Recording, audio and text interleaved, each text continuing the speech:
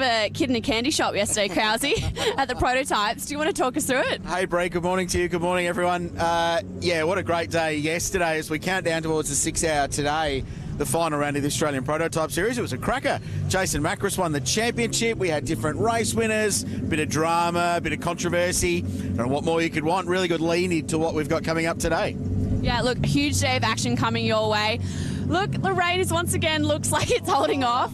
Bit breezy though, bit chilly. Bit breezy, yeah. It's freezing here in Pit Lane. They say a top today of 19 degrees. Don't know if I believe it. And I checked the Bureau's app. It feels much cooler. It does. It said it was 13 right now. It feels like about 6 down here in Pit Lane, but the wind coming from the west, and that's where the weather comes from here at Phillip Island. So it says it's like a 10% chance of rain today. I don't know, this place is so unpredictable and can quite often throw up so many weather variables, and over a 6 hour race, it's a lot of time for weather to develop, isn't it? So, yeah, we'll have to wait and see, but it's pretty chilly down here right now. Yeah, it's pretty cold, but look, if it does rain, it will kind of throw a spanner in the works for a lot of the cars, but could give quite a good advantage to some of the others underdogs at the moment. Yeah, I think it will, and there's a couple of cars further down the order that will really benefit from some wet weather, and I was talking to Garth Walden last night. Garth's been superb driving the SS Commodore, which is not an expensive car. It's an older car in the field. He said, man, if it rains, we're going to be really, really good. Watch out for us. And then even this car here, if you just have a look at the Audi TT, Mark Eddy and Francois Joy, that car's four-wheel drive. So if it rains, that thing's going to have so much grip compared to the Lotuses and the BMWs in the field. And the Subaru, you can see a little bit further behind us there, Dimitri Agathos and Lachlan Gibbons, that car four-wheel drive as well. So the different cars play to their strengths when the weather changes. So if you've got four-wheel grip, that's obviously better than having two, and you're going to be in good shape. Yeah, absolutely. Yeah, we know the Lotuses can kind of slide around in the wet. They don't handle it quite as well, do they? Yeah, well, they're a lighter car. They've got more horsepower, so they're going to be harder to drive if it does indeed rain. In the dry, though, they're really, really hard to beat. And yesterday we saw a great qualifying session. The two Lotuses have been very, very fast. I still don't know what the plural for Lotus is. Loti? I was thinking the same thing. How exactly do I say that? No one knows. I'll check the Urban Dictionary later as they get the green flag for the morning warm-up session. But a great session yesterday. Ryan Simpson put the Mocom car on pole position. He's looking really good over one lap. They're due a result, that team. They've had a really challenging year. They've been really fast but haven't quite nailed the race results that they think they need. The other story is the championship contenders, and you'll see the car roll out behind us soon. That bright green Lotus of Grant Denyer and Tony D'Alberto. They're the title favourites. They lead the standings, but they need to watch that Sharon BMW because there's a championship fight on. The defending champions are going to put the pressure on, and this place really suits that BMW. So watch for the Sharons today. The pressure, I think, will be on Grant Denyer and Tony to make sure that they can get to the finish and score the points they need to try and wrap up a championship.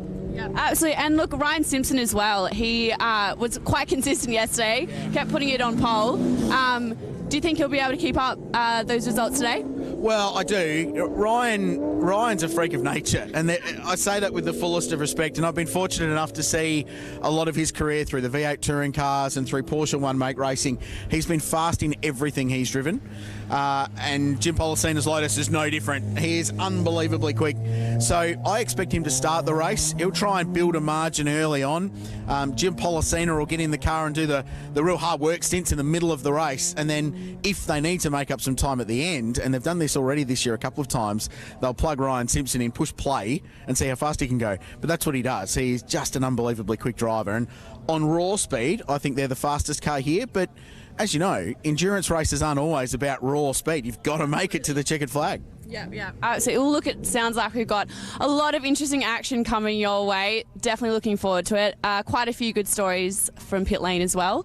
So looking forward to bringing you those stories as well. Yeah, I think you're going to have fun down here. I think the teams are ready for you to come and see them. Oh yeah, I'm quite nervous. So I've heard a few stories already that are coming my way. So I bumped into your mate Mark Griffith early on, and we had a bit of fun with Mark yesterday, and his imported French driver Jimmy Vernon. They're just ridiculous characters, but they have a lot of fun down here in the pit lane, so it's going to be good. And my old mate Darren Smith's up in the com box. I'm looking forward to calling the race with him. I do have to say, it's Darren's lovely wife Katie's birthday today. So to Katie, who'll be watching on at home, happy birthday. we'll try and get your husband back in one piece later on this afternoon. We'll try. No promises. Back to you guys. So, all in readiness. 6 hours of production car racing coming away. Settle in for the afternoon. Enjoy the race. You don't need to watch what's going on in New Zealand. We'll keep you up to date with that. This is going to be the race of the day. A couple of Lotuses on the front row. There are 3 cars in contention for the outright championship. Class titles to decide. We're ready at Phillip Island. The Phillip Island 6 hour is underway. Good start from the Audi TT from the third row of the grid. The Green Lotus gets the better jump from the 2 of them on the front row, but it'll be a drag race between them on the run down into turn 1, and it will be Jim Policino who leads the field through. You can be conservative on the opening lap. It's a long motor race, but around the outside goes Grant Denyer. It gives him the ideal racing line into the southern loop, and they still go side by side. Forget what I said about being conservative. Still going wheel to wheel. Out of 2 and down towards Stoner Corner, and then the braking zone at Honda. Who's going to be brave enough through here to grab the racing lead? Well, it might be Policino, who's going to be on the ideal line on the run into Honda, but Denyer defends his racing line. Is this a sprint race or is it a 6 hour? Looks like a sprint to me. Let's give it 30 minutes to settle down between these two, and beyond that, we'll give them another 30 minutes if they need that time. There's a battle with an Audi and a BMW going on behind here as well. Mark Eddy hasn't started a race for a while, but he certainly knows how to do it. He's remembered all about it. As we see the Walden car in the mix there. The one off the line there that went backwards was Hadrian Morale in the Ford. It lost about 3 spots off the line, disappeared into its own tyre smoke, and got gazumped by Mertens on the way through in the VW. Garth Walden's fifth, if you don't mind, in an SSV Commodore. Outstanding start for former World Time Attack champion, the Sydney sider, who's been a busy boy, and he's looking down the inside of an Audi TTRS. If you don't mind, this is a huge drive. Down the inside goes the Subaru, the big HSV. So Dimitri Agathos has not had a good opening lap. He looks up the inside and got that spot done. Chris Lillis relegated a spot. But it will be Lotus 1 and 2 as they come to the line. And it will be the green one leading the white car. So lap 1 down in racing terms. It's Denyer leading Policino, the margin just under a second. Grant Sharon is behind the wheel of the BMW. He's third. Mark Eddy is fourth. Garth Walden is fifth. Dimitri Agathos in sixth. Then back to Chris Lillis, who's lost a spot on that lap. Shane Smollen, the B1 car, in 8th place. Warren Truen in the A2 car is 9th. James Keane rounding out the top 10 in the Volkswagen Golf R. So Hadrian Morale started out at 10th. He's fought his way back, dropped down to 13th. He's now in 11th after that start. Shane Smollen, the first of the B1 cars, is pushing hard onto the back of Lillis there. And we've got great shots with Bass Strait in the background there as these 2 cars plunge into the very, very fast turn 3. This is Lillis in the HSV. WRX, the SSV with Garth Walden at the wheel. You've got to say, Richard, wringing the neck of that SSV will be Garth Walden. Not really concerned about the fact that this is 6 hours of racing. Let's get up the front. Let's give this a real good shake. The WRX behind. Out wide over the back of the ripple strip. You don't want to do that too many times. He's having a great time. Garth hadn't driven this car in about 6 years, he told me last night. So it was a bit of a new experience. He did 3 laps in practice 1 when it was wet, and that's all he did before he got into qualifying. They made some quite big changes on that car when they got to the Hog's Breath shootout, which wasn't for grid positions, just for Hog's Breath vouchers, so worthy cause indeed. And improved it even further, but they're battling with rear locking issues on that car all weekend. Down into Honda and MG, the rear brakes locking up, and all 3 drivers have been complaining about it. So he said, we're just going to have to manage that over the course of today's race. To the line, Denyer leads lap number 2. And it's a Lotus and a very, very fast M4 right behind as they go down the straight. Looks to the inside. Now this is Grant Sharon at the wheel of the number 1 car, and he will take P2 on the road. Jim Policino now just adhering to, I would say, a lap time, Richard. We're going to let him go for that first lap, but we need to be hitting this lap time so that we can get this type of endurance out of the tyre and out of the fuel run. And Jim Policino will be now listening on the radio and being told faster, slower. But Jim's experienced enough that he'll be hitting that spot every single lap. BMW, I suspect, will use its tyre a little bit harder than the Lotus. It's a heavier car, so more load going over onto the right-hand side, especially here. So it'll be interesting to see how they manage that. And clearly the Sharon's comfortable with the pace they're running. Speaking of pace, Grant Denyer on his first flying lap's broken the lap record.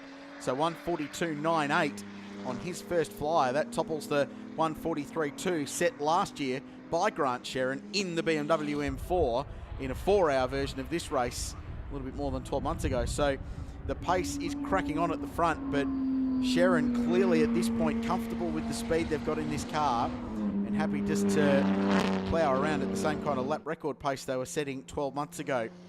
But the gap already 4 seconds to Daniel. We'll see if he can peak that margin back a little bit on this lap. One thing about these 3 cars that are leading the front of this race is that the Sherrins are the only one that have completed that 6-hour race distance. They did it at Mount Panorama earlier this year, and they came away with the big award from that event. They got first at that race. They've got the experience behind them. They know what the car will be like over a 6-lap journey. This track is a different beast to the Mount Panorama circuit, but they've certainly got the experience. The Lotuses, yeah, there's just a little question mark over those packages after 6 hours of racing where they will end up. The Sherrins have got an idea of what may unfold with the M4. Yeah, it's not infallible though. Their 6-hour campaign at the Mountain early this year certainly wasn't faultless. That's the thing with 6-hour production car racing. You really expose all the weaknesses in these cars. Watching a great battle with Garth Walden under pressure from Dimitri Agathos. Two of the most fundamentally different cars you couldn't imagine. 4-wheel drive turbocharged Subaru Impreza WRX STI racing a VE Holden Commodore SSV. It's not even a HSV, this car. Shows how hard Garth Walden is driving it and has the attitude through turn 3. The thing's sliding around all early. Just about lifting the left front off the ground. And there's that lock. There's that rear brake locking we were talking about. So he's pushing this car so hard to stay in front of the Subaru. Garth will be enjoying himself, but at some point his endurance racing brain will click in and go, there's not really much point in us doing this and abusing the car this early. So the other thing that, look at this, we've already got right a front. tyre deflator. Left front, actually. Left front, that'd be a puncture of some description. Well, that's stating the fairly obvious there, Yeah, Dazzle. But interestingly Debris enough, or something. Yeah, well, it's not the loaded side of the car, and the teams I spoke to this morning said that the left front's the one tyre they're not worried about. With more on that, let's go down to Bree, who's in pit lane.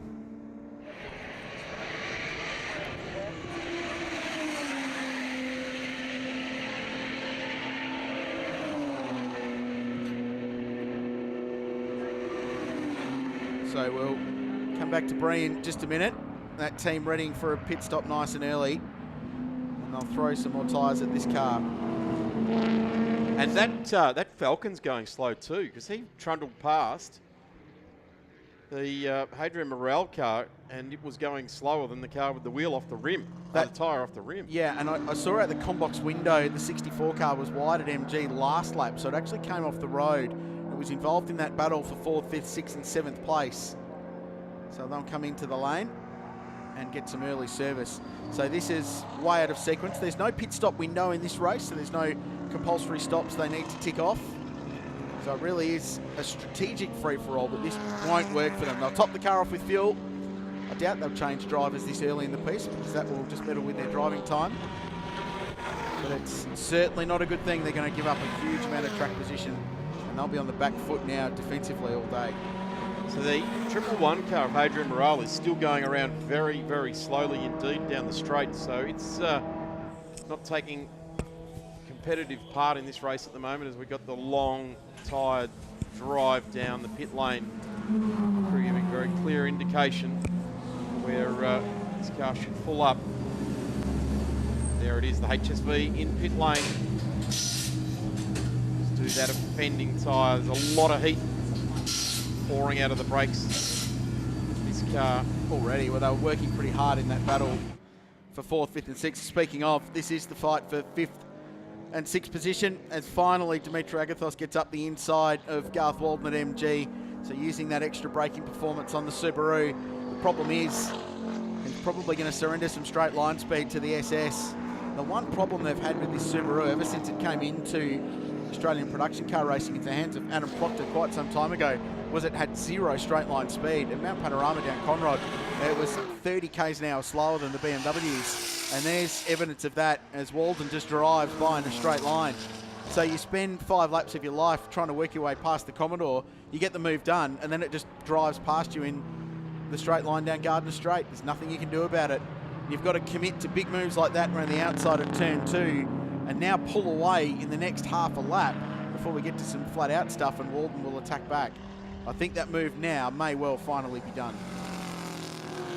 Walden's not going to let go though. He's actually moved this car around a fair bit. In fact, he's lifting that left front wheel off the ground again at turn 3 out over the ripple strip there.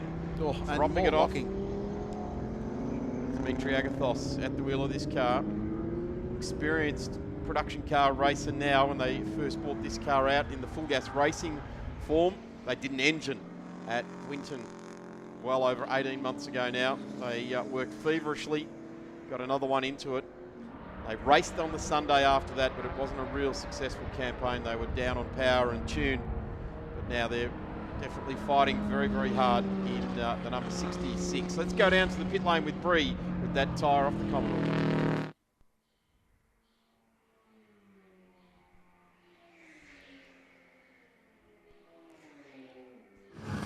We'll come back to that. Just having some IT issues this morning. There's a bunch of signals being bounced back and forth this place. All the pit-to-car communications, often the radio receivers just struggle a little bit. So we'll rectify that issue for you and come back and get that story on the HSV tyre early in the day. It's been a busy day in pit lane for Bree, I think, especially talking tyres and tyre wear. Grant Sharon, has decreased that gap to Daniel. Let's go back down to pit lane with Bree. All right, we're in garage 3, and it looked like it was a front left tyre, was it? Yeah, front left tyre. It came in deflated. He possibly clipped a curb, I would say. Low tyre pressures, start of the race, trying to get position. May have just damaged it. Either way, it's deflated. Put a new one on for him, got him out pretty quickly. So we're happy. Yeah, so it's quite efficient. You're not too worried about it? Not too worried. Early days, we'll be fine. Yeah, it's a long race. It's got a long way to go. So hopefully you'll be able to get back out there. Yeah, he'll be okay. Consistency, we'll keep going. Eyes forward, we'll be fine. No worries. Well, good luck. Back to you boys in the box. Thank you, Bree, for that. Appreciate the update. A bit of work to do, though. They've lost quite a lot of time in that car. And indeed, they've lost a lap early on. And this was the kind of car that you'd want to stay on the lead lap for as long as they can.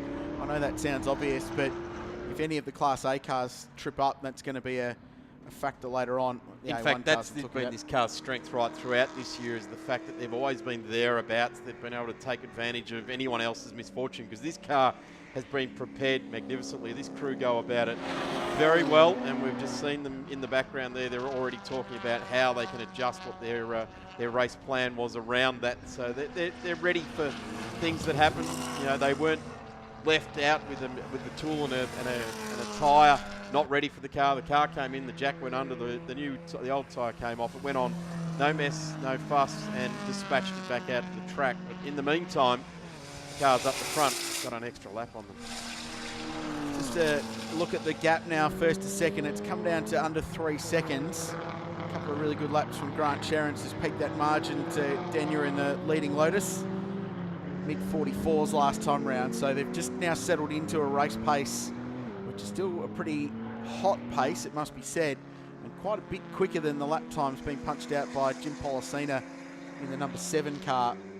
So clearly they're working to a plan, which is to not drive as hard as these guys. McCain, that'll just be another story of staying on the lead lap, keeping yourself in contention to that stop when you plug Ryan Simpson into car 7 and go after it as he always does. But this has been a really good drive from Grant Sharon so far. He was just coming up to Jem Usul in the Pulsar, which is second in Class E. That's a good little scrap there, and the MG of James Brock actually leading that class. Warren Truan in the number 71 car, the Wounded Heroes racing car. A good awareness program going on with that car, bringing a message about our veterans to motorsport and the world beyond. It's a good battle though. The 48 right in behind there, that's Scott Gore, a very experienced campaigner, and then this Volkswagen Golf R at the wheel there is Keen at the moment, and Mertens will jump in later on. These guys jumped on the scene early this year. They did have a little bit of a development curve to get up there, but the Volks Muller car now is running with these guys and doing a really strong job of it.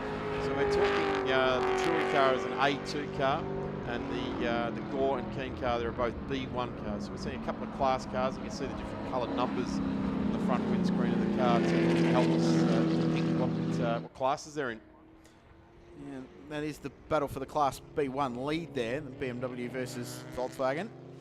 And that HSV now with the dramas to the Chris Lillis car takes point in A2, and it was a battle between those two cars for the class honours.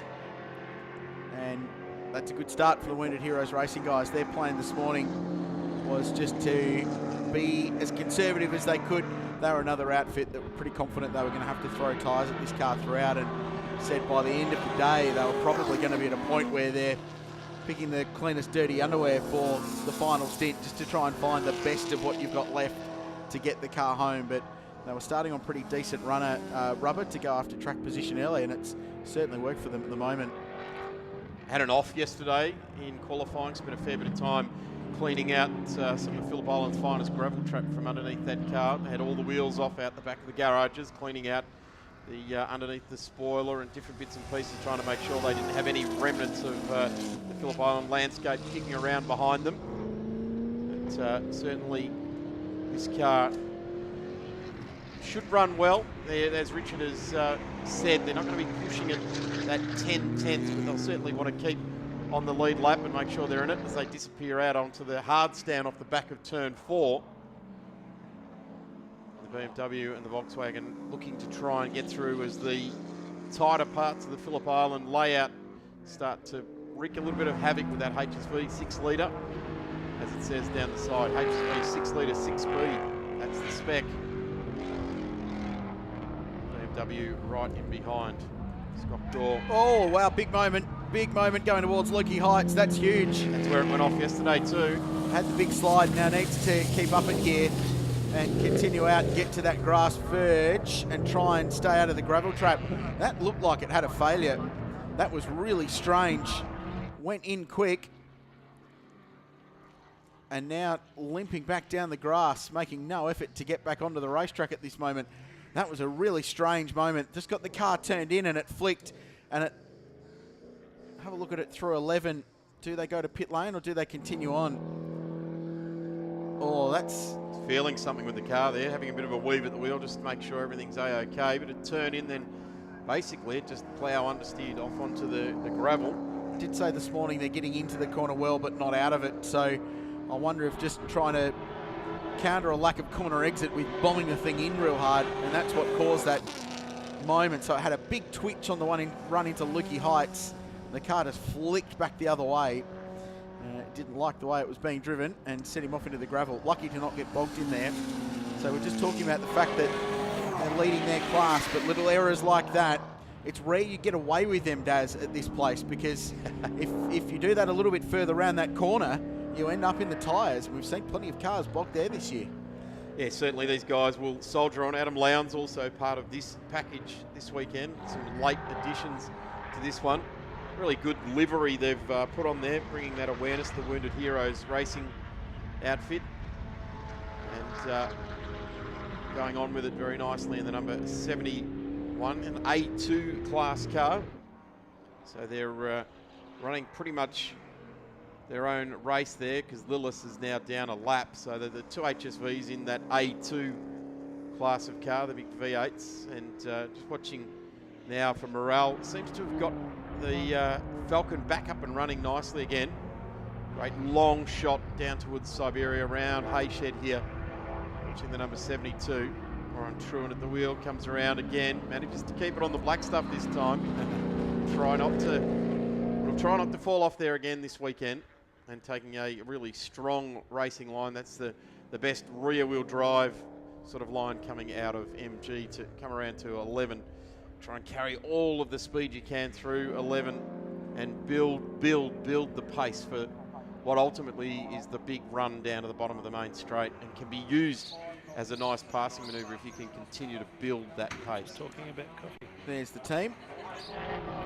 They're not looking overly stressed about it. In fact, probably more discussions about who wants a flat white or a latte at the moment as they get themselves settled in. I did notice that Simply Sports Cars Lotus team had the proper full-spec professional coffee machine parked out the back of their garage.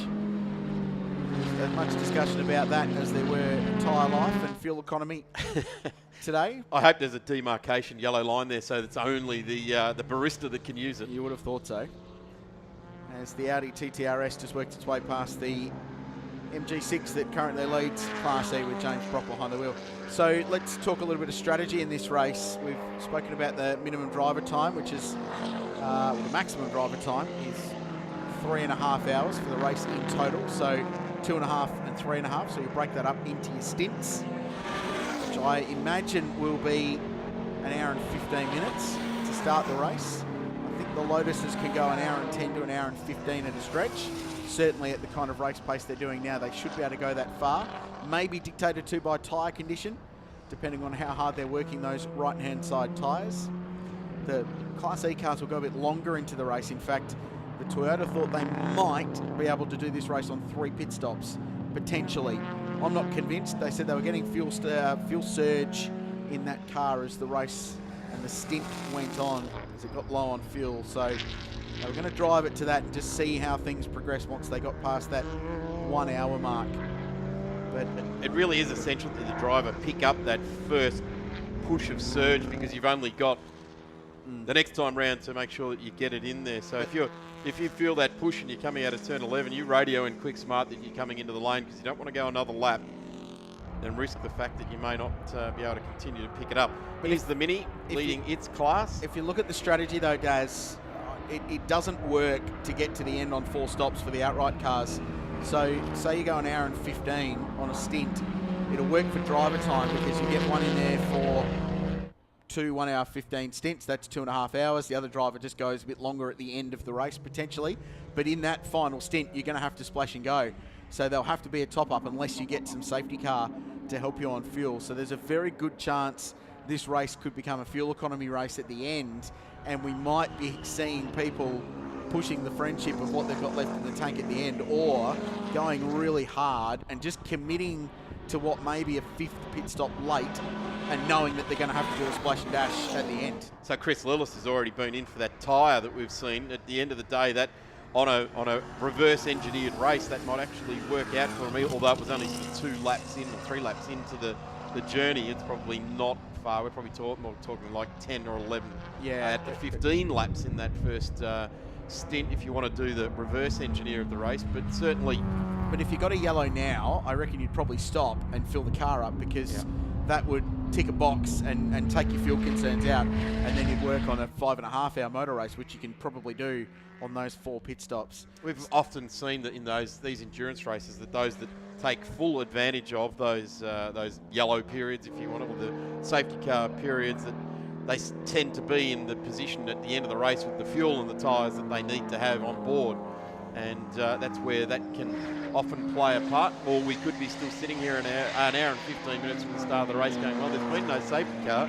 Someone's going to have to blink and head back into the pits. So there's our race leader. There's second place. It's out over 4.3 seconds now, Grant. Sharon chased them down, got within 2 seconds of Grant Denyer, and now they seem to have dropped onto about a 140, late 144 and early 145 second lap. So they've gone into their race strategy phase, and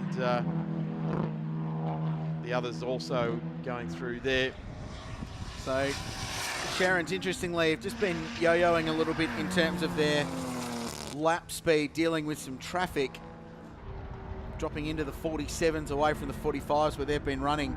So it's been really interesting to see that gap just ebbing and flowing. It's back to 4 seconds now. It was 2.5. It had dropped out to 5 seconds 2 laps ago. So it's ebbing and flowing. It's like a bungee strap between these 2 cars, and it's stretching out, then it's compressing, and that's what you get in these endurance races, these margins. As you deal with traffic, the leader gets to it, loses a little bit of time, and the car in second place has the same problem to deal with. So they're setting a good pace. We'll give you a lap time check when they come around next time. Fastest lap of the race set by Grant Denyer on lap 2. Blazed away nice and early to get that track position early in the motor race. So the gap again with traffic this lap now back out to 5 seconds. And the M4 giving away quite a lot in the middle sector is where it's weakest. So if it comes down to an arm wrestle later on, that's going to be particularly interesting. And the move could be on at MG because the M4 is quicker in a straight line than the Lotus. With all the grunt it's got. So here's Daniel. Lotus crosses the line with a 1:45.46. Here's the Sharon car and punches out 46.2. So it gave up 8/10 that lap, passing a car in traffic. And all of that time came in that middle sector. Gave away a big chunk of time between the run down into turn 4 and the run up to Lukey Heights. Lotus exceeds a massive production run for Lotus. The first race car of this type, it was the Lotus Elise, same sort of car, but similar iteration with a hard top on it. The Elise first came here in 1998 and raced in GTP, and it was the celebration of 50 years of Lotus, and they did a tremendous job with that campaign. So 20 years ago, the same chassis basically is still running and leading and winning races.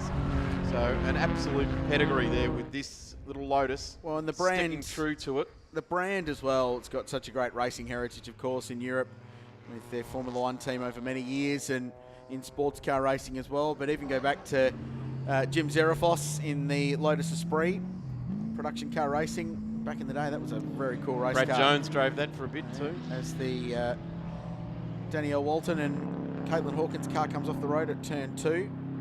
So that's currently scored in 12th position, car 223 with Walton behind the wheel. Moved up quite a bit actually. It started 19th in this race, so they've gained some ground nice and early in the Commodore. Good to see Danielle Walton back at the wheel, doing some racing as well. With, remember when she raced Formula 3? In an F3 car for a little while there with the Piccola Scuderia team out of Sydney. I'm talking 05-06 era. Yeah, good to see back, been away from the track for a while, and I guess jumping in with Caitlin and that movement with the ladies in motorsport, the Dare to Be Different side of things, that is growing and growing in stature. Certainly a worthy program as well. And look at this, we've got 3 different class cars all ranging down on the one corner. Sorry, 2 different class cars. We should say well done to the Victorian government, who's just stumped up a couple $100,000 to CAMS for that Dare to Be Different program in the last week, which is great to see. They have. I think they've committed money after the election. Yes. That's we've got a lot of that going on at Victoria at the moment. Oh yes, if we win, we'll do this. Should build that freeway east to west again, possibly west to east. Anyway, this is actually the battle for Class E, the leading scrap for the class victory, and Jem Usul actually just punched out one of the personal best laps for that car for the entire race last time around. It was quite the fastest, but it was almost there, setting PB sector times as well. So in his pursuit of James Brock in the MG, Griffith is 3rd in class in the number 12 Toyota, and Pittman in the Suzuki is currently running in 4th. So there's not a huge amount between that Class E cars, and as I've been saying, there has been a lot of fun and a lot of anticipation in this class battle. So this fight continues over the start-finish line. We're going for a wander here. This is in pit lane, and well, there's a bit of work underway. Just be careful where you're putting that camera there, Kev, because I'm a bit worried about looking up underneath that dress. So this is just how some drivers are preparing for the motor race, getting a bit of a relaxing massage, loosen the tension before they get in the race car. That's wise. Just cover up, thank you. Thanks very much for that, Kev. That's what's going in back behind the pits there. Certainly getting the body warmed up, because it does get a lot of forces pounded through it. Interestingly enough, this Kem Usul, the driver of the Pulsar at the moment, he got the Hog's Breath Shootout Award yesterday, fastest in class during the shootout. And Jem Usul with Ian Saltieri driving this car, and we touched on it yesterday during qualifying, the Calsonic Nissan, I guess, imitation livery on there, famous throughout the world of touring cars in the early 90s. And the car just ahead in a very familiar logo, MG and Motorsport, 2 words that go together very, very strongly indeed. Look down in pit lane, that's obviously Sharon Rentals' team just looking apprehensively. I think they'd be preparing for a pit stop at this point, but early in the motor race, unless they're going to run that reverse strategy and maybe stop early and do it, but it's probably too early. You sort of, races like this, you can outthink yourself a little bit, and sometimes simplicity is key, but they are in a little bit of traffic now. Grant Denyer working his way past Brock in the MG. Grant will get some satisfaction out of that after the race, I would have thought. Denyer passes Brock at Phillip Islands. He's done a nice job leading this race. Sharon had got the gap down to 3.4 seconds, but it will extend again this lap with this traffic that they've got to deal with. Usul does the right thing and dives across to the left of the racetrack. Brock will do the same thing. So the gap does close. So it was Denyer who suffered through that traffic more than Sharon did. The gap 3.2 seconds. And this is the margin back. We're waiting for Jim Policina to come through, and we're going to be waiting a while. So this is a real-time indication of where the field is spread at Phillip Island. We might see if we can just hold on this for the lap until the leaders come round. So that's Policina, and the margin 28 seconds now back to Jim in third place. It's the Wounded Heroes car across the line. So they're currently 10th and still leading Class A2. So we're now waiting for Mark Eddy, who last lap was 25 seconds behind Jim Policina. So this gives you a real-world indication of how the field has spread. There goes that amazing sounding 5-cylinder Audi TTRS. And then back to the Big Falcon, which is being followed by Dimitri Agathos. It's not for position. Agathos still 5th in the Subaru. Shane Smolin across the line, 6th place, leading B1 in the BMW. Here's Garth Walden will be next to shot in 7th place. And he will be the last car on the lead lap at this point. And there goes Garth across the line. So he's a minute 26 behind the race leader. So in 15 seconds or so, we'll see the Grant Denyer car barrel through and complete another lap. Across goes the Class C leading Osborne Motorsport Renault. There's the big HSV. It's on the comeback trail. They're up to 15th, and there's the leader again. So that's a full look through the entire field, and the gap has come down to 2.5 seconds now. So again, that bungee strap between first and second place closes in. Sharon making some moves and closing the gap down. I got a bit of an idea why the Sharon team had a.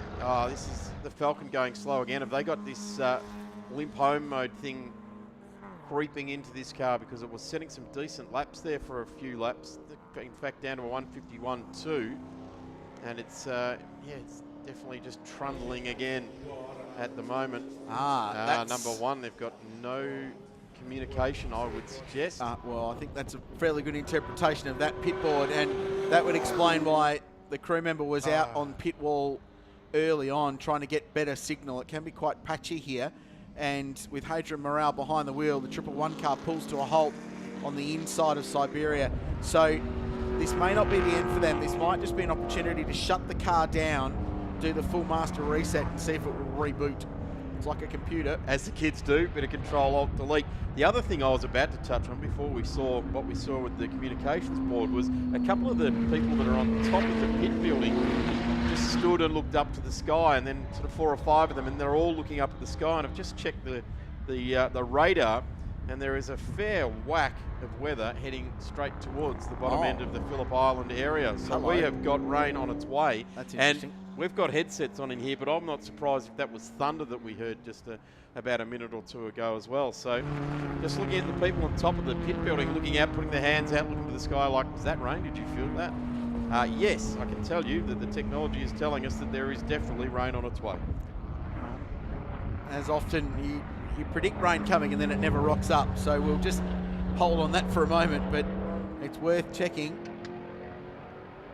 Grant Denyer, again, the margin ebbing and flowing, and moves back out now to over 3 seconds.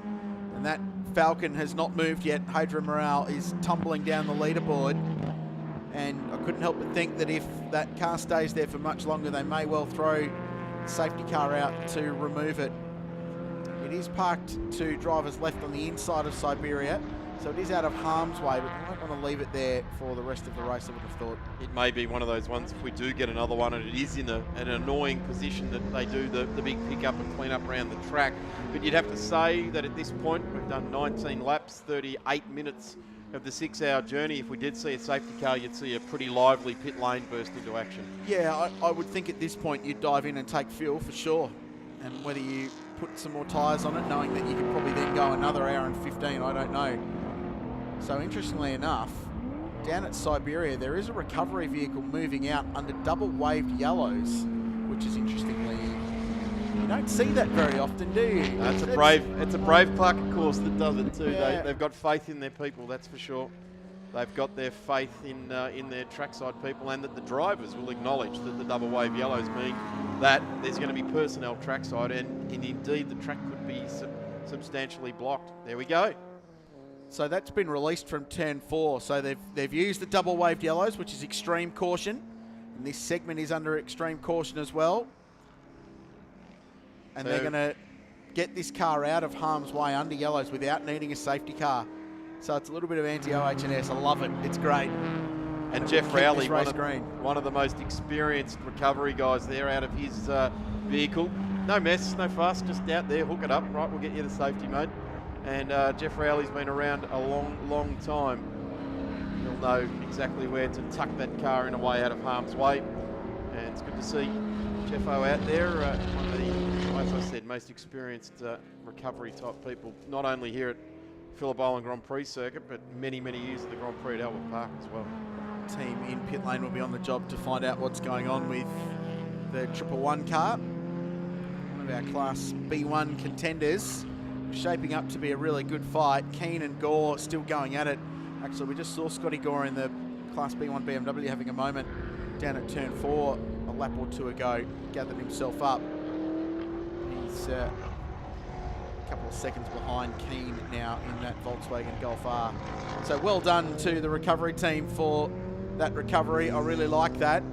They'll get that car out of harm's way. The double waved yellow is still flying down there at Siberia. Keeps the race going well, doesn't it? Stays green. A green recovery, that's well done to the recovery crew.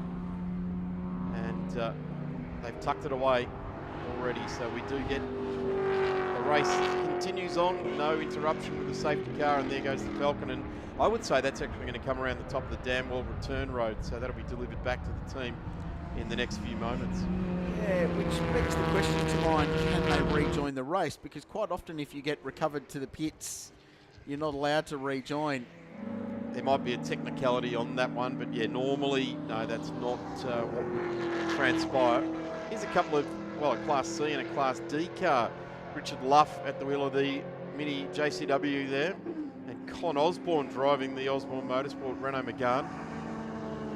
He's had a romance with various different brands over a long time. It was Toyota, and then a Mazda, and these Renaults. In fact, he's really enjoyed the French mark, doing him very well, and marching on in the distance. Here's this closing speed with the Lotus. As we go down to pit lane, Bree has got an update for the Falcon for us. All right, I'm with Mick. Can you talk us through what's going on with the Falcon? We're not sure. It went into limp mode in about the second lap, but now it's just stopped completely. We think it's got some sort of a electrical fault, but it's just stopped completely around the back. They're going to flat tail it in, but doesn't look very good. Yeah, so the boys really aren't sure, haven't got too much information of what sort of electrical fault it is? Yeah, not the end of the world. Okay, no worries. So you think you'll be fine? Thank you. No worries. Well, good luck. Hopefully sort it out.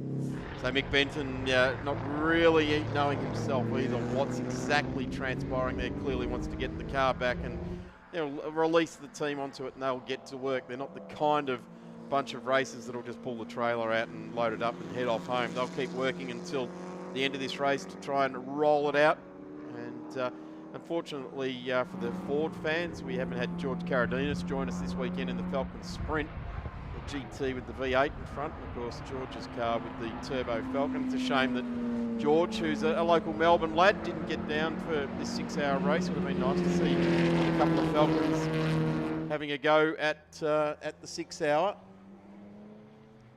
As the battle continues on now, the 31 with Dominic Mertens now coming through on these guys. This is a higher class car. In fact, Dominic Mertens is pushing that car pretty hard, and I'm saying that, I don't think it's Dom at the wheel. No, it's James Keane at the moment of the number 51 B1 car.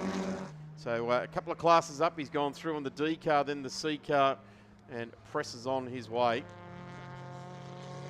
James has been in there since the opening lap of the race, Daz. He has. That car has not been to the pits.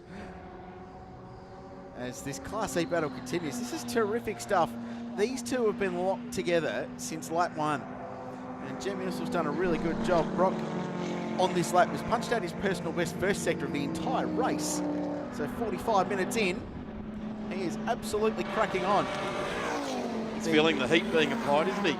Pulsar just cannot find a way through. It's 15th and 16th on the road, but more importantly for them, it is for the class result.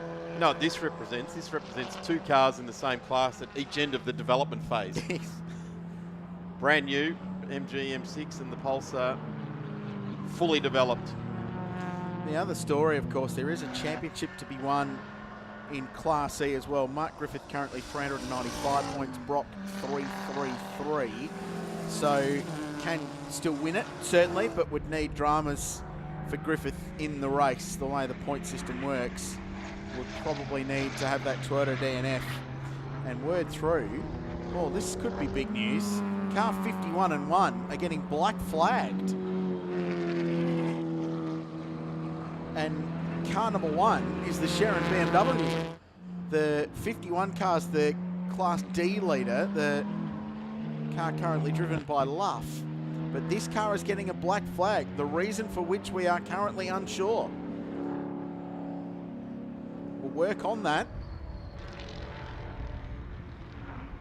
That's a big story though. So is it a drive-through penalty? Is it, what is it? How does it affect this motor race? We'll try and bring you up to speed. Get on the phone to race control and find out. This is a big breaking story in the Phillip Island 6 hour. A black flag for car 1.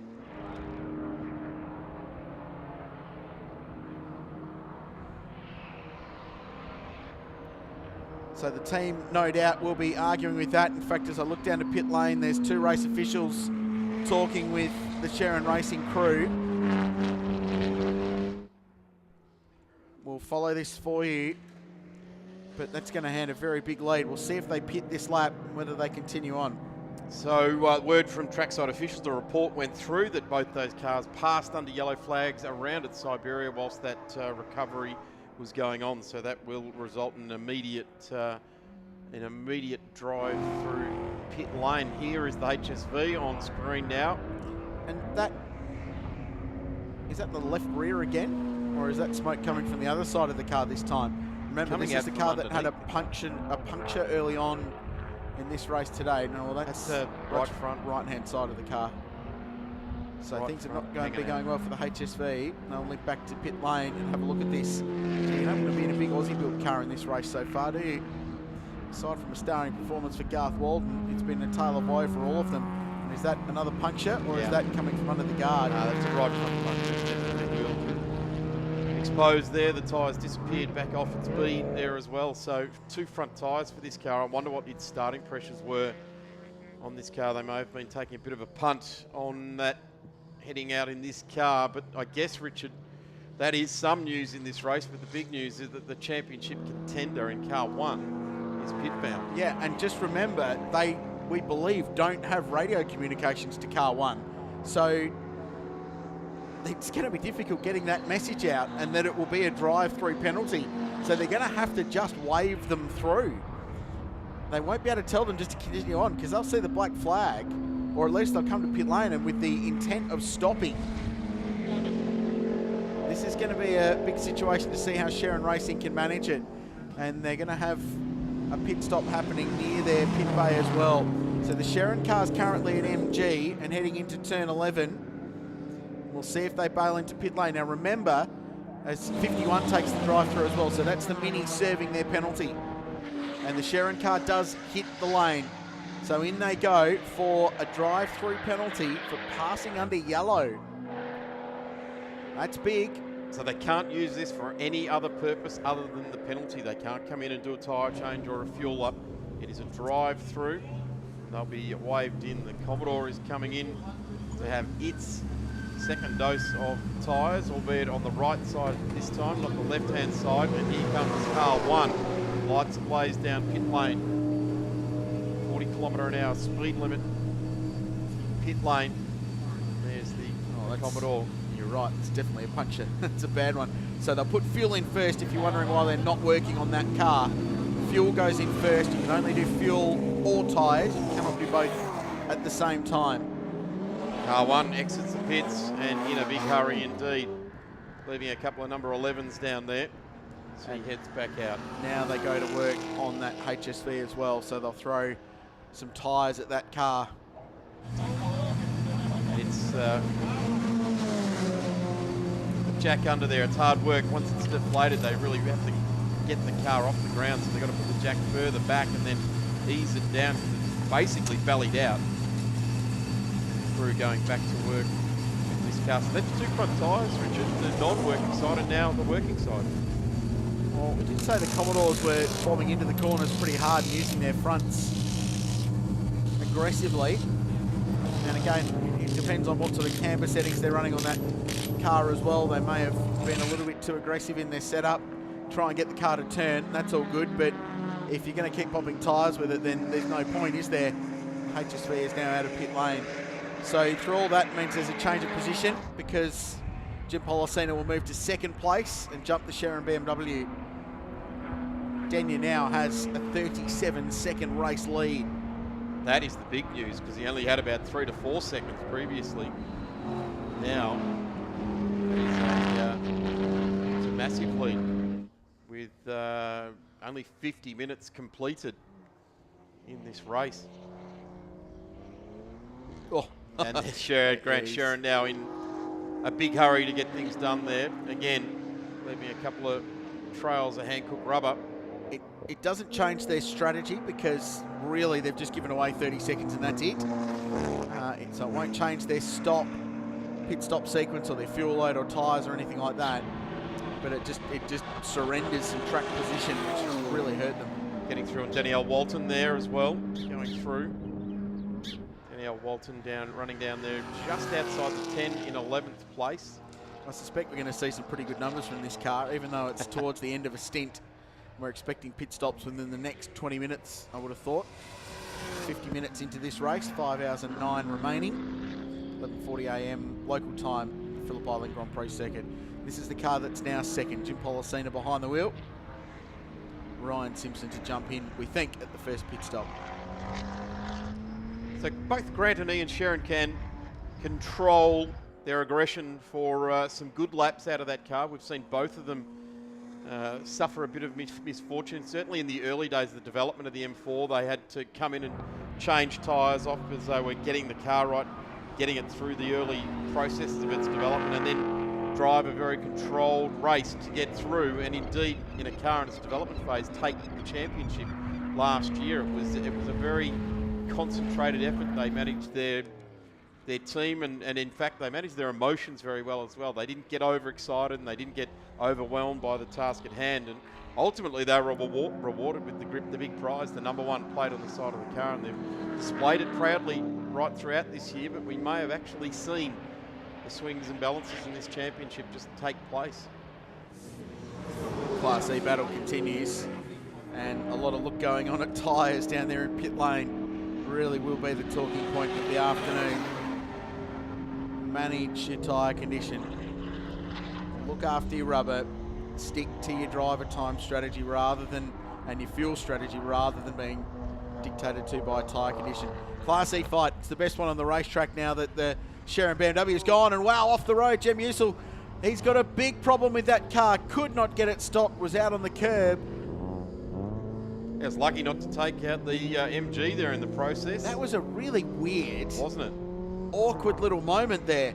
I think he just got too much of that curb. Trying to get the car turned in was really slippery, and then had full lock trying to get the car rotated through Honda, and it just didn't turn. But we're just talking up how it's the best battle on the racetrack, but 3/10 between them has turned into probably 10 seconds now.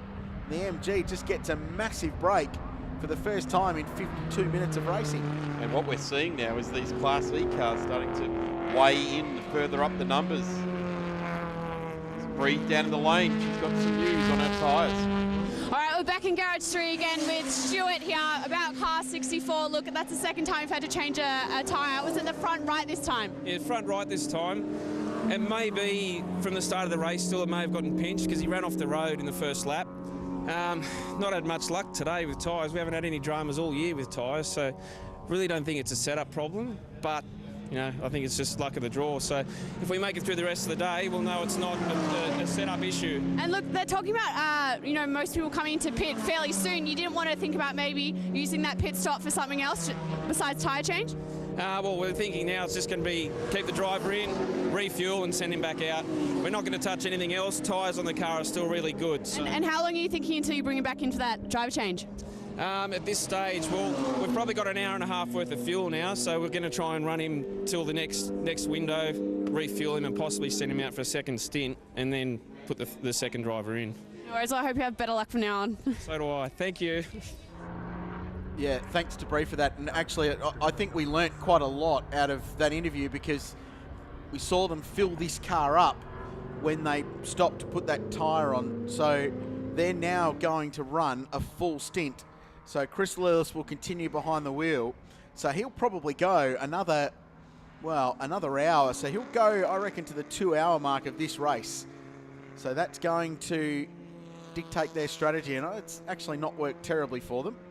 Yeah, that's where we go back to that reverse engineering of the race, doesn't it? At the end, we won't actually know their fortunes until we get sort of within about 45 minutes of the end, and that's a fairly obvious comment to say that because that's pretty much how everyone will transpire. It's not the ideal way. You probably want to run long for those first couple of stints and get exactly the idea of the car underneath you. Here's these two coming down into turn 4 again. And this is a replay. He was soaring away at the wheel there, trying to gather it all up. So he had a bit of a brake problem. As soon as he went for the brakes, the car went over to the left a little bit. And I think, well, maybe it might have also been a rethink of a dive down the inside there for those guys as well. So that was a good run down into turn 4, but it ended up in tears and full opposite lock. So here's the Walton and Hawkins car, Commodore in the lane now. They've gone straight into the garage under the hood. And they were out of just off the top 10. They were out of 11th place there. So they've gone in, and the B2 car now with the hood up and looking underneath there. That's the last thing you want to see go up when you're a race car driving. You don't want to be able to see the sign writing on the bonnet, that's for sure. Grant Sharon's punching out some pretty good lap times in car number 1. He's got the gap to Jim Policina down to 6 seconds. I'd suggest he's catching them at a second a lap, so I'd suggest he's going to get to the back of car 7 before this first round of pit stops and may well be looking for a move. And black flag now for car 86. And that's the Jem Usul Nissan, so they're going to get a black flag as well. Work out what that's for when we find out from race control. So those 1%ers, the penalties creeping in.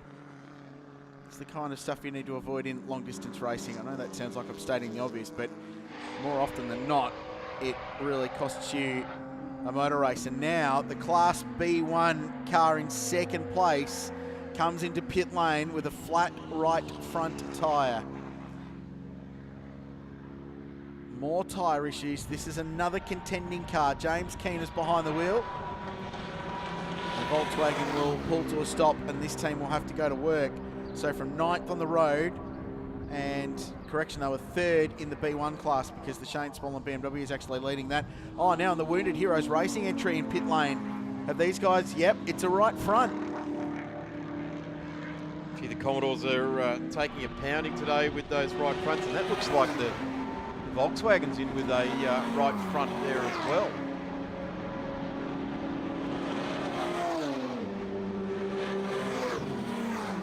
So just getting information from race control off the phone there. The Usul car, now this is an interesting one which is covered off in driver's briefing, and we'll probably get this more than once today.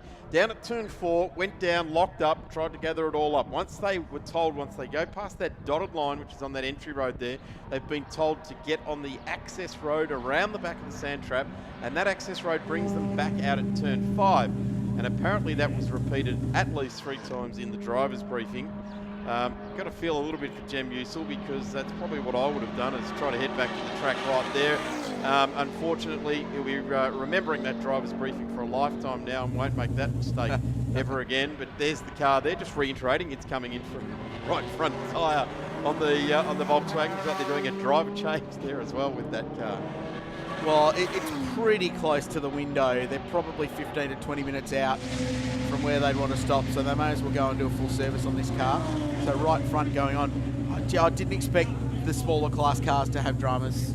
Seriously, that's a big story, if indeed that was caused just by wear rather than by any potential abuse or anything along those lines, or a puncture of some description outside of just the tyre wearing out. But the fact it's the right front isn't telling a particularly good story. So we're coming up on the 1 hour mark of this race. Doubt we'll be too far away from pit stops for the leading cars. 38 seconds the margin, first to second, Denny to Policina. Sharon still third, Eddie still fourth. Agathos still in fifth place in a minute 36 off the lead. Being caught by Grant Denyer, so they're 5 cars on the lead lap at the moment. Mark Eddy is still that lurker in the pack there, isn't he? He's not exactly within striking distance of anyone, but if anyone has some misfortune, he'll inherit a really good place in the race. In fact, being in P4 at the moment is a really strong place to be. The Audi's not going to match those 2 Lotuses as they run out in front of this race. And we're watching the Jem Usul car trying to make up some time on 3 wheels around there, as is the tradition with front-wheel drive cars. There's this battle now with the MG and the Mini. It's got Richard Luff at the wheel of the Mini in Class D, the number 51 car. It just takes the heat out of that Class E battle, doesn't it? That penalty for the Nissan. Such a good fight for 50 odd minutes, and then the wheels have just fallen off the wagon for the Nissan team. First, that moment down there, you can still see the tyre tracks at turn 4, and then penalty for that team. Yeah, I'm not surprised. Well, I don't know whether I'm surprised or not at a penalty for that particular reason down there. It's a strange one. It's an application of the rules. I tell you what, they don't want to stray away from the rules now, do they? If they've applied that one. Well, it's kind of like wheels spinning on the back of a supercar, isn't it? Whether it's a full rotation or not. Yeah, don't start on that. It's still rumbling on. Yeah, it's a strange one, but if they were told in the driver's briefing, it's a word of law, so you need to stick to it. They'll bounce back. It's a long motor race. It is interesting. You can go to many and varied different tracks around the country, and the application of the rules, and how grey or how black and white each one of these different clerks, of course, can interpret the rules. And that's the human factor in motorsport, that they can interpret the rules. And pretty much every time you come to Phillip Island, the application of the black and white of the rules is how it's applied. This class car here, currently James Brock at the wheel in Class C. He's got a handy lead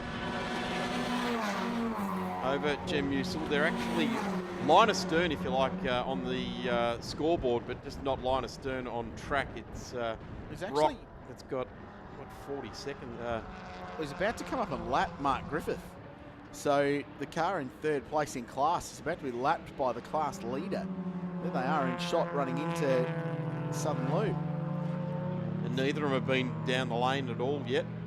No, I wouldn't expect to see them until an hour and 20 odd later on, perhaps. So this is the car that's third in class, but it's about to go a lap down to Brock in the MG. And bear in mind, there's a championship to think about between them. Griffo leading the standings in car number 12, Brock second. Probably needs Griffith to finish further back than second or third in class to win that title, and we'll get into those permutations when the race is a bit closer to being wound out. There's no point in us waffling on about that at this point. What is interesting is that at Queensland Raceway there was some words between these two teams, and there was a bit of a contact and a bumper was in question between them. So this is interesting that the MG has found its way to come around and put a lap on the car in its same class. And, the other thing will be is that Jem Usul will arrive on the back of the Griffith Echo as well very soon to put a lap on it. I'm wondering if the Echo is suffering from something at all. Car number 12. I don't think it's suffering, but it hasn't been as fast as the MG all weekend. That car before this weekend had barely been under the 2-minute barrier, and Jimmy Vernon did a mid-58 in qualifying and said that's about as fast as the thing will go, but the Brock car has been faster than that. In fact, in qualifying, it was a 58.0 for Jimmy Vernon, but the Class C, well, the MG was excluded, so don't have a time showing on the grid sheet, but they... Grant Sharon has gone back into P2. But they were quicker anyway, so yeah, so that's a relevant change of position. Good fight back after a drive-through, pushing this BMW very, very hard. Scott Gore also pushing that car hard, fastest sector. Yeah, but it's cost Sharon 43 seconds behind now, so yeah, it's sucked a huge margin out.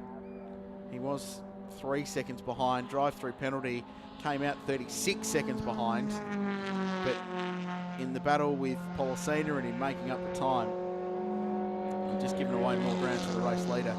He starts at 34th lap, 44 seconds in front of now this car. Just watching that BMW starting to move around on its tyres there as well, so they've given that set a good old punishing at 1 hour and 5 in, so probably another 10 minutes before we'll see anyone in the A1 cars starting to come in, but this BMW is certainly given a big pounding. So the two Holdens in pit lane, Warren Truan still in there in the A2 car, been in pit lane for 7.5 minutes. Danielle Walden's been in there for 11 minutes, going to work in those cars. So Big Drum is the only big Aussie car that hasn't had issues today, and they're going to hate me for saying this, is the Class B2 leader with Garth Walden behind the wheel. They're doing a terrific job up in 7th place. Michael Alden, Richard Bloomfield to jump behind the wheel of that car a little bit later on. So the dry fuel brake, or the dry brake problem on the 71 car, the Warren Truan car, is what's being set up to us, and the 223 Commodore has had a drive shaft, a CV joint explode. That's not ideal at all, so they're both problems that can hopefully be rectified. You expect that the dry brake might just be situating an O-ring back in the groove properly and getting it back out. But the drive shaft, you put that into your Holden dealer and come back on this afternoon and pick it up. So they've got a bit of work ahead of them to do that. A couple of BMWs that are duking it out. It's the 29 and the 48, so that's a lap that Shane Smollen is trying to put now on Scott Gore. Harry doing it down at turn 1 at 230 odd k's an hour on the approach to that corner, but got it done nicely, and Scott Gore is smart and wise enough to be aware of that. But yeah, so that's a lap between the B1 and first and second place cars at the moment. Smollen with a very handy margin, the Fierce Racing car. The Sydney Sider, former winner in Porsche Carrera Cup Australia. Hasn't he adapted well to production car racing? Spent a bit of time in these cars, about a 6-hour campaign. Handy driver, Shane. He's very experienced, a lot of international racing as well. As Grant Sharon now tries to pull away from Policina, the Lotus. He's just pegged that margin at 1.1 seconds. In fact, Jim going quicker than he's gone all race now, and you can see the car moving around and it breaks into turn 4.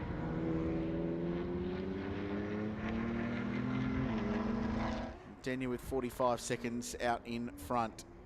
There goes the Warren Truan car. It's got Adam Lowndes at the wheel now. It's got dropped a couple of laps whilst they've rectified that dry brake problem.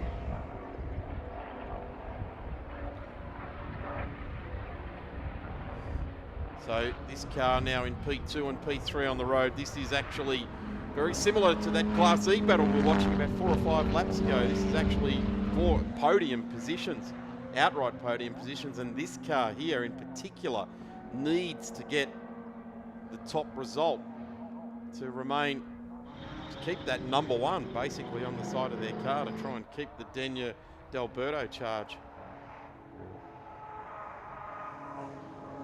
Driving very, very hard is Grant Sharon, and it's been a trademark of the way the Sherrins go about racing. They see that it's an enduro, but they treat every lap as fast as they possibly can, as have these guys as well. They've really wrung the neck of this Exige. Yeah, it's been a good stint from Grant, though. Very, very consistent lap times, despite dealing with the traffic. Well measured.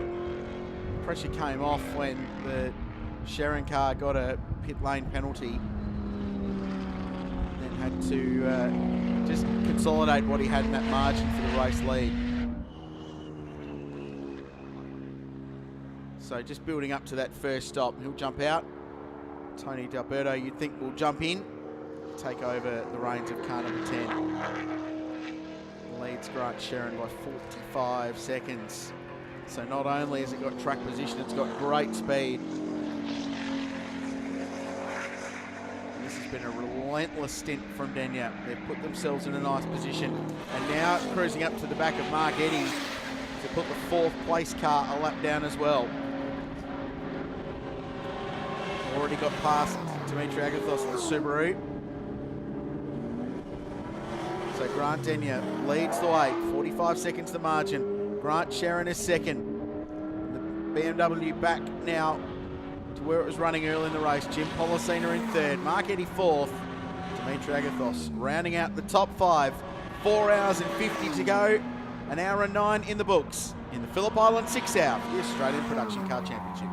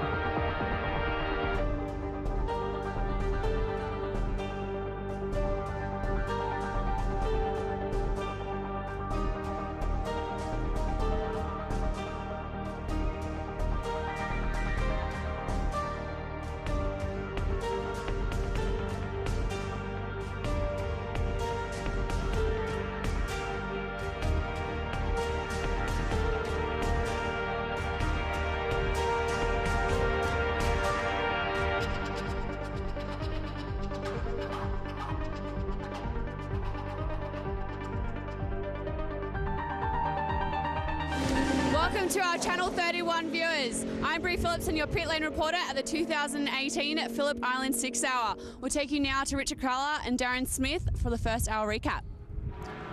Thanks very much, Bree. Great to have our audience on Channel 31 joining us in the middle of what's been a quite compelling start to the Phillip Island 6 Hour. We're 4 hours and 48 minutes to go in this race. So, on my maths, that's an hour and 11 into it. My name's Richard Crowler, Darren Smith alongside here on C31 Melbourne and right around Australia and indeed the world on our live stream thanks to Blendline TV. This is the car that leads the motor race. It's driven by a familiar name. His name is Grant Denyer and he has a 43-second margin over the defending champions of the Australian Production Car Series, Grant and Ian Sherrin.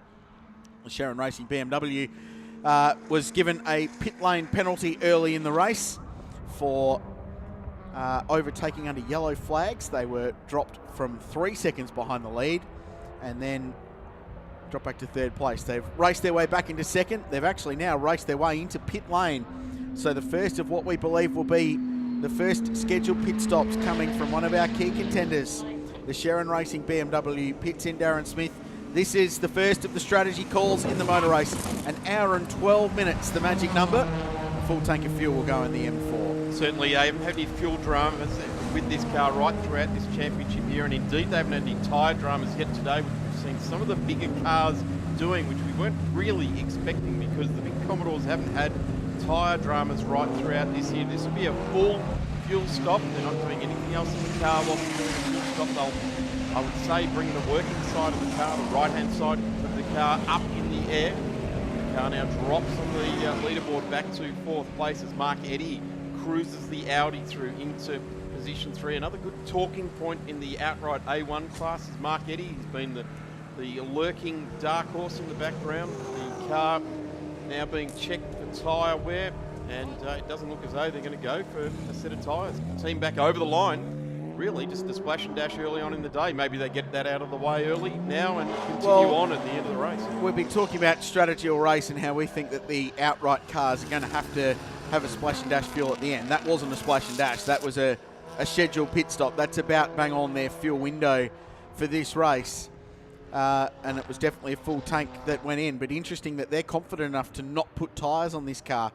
So they've kept Grant Cherrin behind the wheel. They've kept the same Hankel Control tyres on the car for the end of the race. Well, for this stint of the race at least. And they can now go probably to close to the 2.5 hour mark of this motor race. So that's an interesting strategic play. It will save them time in the pit stop. We think the Lotuses will put tyres on at their stop. Certainly the teams were suggesting that they were going to throw tyres at least on the right-hand side, which is the loaded side of the car, at every pit stop in this race. So that's an interesting strategic play. It could be an ace card up the sleeve of the BMW as this race goes on. Yeah, well, certainly Grant has been driving that car hard to try and recover from that black flag that they found themselves on. This car's been driven hard early on, and have a look at that. Grant Denyer just allowing the gesture, the hand out the window to let the car know he's gone past. It's the Michael Hops Suzuki. And that car is going well. It's got Pittman at the wheel of it there. So Grant just acknowledging, thanks, mate. I'm coming up on you very quick, and doing so about every 5 to 6 laps. So a very polite gesture out the window there, and presence of mind to change gears and just let that slower car know. So those closing speeds, Richard, has been quite a topic of conversation. But as we've seen in the past, some of the faster cars have had maybe a little bit of a complaint about the slower cars. There's actually been no real complaints because the slower cars have been well aware. In the driver's briefing, the flaggies were sort of asked to give lots of warning. In the officials' briefing this morning, the officials were then confirmed, give lots of warning. If you think the car's going to pass within the next sector or so, put out the blue flag. So that's working well. So far. So far, yeah. This is car one now. Had a really, really good year last year developing the car. Took home the championship. It's all for their taking here today. They really have to get to the flag and get there first, and for some strife to occur to that green Lotus. It's currently being driven by Grant Denyer. And, of course, lurking around about. And currently in P2 is the Jim Policino Ryan Simpson car there as well. That Lotus has been absolutely rapid when co-driver Ryan Simpson jumps in. We saw him at Winton. He was exceptionally fast in the last 20 laps of the race, to the point where he went from 17 seconds away and lost the race by 0.2 of a second, and he did that in only the 19 laps left in that race. And that's the car there that I'm talking about. Currently got car owner Jim Policino at the wheel, and he's driving a strong race at the moment currently. Oh no, this is big. This is big. Race leading car in pit lane, but there's smoke coming from this car. So Grant Denyer behind the wheel. It should be bang on their pit window. The Simply Sports Cars team will need to rush into action here. So has it done a tyre, or is it something more serious? That's a right-hand rear tyre. Looks like it's rolling off the rim there. So that, if it is true, if that is rolled off the rim there, that is a very fortunate point of the lap to happen for Grant. He's brought it straight in to the lane. Well, what about timing for that? That's extraordinary. So it happened in the very, very final part of that lap coming out of MG corner. It's slowed, puff of smoke, and there it is into the lane. And yeah, it's flat. Absolutely. So they will get that off. So that's popped at the hay shed around the back of the lap, and they've just called that, well, probably at Lukey Heights, to be honest, and they've called it to perfection. Just bail into pit lane and the team ready. So driver change in as well. Grant Denyer out. Tony D'Alberto will jump in. A guy with a huge amount of enduro experience and coming off one of his better enduro campaigns, I think from a personal point of view, for Shell V-Power Racing in the Supercars Championship alongside Fabian Coulthard. This driver change, they've been practicing this morning and last night. They've done so many practices at the driver change that it's just worked so well indeed. Here comes the tray with the wheel nuts on it. The hot ones go to the back. Cooler ones will go on. So they were going to change, I think they were going to change this tyre anyway, and clearly they needed to. But it's certainly come off the rim, hasn't it? A new right rear goes on. Let's see if they do any other work on these cars. They were thinking that the inside left, the left rear, was copping a punishment as well, of course, both rear wheels driving these cars.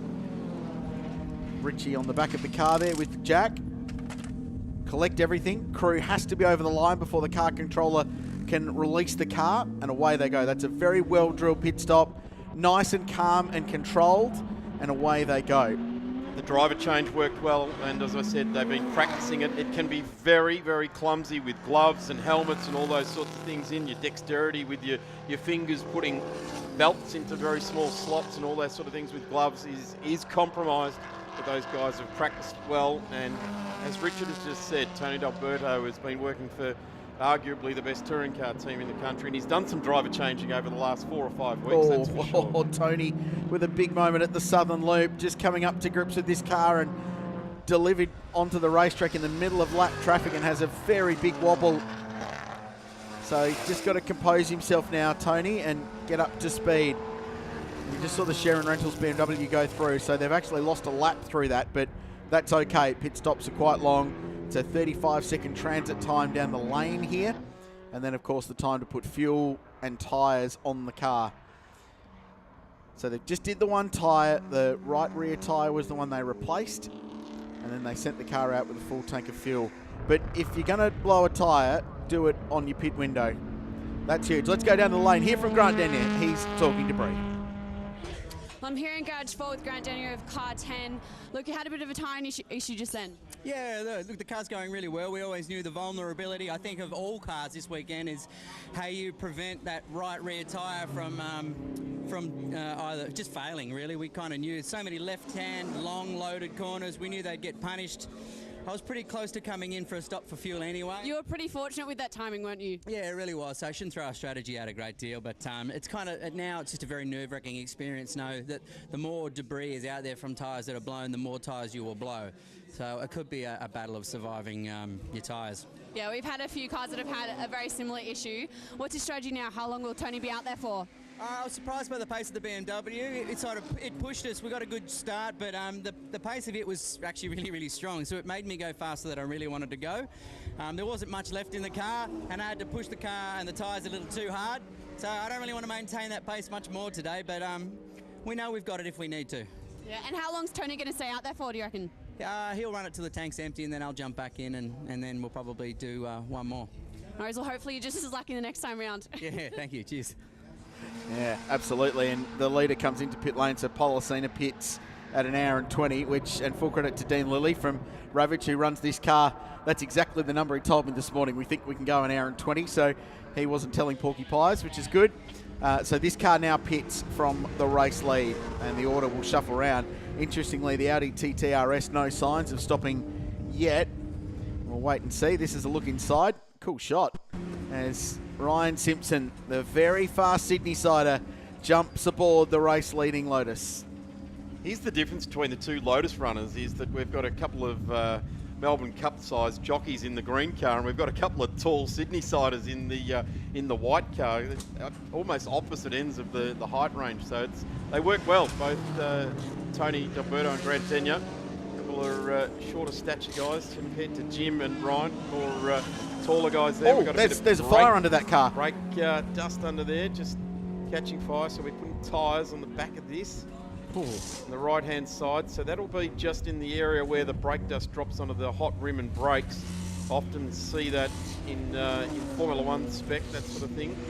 As that car just gets a right-hand rear and a bit of a tension in there, getting a drink bottle in for Ryan, and away he goes. A bit of a clean up there for those guys, and let's hope that none of that powder or chemical got onto the brake disc in the back there, just starved it of air to get the fire out. So back out on track, and that puts Mark Eddy into the race lead momentarily, as we haven't seen the Audi in yet for any stops at all. Gee, the Sharon car been in twice. That could have been a much bigger moment, wasn't it? And you can see the extinguisher foam and dust coming out of the left rear of that car. So shows how hard they're working these things here.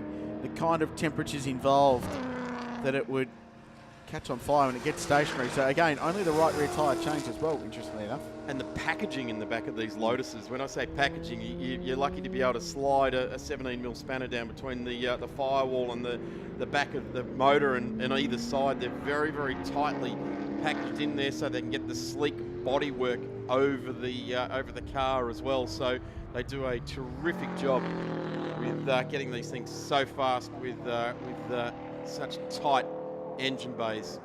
Here's our race leader, Mark Eddy, comes around. We've been talking about it, Richard, albeit we're in the swings and roundabouts of the pit stop phase of this race, but Mark Eddy now leads this race.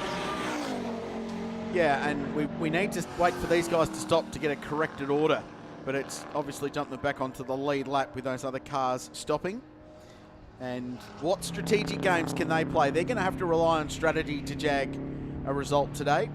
They don't have the raw speed to go with the Lotus Exige entries and indeed the BMW M4, but do they have strategy up their sleeve? Can they do one pit stop less?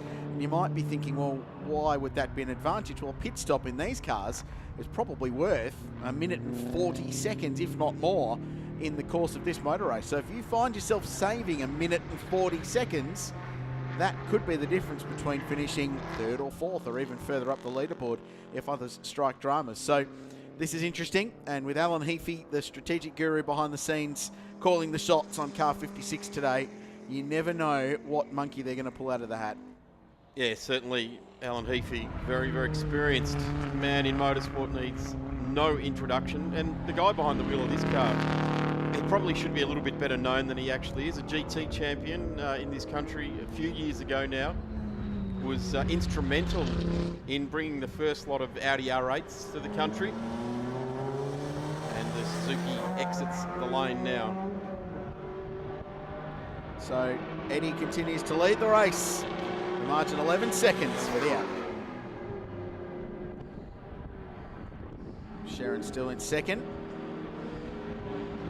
D'Alberto dropped in third place, which will be a net second. So by stopping first, the Sharon BMW has actually got in front, but it's got Tony D'Alberto locked behind his rear bumper bar.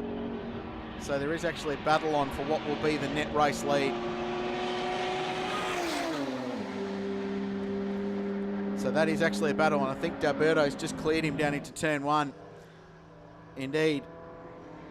So that will be for a net race lead. So stopping early worked for the Sharon BMW and not changing tyres, remember. So they've gained back a lot of that time they lost during the drive-through penalty early on. So that's actually worked for them quite well. So they've got back into the mix, but now D'Alberto has retaken that point. So they've nullified the effects of that drive-through penalty for car number one. Grant Sharon has been at the wheel now for 1 hour and 26 minutes. Got a couple of spots off after a black flag infringement, passing under yellow flags right there on the lap when the car was being recovered earlier, the big Falcon of Hadrian Morel. And now he sees that lead of Tony D'Alberto pushing away.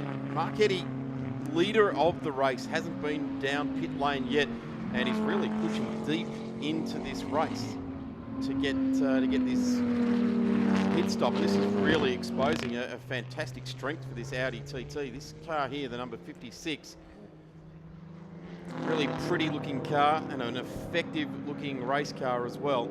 It's going to be a race lead battle at the moment. No, it won't, because the Audi peels off. So that's the answer. How much longer could the TT go? Well, the answer was 3 laps longer. And Mark Eddy, vastly experienced former Australian GT champion, peels off into pit lane. And we are about to have a 3-way battle for the lead anyway, because Ryan Simpson has got his mojo on and he's absolutely flying now in car number 7. So D'Alberto assumes the race lead. He's a second in front. Grant Sharon is second. Eddy in the pit lane, about to be passed by Simpson, who will be third. Fastest lap. Well, I'm here at the Interior and Garage 1. Look, can you talk us through what's going on with your radios at the moment? So yeah, the radios are fine now. So earlier we had a problem. There was, we think it was just a fitting in Grant's helmet. So we're getting intermittent radio channel like speak, and we couldn't talk to him. We could hear him. So unfortunately, when that yellow flag come out before, we couldn't warn him quick enough, and I think he passed someone under that yellow, and that's what he got the black flag for. So it was a bit unlucky. We were giving him boards, but once he realised that he had a problem, he must have adjusted, and it's all good now. So was it able to adjust it himself, and it's all good now? You've tested it? Yeah, he just tweaked around with it himself, and it must have been just loose in his helmet, and then it come good. So once he realised there was a problem, he just fixed that up. So it's all good now. We're going well. We had a good pit stop. We've sent him out again, so we just refueled, no tyres. And I think that's caught us up for the black flag anyway. So, if we can get through this stint with him on those tyres, we'll be in good shape. Yeah, so how long are you planning to wait until drive change? We want to get the fuel tank of this one, so about the same kind of stint again. So we'll be, for Grant around the 2 hours and 20 minute kind of stint. So. And how are the tyres going? They look pretty good, yeah. So we're pretty happy with our tyres. It's they're looking really good. Good, very good to hear. All right, we'll throw it back to you boys, back in the box. Not giving away a huge amount there, Ian Sharon, is he, about their tyre condition? Yeah, they're looking good. I think when he saw both of the Lotus entries do tyres in their stops, I think he just ticked a box and went, yep, we're in a good place. Yeah, we're in a happy place. As Mark Eddy exits the lane, came into the pits in the race lead, will come out in 5th place. It's now Dimitri Agathos that is sitting there in 4th spot. They've been to the lane already once before, but the interesting thing is in the last couple of laps is that now Tony D'Alberto has arrested the race lead from Grant Sherrin, or what was second, and now we've got a cleansed field, if you like. First pit stop's done and dusted, and Tony D'Alberto now has a 1.85 second lead over car number 1, the BMW Sherrin Rentals car. We've just spoken from Ian Sherrin, the co-driver in that car, his brother Grant, currently in the race. Having said that, Ryan Simpson's getting after it. He's broken the lap record on lap 46. He's on his 48th tour now, 1:42.33. So goes a casual 0.6 quicker than Grant Denyer went early on in the race. So, man, that thing's got some speed, and I think he's going to haul in Grant Sherrin during this stint and get that car back into the top 2, and we'll see what he can do with D'Alberto. I was interested to hear from Denyer early on that he was uncomfortable with the pace that they were forced to run, and they thought that BMW was going really hard. So clearly they had a predetermined lap time in the back of their mind about where they could run that Lotus, or where they were happy to run that Lotus. What I wonder is that what car 7 was doing? Were they running to a pre-planned lap time number, which has got them a little bit further in the race on fuel economy, and it's also got them a bit safer on the tyre issue that cars have been dealing with here. So, interesting stuff. The strategic games are underfoot at the Phillip Island Grand Prix circuit. We're going to go back and have a look at how this race has played out so far. For an hour and 30 minutes in, here's how the first hour played out. It was pretty intense early on. The two Lotuses went side by side basically for the first 3/4 of a lap here, and this was the first tyre failure, which was very, very early for that HSV.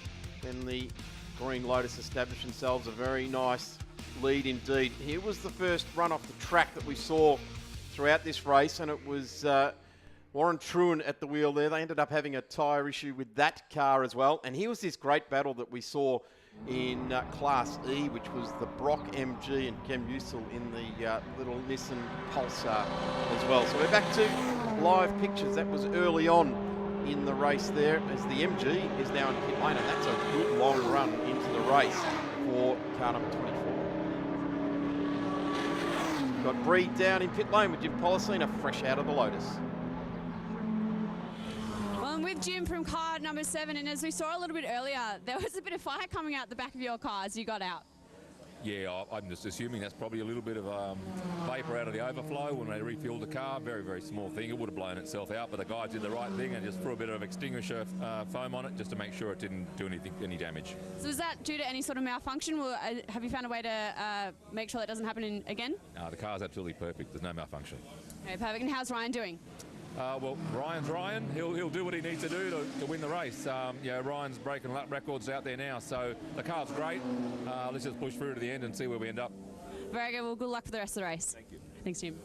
Thanks very much, Bree. Yes, of course, we'll expect Ryan Simpson to continue on with those laps. I guess the real interesting point with Ryan Simpson is that he's only got one new tyre on that car. The rest of the tyres on that car had done 45 laps when he jumped on board. The right rear tyre, so he's got a good bit of drive out of that right rear. And here he is on screen now, the Parramatta Smash Repairs Mocom entry.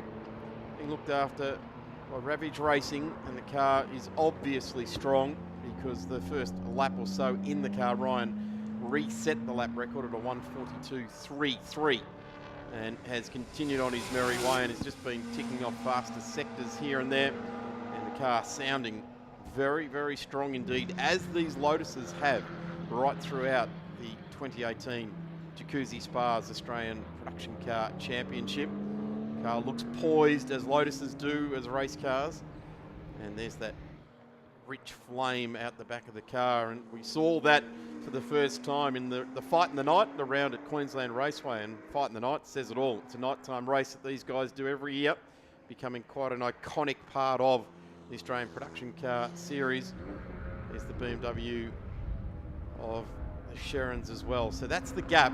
We just saw the BMW down in MG, and here comes Ryan Simpson now. Physically, it's 12.2 seconds. You can see that gap on track now as we get a look at that Lotus charging out of MG corner, back down the main straight here at Phillip Island. Here goes the Dimitri Agathos Lachlan Gibbons car. I think it's Lachlan Gibbons has jumped back. No, in fact, it's Dimitri Agathos still in. Back here at the Phillip Island Grand Prix circuit, just watching this car leading this race. Dropped off the lead of the race for about half a dozen laps or so during the driver change and refuel. Grant Denyer out, Tony D'Alberto in. And we watch the Just Cuts WM Waste Lotus Exige driving away from the field at the moment. Down the inside of the JCW Mini. And getting that done nicely.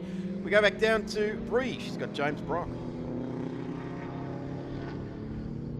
I'm here with James Brock of Car 24. Look, you got out of there then and you looked at the tyres and went, all good. Yeah, look, the car has just been really nice. For us, with the tyre where we were never sure how we're going to go, it was always going to be a bit of a suck it and see. Let's just see what the car does. It feels good. It doesn't feel stressed at all. Like, it's like going for a Sunday drive out there, honestly. So fingers crossed, it's just going to stay like that for the rest of the day. But car feels good. Touch wood. Touch wood, exactly. The tyres look fine. Look, poor Elliot, they're going to be a bit mushy by the end of his stint, but they'll make us through half race, which we totally didn't expect. So we've got to make up every advantage we have. You know, there's some cars in our class that are quicker than us. So, but at the moment, look, we've led pretty much from the start of the race, the class. So we just got to keep doing the same thing all day long. Yeah, well, that's nice to hear because it's a bit of a different view compared to some of the people we've spoken to. A few people are struggling with their tyres, so it's good to know yours are going quite well. Yeah, look, we're really happy. The MG is just an awesome car. It's awesome to drive. It's good fun. Very good. Well, hopefully continues the rest of the race. Thank you very much. So yes, there has been some tyre issues, but it's been on the bigger cars, which coming into this race, I for one didn't think the bigger cars were going to have an issue because they haven't throughout the 2018 season, although Phillip Island does throw up exceptionally high loads compared to Queensland Raceway and compared to Winton.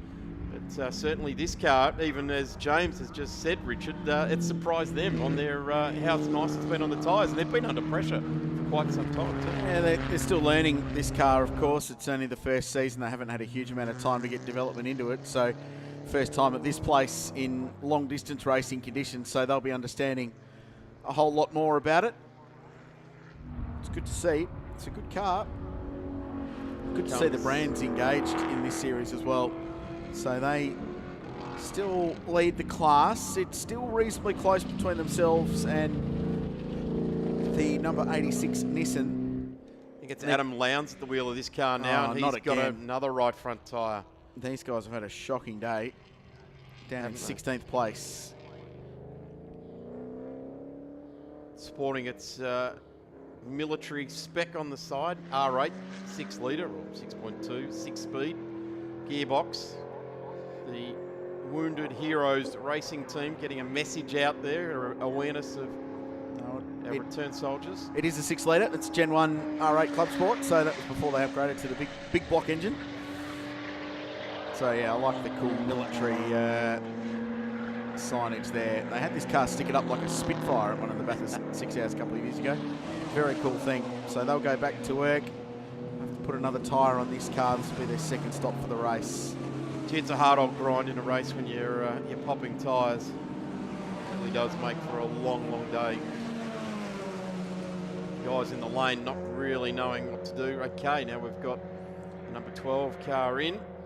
So this will be the first stop for Mark Griffith. He was the last car yet to stop in this race. How good a run is that? Right in, 1 hour and 38. Well, they were talking about fuel economy. So they could probably do this Oh, race. no. No, This is is big. straight. This is huge.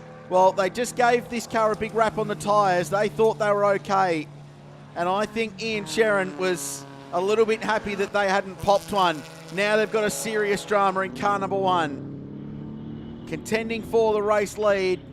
It's now a Lotus 1-2. And Grant Sherrin's got about 2.5 Ks to limp back to pit lane. I wonder if they're regretting not putting tyres on this car at the first pit stop. It's a right front though, not the right rear that we've been talking about all day. It's a call though. It really is a call. It can put them in a really, really strong position, or it can put them in this unfortunate position that they find themselves in right now. And motoring all the way back around to the pit lane, half on the grass, half on the track. They were setting a decent pace last time round, was a 45.0. You'd expect that Ian Sherrin now will be putting the helmet on and getting himself ready to put in, because they'll probably try and do a full service on this car. If you're wondering what the Penguin's about, it's a long story. We'll try and fill you in, but they're having some fun down there at the Griff Corp team. So they're actually putting tyres, the right front tyre going on the little Toyota Echo. They've got some time up their sleeve to do it because they've gone so late in the race. They're going to save, I think, a full pit stop. They can go an hour and 36 on each stint. They're going to be working to driver time, not so much fuel economy, which will be a huge advantage for that team in what's been a very competitive Class E fight. So this has been a huge lap for Grant to limp all the way back to pit lane, but throwing time out of the window. They're going to drop out of the top 3 here, and they'll be lucky to, well, they're going to go a lap down to the Lotus pair at the very least through this process. Is the front down as rear down as well as the front? No, I think it's just front. But they'll be crazy not to put a right rear on this car as well. Yeah, absolutely. And I wouldn't be surprised the debris that's being torn off that rim. It's peeling aluminium off as it goes around. The other interesting thing, Richard, touching on both, well, all 3 of the contenders in Class E, now Elliot Barber, Ian Salterian, and Griffo, who's in the lane, they've all had good economy. They've all reported back good tyre use. So, this is where this sort of production car racing, where the smaller cars just spend less time in pit lane. They motor around. This is the big story of the day for mine so far as we come up towards the 2-hour mark of this race. So they stopped, their first pit stop was reasonably early in the race, so they had that drive-through penalty. They stopped on lap 37, 1 hour and 12 was their first stint. So we heard before that they were looking to go to about 2 hours 20, so that made sense. So they're now 40 minutes out of the window for where their fuel strategy needed to be, so they'll top the car off. So this stint will then go longer. They'll be out of sequence with the Lotus entries. So the fuel's done, and now they'll go to work and put tyres on. But this is a big story, and they are going to do that right rear too. They've got the tyre on standby. That'll be very hot. A lot of swarth around that wheel as well. Some new ones going on. This is often the way, the problem, the heated up production wheel.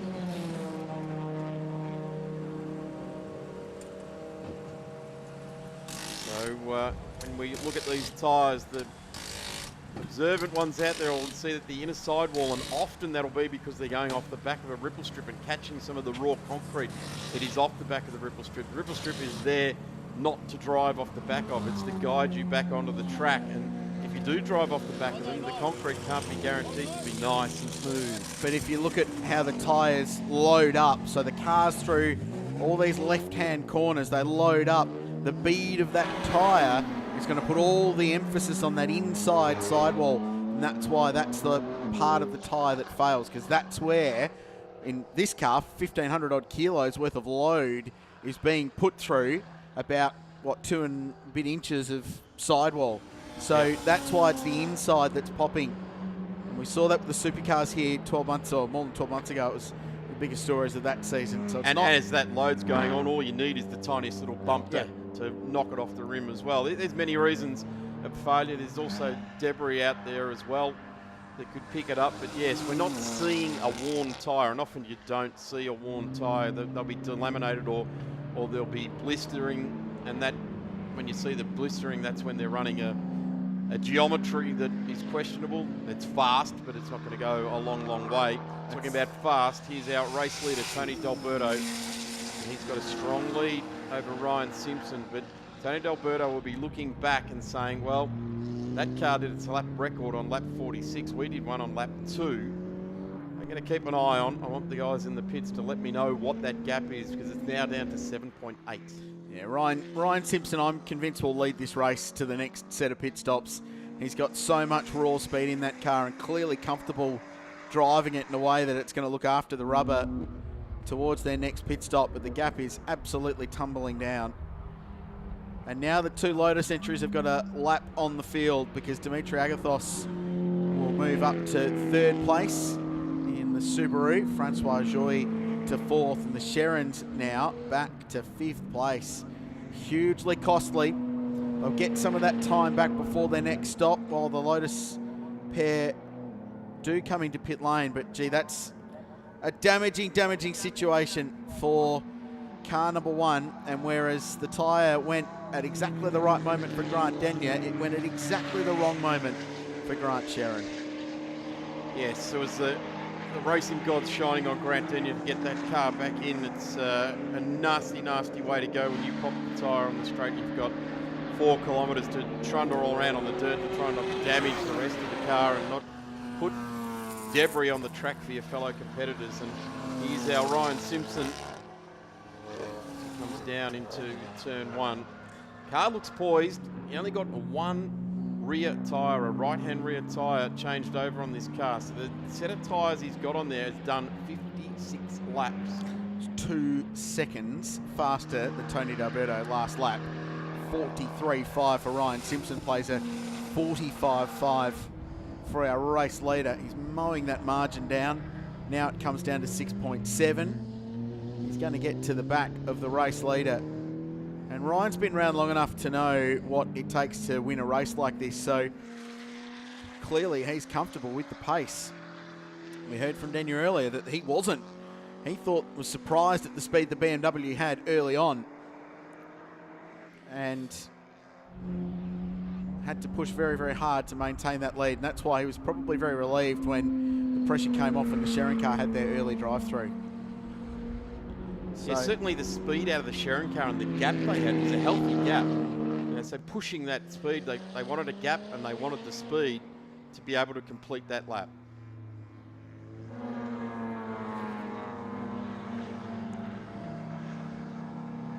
Great shots here with this car. Ryan Simpson at the wheel at Winton was an absolute sensation. We've spoken of it before, and I guarantee you we will speak of it again, because he jumped behind the wheel of the car. Didn't look like it was going to be much of a challenge towards the end of that race, and everyone at the track that day was treated to a lesson in race driving by Ryan Simpson. And there's physically the gap now.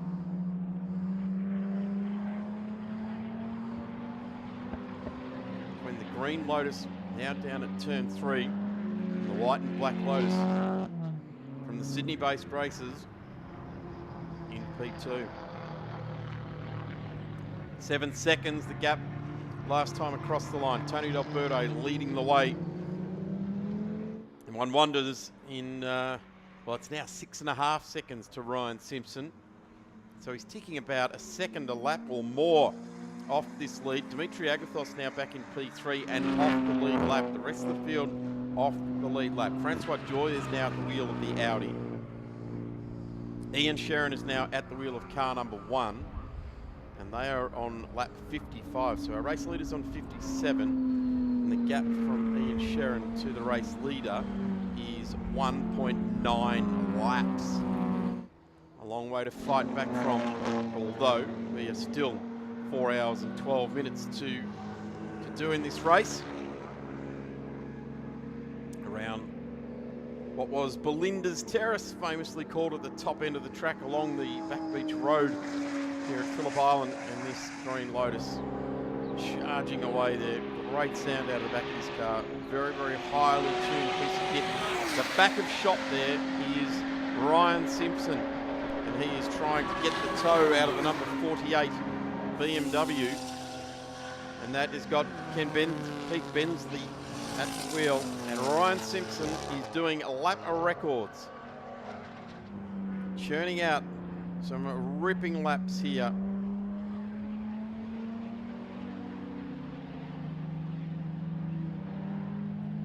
This is Ryan Simpson now. Welcome back to the Phillip Island Grand Prix circuit. Ryan Simpson now chasing down Grant Denyer, 5.9 seconds. He's closed that gap by 2 seconds in the last 2 laps. We've seen him do it. We've seen him do it a couple of rounds earlier on this year as well.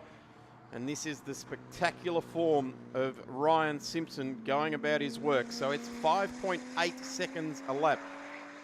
Now, Tony D'Alberto is not responding to that at this point in time. He's not trying to lower his lap time, so they're running to that particular lap time. The black and white Lotus early on in the race with car owner Jim Policina at the wheel was running to a very specific lap time. He was varying it by about 1/3 of a second, and that could just be traffic or something like that. But now Ryan Simpson is on the big chase. If we look to the last time round, Tony D'Alberto won that last sector of 1:14.7. He's turned it up a little bit. In fact, he's got about half a second faster on the last sector of the lap than what Ryan Simpson was. Let's see what the overall lap time does and how that closes in, because it's now 6.5 seconds. So the Just Cuts team, the Just Simply Sports Cars team, have responded to this charge coming down the straight there of Ryan Simpson.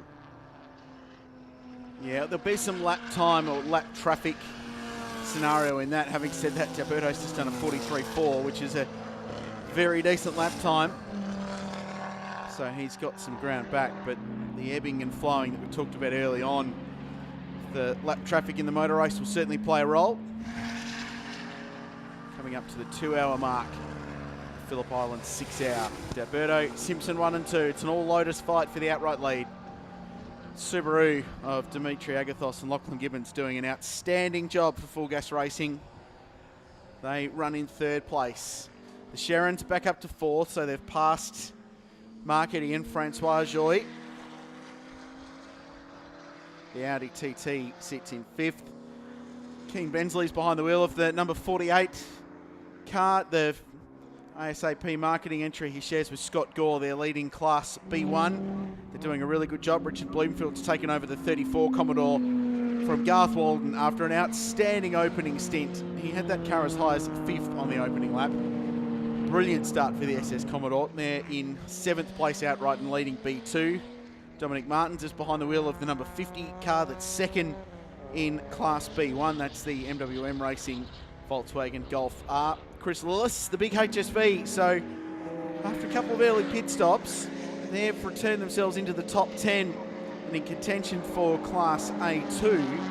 But they are out of sequence with their pit stop strategy. So they're now running long and they're getting towards the end of their stint. So they stopped at 47 minutes into this race. So they've been going just over an hour, and I would expect them to stop at some point fairly soon. But nevertheless, a good recovery for them. And then rounding out the top 10 is the car that's 3rd in Class B1, Rob Rubis, behind the wheel of the number 29 BMW. They're having a really good run today as well. They were inside the top 10. So they started this race 9th. They're running at 10th in Class B1. Interesting, Richard, that car in position 9, the number 64 Lillis car, the big HSV, they're on the fight back, but yeah, offbeat with the race just a little bit. It's going to be interesting to see what they do, whether they just keep filling it and throwing tyres at it and going, or whether they're going to try and do a short fill to make that spot back up in the race. The other one is that the car that Rubis is in, the car that Shane Smollen started this race with, They got some great mileage out of that B1 class car in this race, and are situated quite nicely, albeit that Dominic Mertens and Keane are doing a better job in 8th in class. He's still doing a strong job. Keith Bensley also in the number 48 BMW leading the way in that class.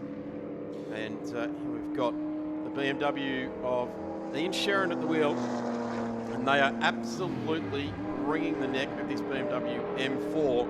And we're going to hear from pit lane from Bree Phillipson about the tyre that delaminated on that car. Garage 1 with Grant Chen from car 1. Look, you've just hopped out of the car and just had to have a bit of a tyre change as well. Talk us through that. Yeah, we've gone for about an hour 40 minutes. So I've done a stint an hour 40 minutes and blown a front right. So had to come in and change that. We're hoping we'll get a little bit further, but wasn't to be. So Ian's back out there now and see what we can do. The timing wasn't too bad in the end. You were probably pretty close to having a driver change anyway. Yeah, we weren't far off with the next driver change, so it was just outside the window that we wanted to be in, but we'll see where we go end up from here. Look, I may have jinxed you because I did about 5 minutes before you came in mention to Ian how the cars are going. The tyres, and he goes, "Oh, they're going great." So may have been my fault. Sorry. Oh, they passed on the commentary curse to you, have they? Always. I think so. Look, what's the plan for the rest of the race? How long before you'll bring him back in? We're just working out our window now and see where we'll end up and where we'll next pit. So not quite sure on that yet. We'll see how we go. No worries, we'll check in with you a little bit later, but good luck for the rest of the race. Thanks very much. Well, that's going to be really interesting. So they stopped at an hour and 40 due to force majeure with that tyre drama on that car 53 laps into the race. So they'll go an hour and 15. So 2 hours 40, 2 hours... Oh, they'll go close to half race distance potentially on that car. What it does, though, is it brings into call the driver stint, how long each driver can go in this race. That then becomes the other countback on your strategy. You don't want that driver change to play into the same aspect as your fuel. It just needs to blend in nicely throughout the race. You don't want it to go, right, well, we have to get the car in, just try to change the driver over, but there's actually no reason to bring the car to the lane. The next magic number from a strategic point of view is 2.5 hours, and that's the next window for the next round of fuel stops for these cars. So barring any other dramas, that's when they'll be in pit lane. Lotus team just having a bit of a joke around, talking about their last pit stop. It's good to see them sharing the fuel guys as well. The two Lotus teams working together, even if they are from different operations. And this car now, the gap down to 4.3 seconds. So a really good lap last time round for Sherrin. More of that rear brake locking issue for the Garth Walden Motorsport number 34 car. Simpson scythes his way through the lapped cars, but that's Richard Bloomfield behind the wheel of the Commodore. Garth Walden, if you missed earlier, said yesterday that car's just been struggling all race long or weekend long with the rear brakes locking in the two big braking zones at this racetrack down at turn 4 at Honda and at turn 10, which is the famous MG corner. And the car just barrels in, they get on the brakes, and both rear brakes lock. The other problem he said is that Garth hadn't driven that car since 2012. He said the way the roll cage is set up in the footwell of that car, he's actually not able to heel toe. So that's not helping the rear locking issue as well. It's a strange scenario. They've found their way with even all those issues into P7 at the moment. Yeah, they've been good. They have certainly been driving the wheels off it when they've not been locking up the rears. 2.7 seconds. This has been a great lap for Simpson. His aggressive nature and his ability to cut his way through traffic is absolutely key at this point. And it's kind of interesting with Ryan Simpson as he gets out of the car, and that's not what he's like at all. No. When he puts the helmet on, he becomes a warrior. When he gets out of the car, he's a quiet-mannered Clark Kent kind of a bloke. Yeah, really a nice fella, and gets behind the wheel. He's a weapon. Clark Kent's probably a pretty good analogy, actually, for this guy. That's the way he is, so quiet, mild-mannered. You wouldn't pick him as a race car driver and a potentially elite athlete at any point, would you? I guess maybe his fitness, he's a pretty lean fighting machine as far as his fitness is concerned, and works on it. That'd be the only giveaway. Well, there it is. That's the visual. First to second, battle for the race lead. Phillip Island 6 hour. We're approaching the 2 hour point of this race. It's tumbling by on what's a pretty mild day now, approaching our estimated top of 19 degrees here at Phillip Island, but just the odd occasional report of a light sprinkle around the region as well. And we touched on earlier that there was a bit of a front coming across the Gulf, across the bay, towards this place, coming along from the west, which is where the weather generally comes from at Phillip Island. So we'll bring you up to speed with that, but there were a few reports 5 or 6 minutes ago of light sprinkles around the racetrack. And that's pretty much all we'll see. The bulk of it has now gone south of here, gone out through Wonthaggi as well now. So the back of that, well, I guess the side of it, we saw a little bit of it locally here on a few corners of the track. But, the weather heading into us now is pretty much clear, and right over to as far as Hamilton in the Western Districts, there's not a lot of rain to speak of coming across this bottom end of Victoria, particularly heading towards Western Port Bay, where the Phillip Island Grand Prix circuit is situated. So into pit lane comes the HSV. We talked about them being on the edge of their window. Chris Lillis has brought car 64 into the lane.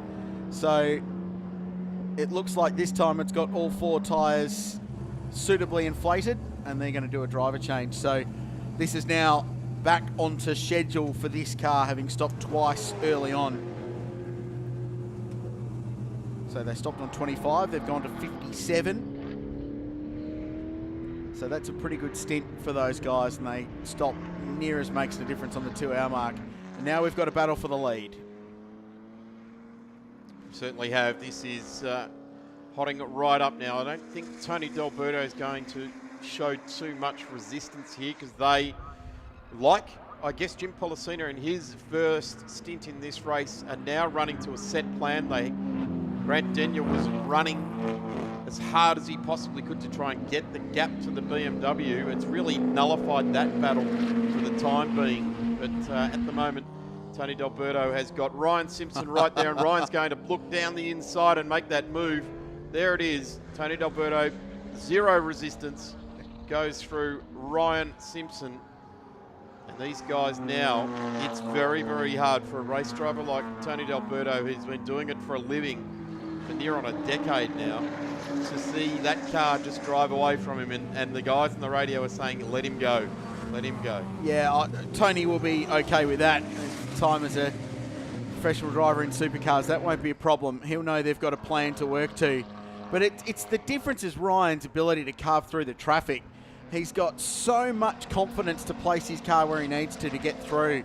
They were approaching the Commodore as they ran over MG, but I was chuckling while you called that move, because just the way the car was sliding around under brakes, and he had the thing grip limited as he got the car turned in, and he knew he was going to go. And full credit to D'Alberto, opened the steering and allowed him through. There was no point 2 hours into a 6 hour race in bashing doors and taking mirrors off these cars at that point.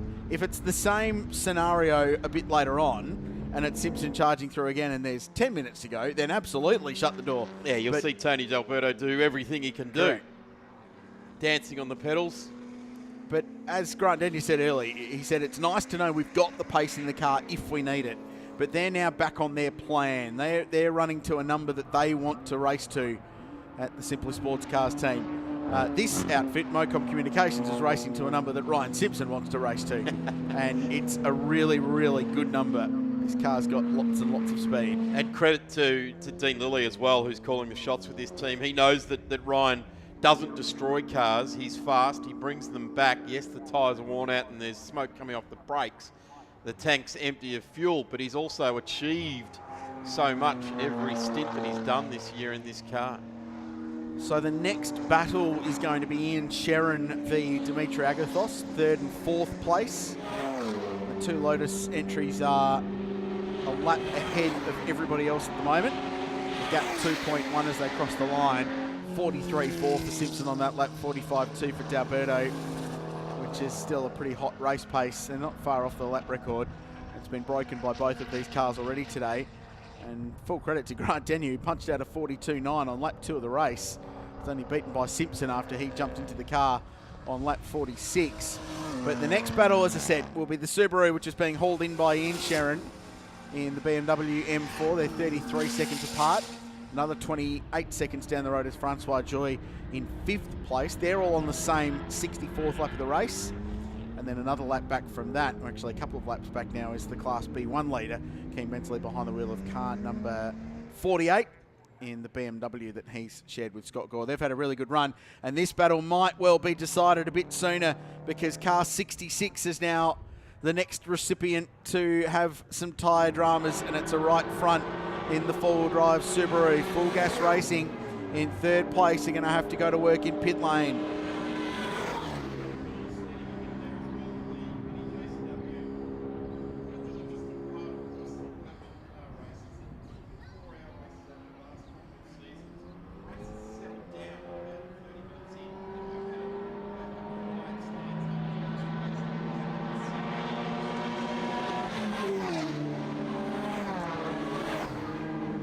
We have not seen this transpire quite like this. These first 2 hours of this race have been quite frenetic.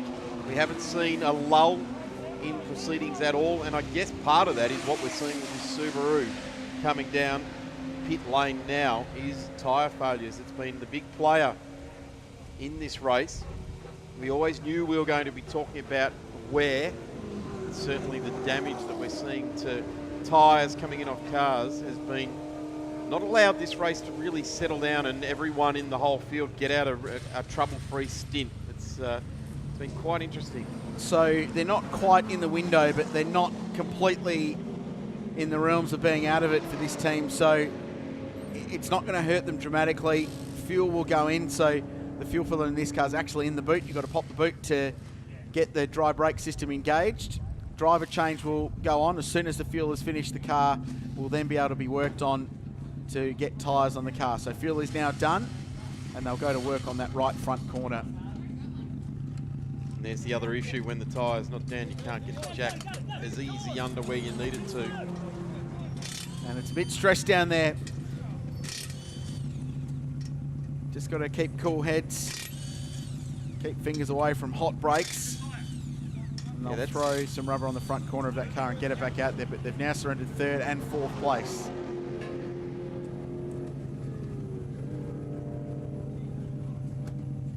Goes on, situated nicely. Notice the guy with the gloves is the one that lifts the hot wheels off, because those temperatures will be running up over 680 degrees. And that's a critical moment there. So just talking to the car controller, radio check, make sure that everything's plugged in, everything's working. Can hear the team talking to him and can confirm that he can talk to the team. So they're checking the right rear as well, interestingly enough.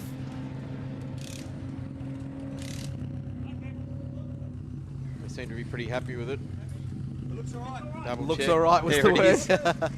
Thanks, guys. Yeah, but they said that about the Sharon car They did as too, well. yeah.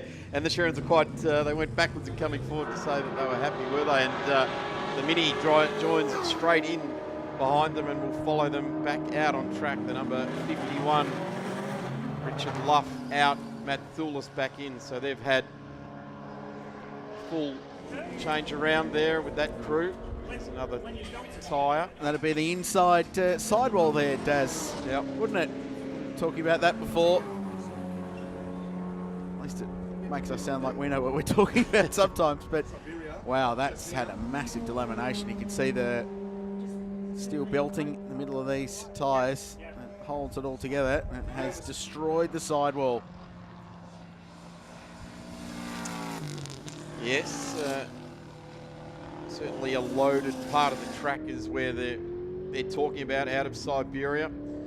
It's probably more an acceleration load than it is a lateral load on that car to be coming around the top of the straight. Maybe that was where he first felt it, was coming out of Siberia. Went, yeah, that's where the tyre started to feel ugly. It could be any of Yeah, exactly. the long loaded corners here. I mean, the Southern Loop's a longer corner than Siberia, so they spend more time turning at turn 2 than they do there at Siberia. Yeah, that's, I mean, you could blame any corner on the racetrack, but that's the nature of the place. But it's right front, so it's the loaded corner, of course. It's where all the weight rolls over to on these cars, and the east-west mounted engine and drive line, if you like, the gearbox and differential all out over that front axle. That's the exit curb at the southernmost point of the racetrack. I don't think it's curbing the problem. I think it's just hard use and abuse of the rubber that they're given. And that's why the tyres fail at this massively challenging racetrack. And race teams will always try and give the driver what they're asking for. Oh, we're getting understeer here. Oh, we'll give you another half degree of camber. Oh, I'd like it to be easier to turn there. We'll give it a little bit more caster so that each time they send a load through the tyre a little bit more than what it probably should be. But they got to sometimes just ease back a little bit on it. And then also it can be up to the skill of the driver as to placing the car on the track and not really abusing the tyre. And we've talked just recently about Ryan Simpson, who's been able to hang on to the car and bring it back all in one piece, albeit with tyres worn, not popping from out underneath him. Class B2 leading car that's been a great performer today. The Garth Walden Racing entry, Richard Bloomfield, has done a nice job, and they're underway on their second pit stop. Garth Walden drove early. Michael Orb will jump behind the wheel of this car now for the middle stint. 2 hours and 8 minutes in. And it's been a really good, solid stint for these guys after an outstanding early start for Garth Walden, who I imagine will do the glory stint at the end of the race. So both, well, they're doing 4 tyres here. So that's the first car we've seen in this race doing all 4 tyres. Bit of an insurance policy, isn't it? Well, they know they've got good track position too. Their nearest B2 rival is in pit lane and hasn't moved for an hour and 16 minutes, and that's the Danielle Walton car. So they're not going anywhere. Oh, have a look at that. That is a ruined tyre. So they've either come in because of that or they've timed it to perfection in stopping. And in come the Sherrans again. This is not scheduled, surely. Another pit stop for car 1. I tell you what, if that was a scheduled pit stop for car 34 and that was the state of the tyre, they have timed that to perfection. But it looks pretty good, and away goes the Commodore. But in comes the BMW for pit stop number 4. 3 of them for service, 1 of them for a drive through. No. Place. This is huge. Championship leaders. Is it what we think it is? It's a right rear tyre. There's not a lot of air at the bottom of that. It's round until you get to that bottom bit, isn't it? It's flat, so that's a long way from home too for Tony D'Alberto, and he won't want to get too much damage in there because we've seen this happen at the Fight in the Night where the tyre on the back of this car destroyed itself and it ripped ABS sensors off, it ripped all sorts of wiring out from inside the hub with all of the electronics that continue with that. We've got tyres again, right front going on to... They can't keep doing this all day. They're going to run out of tyres. They need to knock some pace out of these cars. The pace of this race is so hot, it's quicker than any production car race we've seen here before. They're just going to keep blowing tyres up if they keep driving these things as hard as they are. And D'Alberto now limping back to pit lane with a blown right rear.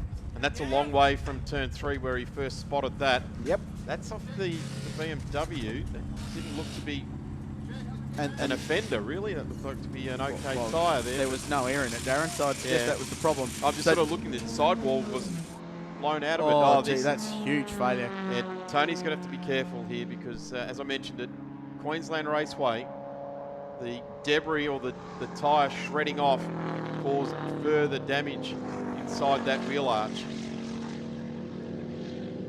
And that's a horrible picture. That really is. That's a sad, sad shot on that car. The pace they're running these cars is so hot. No one predicted this. But at the same time, they are driving them so hard that it was bound to happen at some point. But they haven't relented. There's been no let up in the pace in this race. And I don't think anyone's going to. I think they're all just going to run and no one's going to go next door and say, hey, do you reckon we knock a couple of seconds a lap out of this? It's not NASCAR. I'm not going to run with you. Well, it's just a huge free kick to Ryan Simpson and Jim Policina now. They're going to get an enormous margin out of this. But does Dean Lilly now wander up and have a bit of a look at the back of this car and go, righto, well, we need to start having a bit of a think about what we're up to, because Ryan Simpson did get a right-hand rear, and that's all he got on that car when they came in. And they did the driver change, and that's what's blown on this thing. Ryan certainly clocking some strong lap times. Here they are looking under that wheel arch there just to make sure that all those sensors are still intact. Well, then they go a lap down. So they're not far out of the pit window, and I can confirm that they did change a tyre last time. We've got a tyre tally up here in the commentary box, and it's a pretty lengthy one at the moment.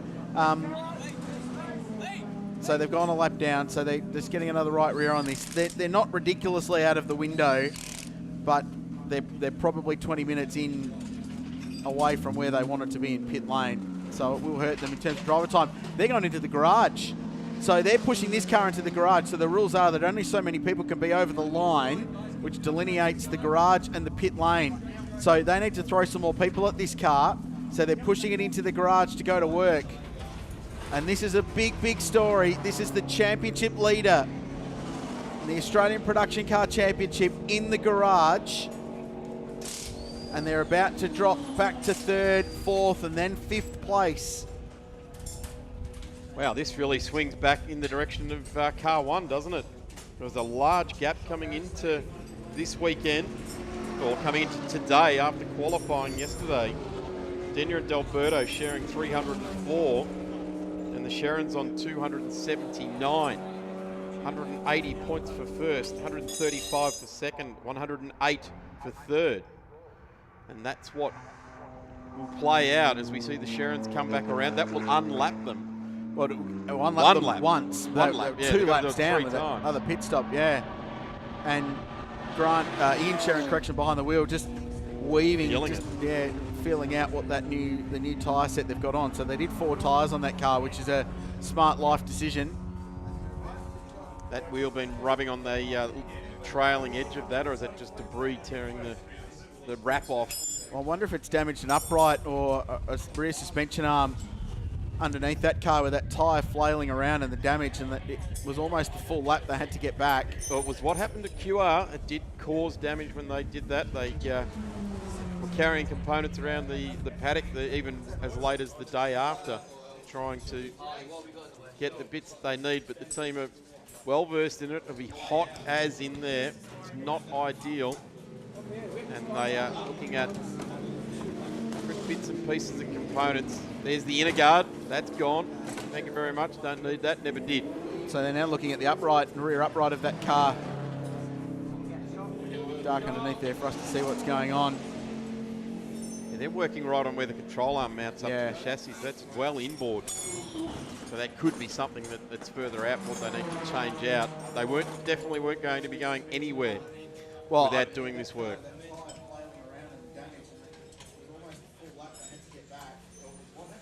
Well, it was just... we were just theorising perhaps that they might be changing the camber on this car, but no, that's going it's a big sacrifice to throw away a lot of time. You just knock the pace off rather than change the camber adjustment mid-race. It could be proven wrong. I guess we've got to wait to see what component gets handed in there to be changed, but it looks to me like an upper control arm that they're working on. You can see the coil-over suspension in there, the racing suspension, and they're actually pulling down on a ball joint. So, yes, they're changing, I would say, an upper control arm, just looking at that. Or is it something to do with the shock and mount? Because that's actually the shock absorber that they're rattling around that they've undone. There it is. There's the shock absorber. And that's not designed by Lotus to move like that. They pop the shock out.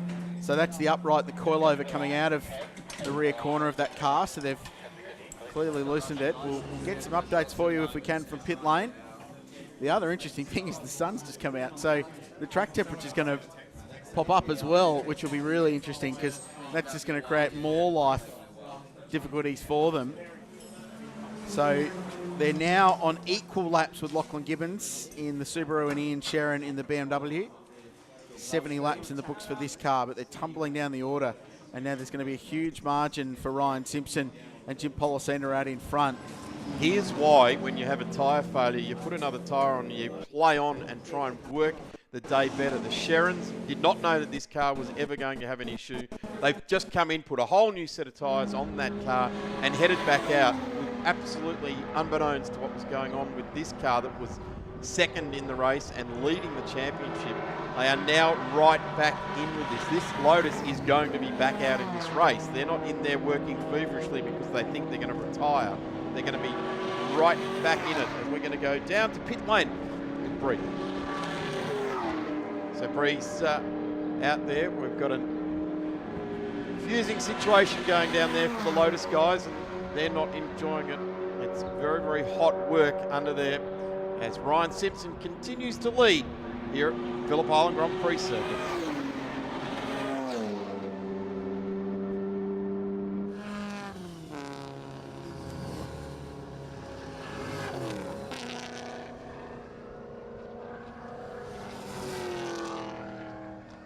So Ryan Simpson continues on with the lead of this race, and it's a very, very handy lead as well. Francois Joy 2.6 off that lead. Lachlan Gibbons third place in the 66 Subaru, and there's a couple of people that we've said have just been off the back of that bubble, and they're actually enjoying the ride to the top of the bubble at the moment. Francois Joy in that Audi TT. And here's the Sharon car trying to stay with Ryan Simpson at the moment and get themselves near enough back to being in contention for that podium spot. There's our Class C leader. I think that's Kellen Jones. Yes, he's at the wheel of the car number 31 at the moment. And charging on down through turn 3. And here's Elliot Barber in the MG. There goes... Rob Rubens. We talk about championship changing stuff, and this is championship changing stuff. So Daniel and Alberto had a 25-point lead over the Sherrans, 54 points over Jim Policena and Ryan Simpson. So by my maths, the way it runs at the moment, Policena and Simpson, if they win this race, will win the championship. It's a long way to go. We're not even at half race distance, but that shows you the kind of stakes that are up for grabs here this weekend. It can be absolutely the difference between a championship or not. And now with a 2.5 lap advantage, car number 7 imperiously powering away out in front of the Phillip Island 6 Hour. Mocom Communications Lotus has a big margin in Ryan Simpson, and he's knocked the pace right off. He's doing 46s, which is 4 seconds off the kind of pace that he's got available. And now it just edges the pressure off slightly of this car.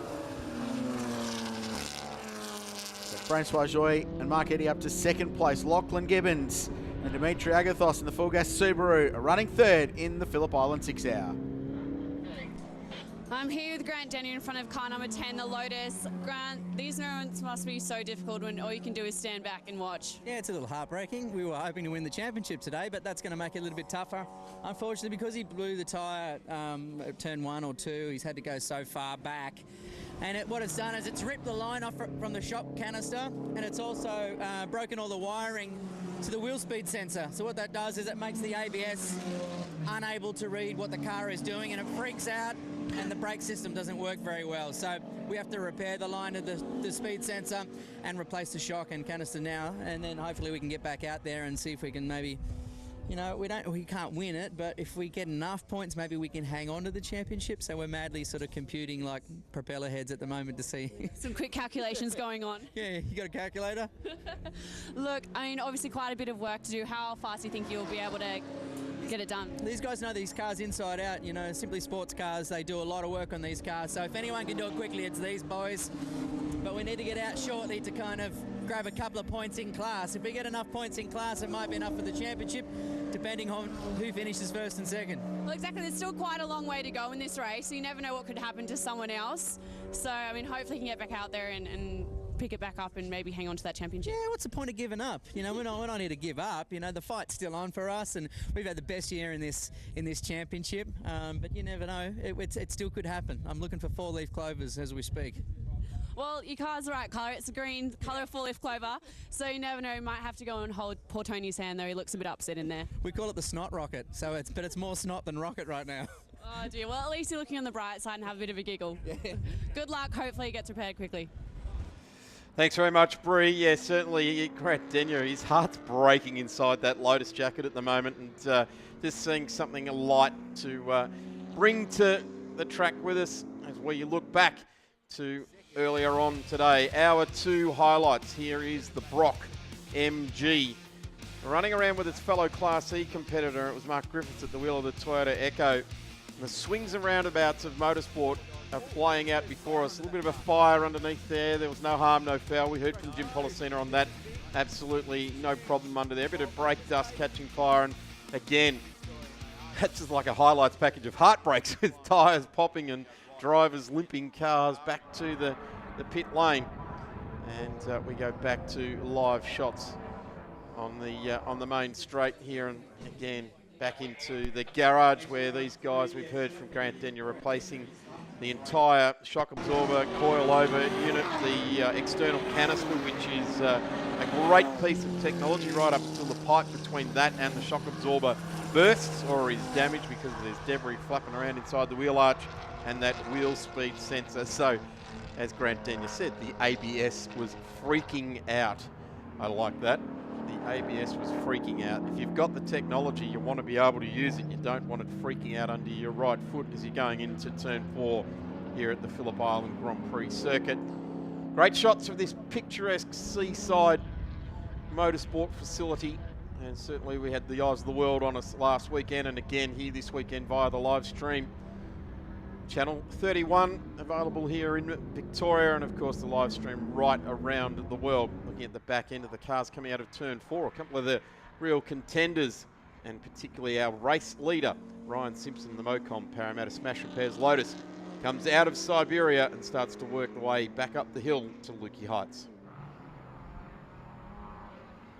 Big HSV coming through here. These cars fighting each other out on the track. It's not actually a battle that they really need to be going on with too much because they're all running in separate classes. This car trying to get back places, trying to claw back spots. They're actually alive and well again in the championship. So about an hour ago, they get very sideways. That's Ian's chairing at the wheel at the moment.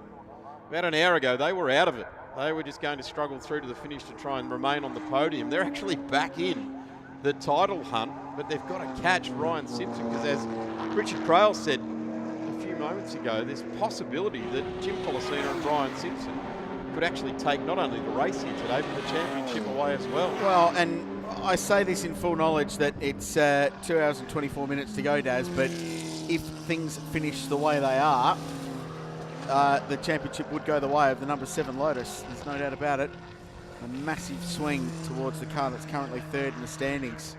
Quite remarkable. Phillip Island turning it on a cool and overcast Sunday afternoon. This car in 4th place. Ian Sharon is behind the wheel. 42 seconds behind Lachlan Gibbons. Francois Joy currently in 2nd place. As 1:33 up the road. So they're the 3 cars that will be ultimately on the same lap. Bensley behind the wheel of car number 48 up to 5th place now. Rob Rubis is next. And then Callum Jones in the Renault Megane Sport RS265. Only Class C car here this weekend, which is a shame because it's a battle that generally puts on a pretty good show. We've seen the Nailers out there in their Mazda 3 earlier on this season, putting on a good race. The Orban brothers from Bathurst, and I know those boys will be watching. They weren't in contention for a championship, which is a shame. So they'll be watching on from the spiritual home of Australian motor racing. G'day to the boys and their dad Warren. Put so much into their motor racing. Had a great run over a couple of years, and then go a little bit further back. This is the Class E leader, and that arm wrestle that's been going on between the MG Motorsport MG6 with James Brock and Elliot Barber, and now it's Ian Salteri behind the wheel of the Nissan Pulsar that he's sharing with Jem Muschel. They continue to battle it out for Class E rights, and there's about 35 seconds between the two of those cars. So despite the early dramas for the Nissan, it remains very much in contention.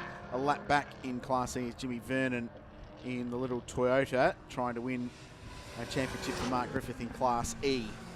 Still very much a mathematical chance that this car can win the championship in Class E. 395 points to Griffith, 333 points for James Brock.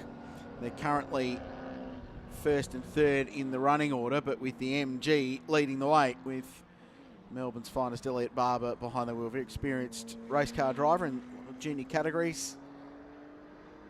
Racing GT cars of late as well, and hooked up with Brocky for the MG program in its inaugural year. And we have a look at the Mini Cooper. Car number 51 currently scored with Matt Lewis behind the wheel in 12th place, 71 laps in the books, actually on the same lap as Elliot Barber. Different class, of course. This car leading the way in Class D. As always, the races within a race in production car racing tell a bigger story about the way the whole thing is unfolding. 2 hours and 28 minutes in the books.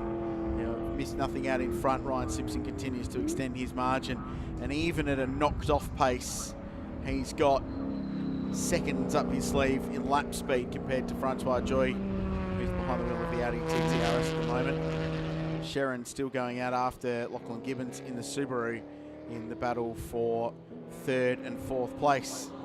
Darren Smith, having made the 58 stair climb from basement to top, is back on board, and this race now just settling down, and we're sort of building towards that next pit stop cycle, Dazzle. Car number 7, we last saw in pit lane 1 hour and 20 into the race, 42 laps in. So they're 2 hours 28. We're sort of thinking 2 hours 40, 2:45 for their next pit stop. It is interesting, isn't it, Richard? I've touched on it a couple of times already in this race. We normally get about, talking about half an hour into some of these races where it settles down. It's 2 hours and 30 minutes now, and we're just starting to get to a settled down process where people are starting to come back on program and come back into where they actually want to be, and due to failures or other bits and pieces. So we're at the Phillip Island Grand Prix circuit. It's the final round of the Australian Production Car Series with thanks to Jacuzzi Spas this year. And we're working our way towards the half-hour point of the Phillip Island 6 hour. It's been a compelling journey so far, and this has been one of the biggest stories. The current championship leaders are in pit lane. They're tumbling down the leaderboard. 96 laps completed.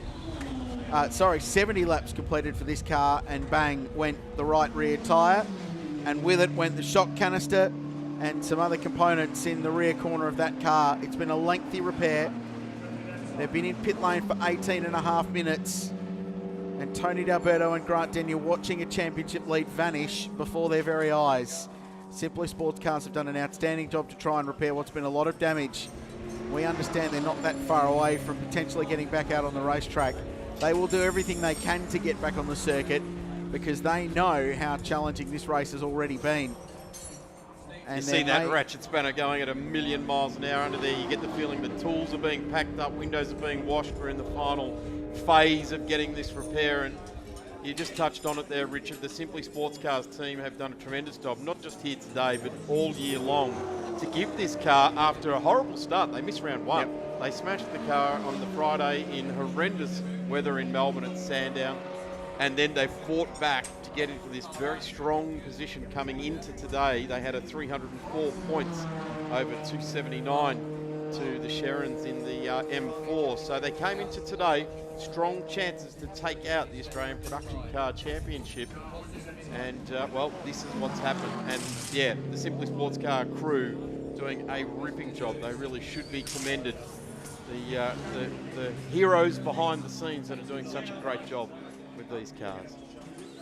It's hard not to feel sad for them. I mean, that's motor racing, that's the deal. And the car's now back on all 4 wheels. They'll push it back out into pit lane, and Tony D'Alberto will go back to work. But they've injected so much life into the category this year, haven't they? Yeah. Great personalities. Grant Denyer, well, we all know his story. He's terrific. But Tony D'Alberto is such an accomplished race car driver and great fun to be around. Really positive guy who just loves going motor racing and driving cool cars with his mate Grant. And they've had such a cool year, and the story's been great. The racing's been genuinely entertaining the whole way through. So it's kind of a kick in the guts for it to end like this. And Grant Denyer also, who has good fun with it and also has a serious side to him, is as often as he possibly can, he likes to get out the message of the plight of the farmers around the country in their drought situation, and he does an effective job of doing that as well. They're giving this car a fresh set of boots all round by the looks of things, so that Tony D'Alberto can go as deep as he possibly can into the second half of this race coming up with 2 hours and 30 minutes completed, so 3 hours and 27 minutes and 22 seconds to be exact in this race. But this crew going about it very methodically, not tripping over each other, which you can often see in these situations. They're well drilled, everyone's got their roles. When something goes wrong, it's when that practice and that training and everything comes in. If you go to the point to even torque wrench the wheels up, they're not leaving anything to chance out there once they get this car back on the ground and set to go. They're going to refuel too. The guys are ready with the overhead unit. Well, why not do the whole thing? So they'll get it fired up into the pit box and then send it back on its way. All off the wheel, off the road goes car 48, 5th place. Bensley's behind the wheel and the B1 class leader, and there's not a lot in it, a lap between themselves and Rob Rubis in the sister car. So if they had a tyre issue on this car. No, he looks to be able to press on. Was that just a momentary fade? Keith Bensley at the wheel there, labouring into this entry, is the number 48. Scott Gore did a really good job. His early stint was outstanding. You feel like there's still a little bit more in this Class B1 fight with Rob Rubis, another BMW charging up behind them in car number 29.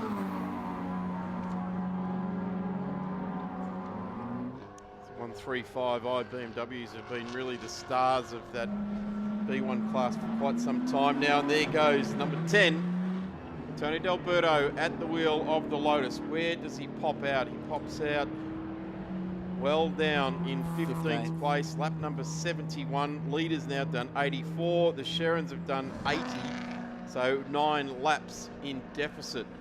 22 minutes and 48 seconds in pit lane to repair a lot of damage underneath that car. Outstanding job, Simply Sports Cars. Well done to that team. Yeah, best on ground so far for that crew this weekend, or this race. That's a phenomenal effort. We've seen some big efforts in production car racing throughout the 2018 season, but to do all of that work in the heat of a 6-hour race, albeit only about 18 degrees out there, the heat of competition, if you like. Still pretty fiery. Yep. The thing for the race, from a motor race pure point of view, is it's taken all of the pressure off car 7 at this point. So Ryan Simpson's just got the cruise control on, the aircon set just so, probably cranking some tunes and cruising around. Currently he's doing 46s and 47s, which is miles off what he needs to do. What would be on Ryan Simpson's Spotify list? Oh, I don't know, actually. I'm not sure. I feel like he'd be an easy listening guy. They're pretty relaxed Sunday He groove. wouldn't be like James Brock listening to Metallica during a motor race, I would have thought. But and those of you who used to watch V8 Ute racing will know what I'm talking about. But so he's just cruising, but his cruising is still faster than anybody else on the racetrack, with the possible exception of the Sherran BMW, which is now 4 laps behind the leading car with all their dramas they've had. And not far off a scheduled pit stop. We talked about that about 10 minutes ago, that they were due at about 2 hours 40. Well, it's 2 hours 36 now. And bang on schedule, bang on window again. Another hour and 20 stint from this team. And they've built a really nice motor race so far.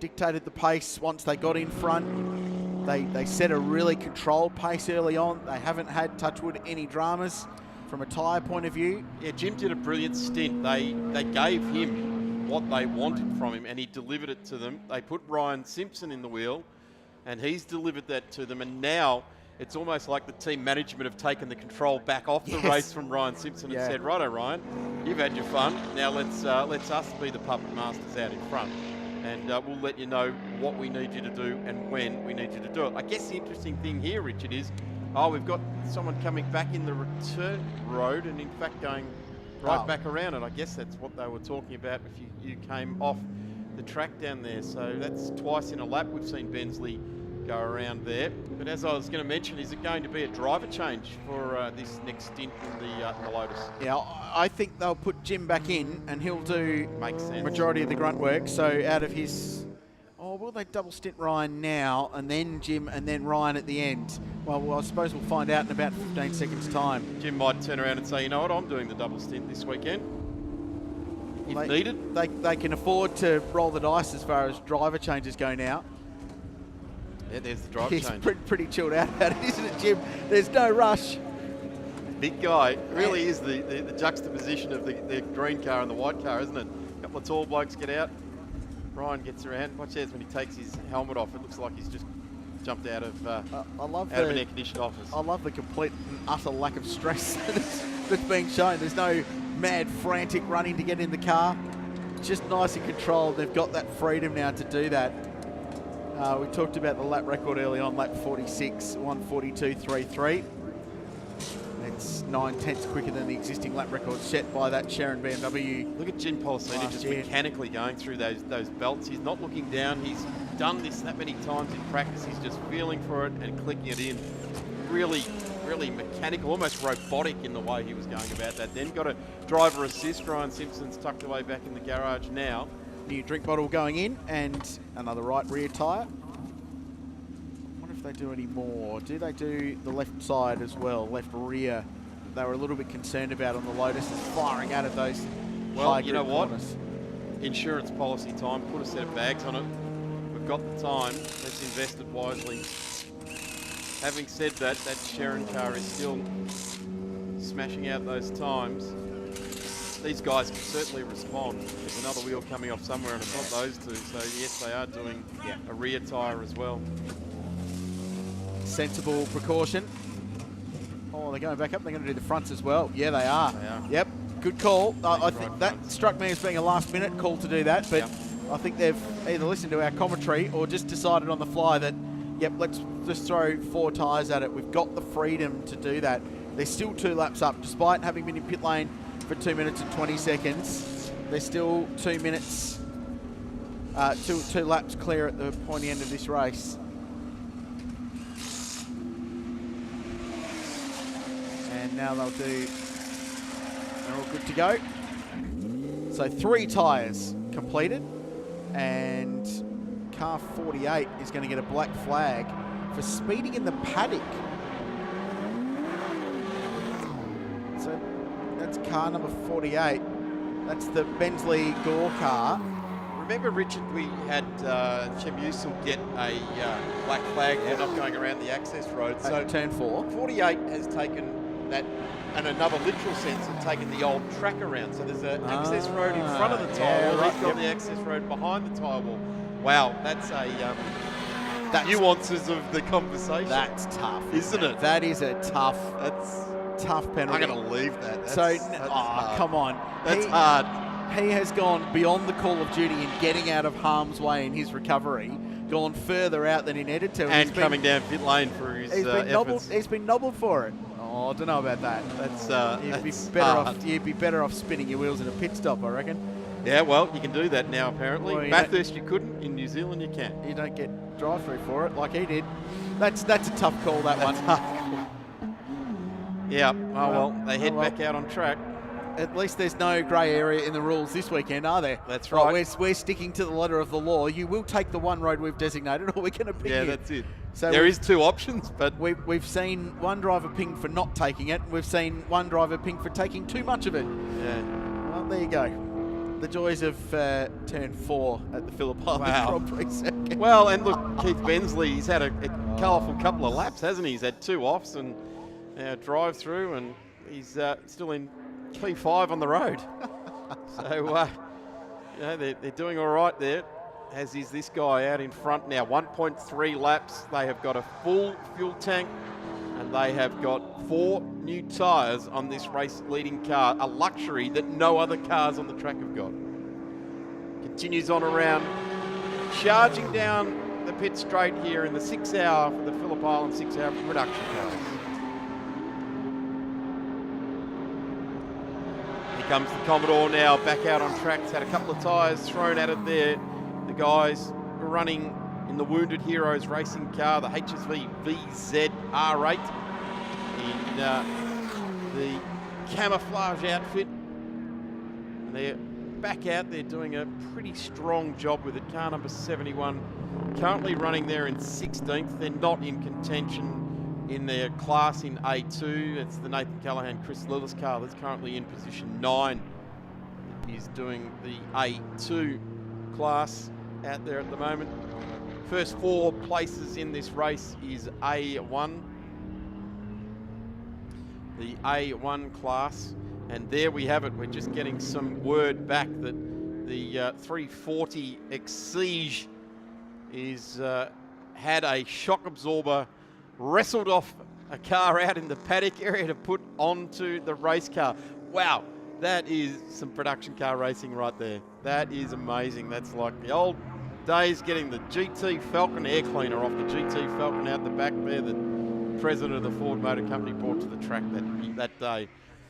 Production car racing, that's what it's all about. If you're ever wondering how production car racing this year's championship is, there it is right there. They're going to have to put a shock absorber on that car so they can get home. Yeah, well, they'll have to be, before they pack this car up, they'll have to yank that rear corner out and put it back in the road car so it can be driven back to Melbourne tonight. I bet you they do it a little slower than what they were doing there as well. So. Those guys did a fantastic job. Well, I guess that's probably what took just that little bit longer, because they had 2 groups of people, one stripping a car, or 2 stripping and then one putting them back together again. Car looks good though. Tony D'Alberto is motoring around now. He's in 15th place on the road. And car is looking okay, but they're going to have to push pretty hard. Jimmy Vernon's pushing pretty hard at the moment in the Class C car. Climbing up the top of the hill. All right, well, I'm down in Garage 4 with Mark O'Connor, who is the team manager for Car 10, the Lotus we just saw come in. Mark, you have a bit of interesting information about the source of that shock absorber. Yeah, well, the guys have done a great job. They're a fantastic team of boys, and it's pretty amazing that they replaced a shock absorber in that time.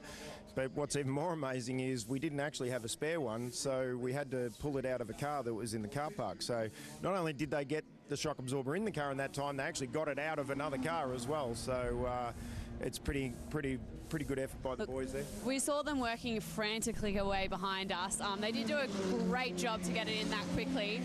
But so not only that, they had to run back to a car, did they? That's right, yeah, and the car was parked up at the other end of the garage, so... It's a bit of a long run. Yeah, it was they were a bit puffed after the end of that, but no, pretty extraordinary. Bit disappointing, though, to have 2 failures, and so 2 tyre failures, and leading the race by 45 seconds to now being 9 laps down is pretty disappointing, and obviously hurts the championship hunt. Yeah, absolutely. So obviously, you know, not really in line to win the race, but as team manager, what's your strategy from now on? Hey, race isn't over yet.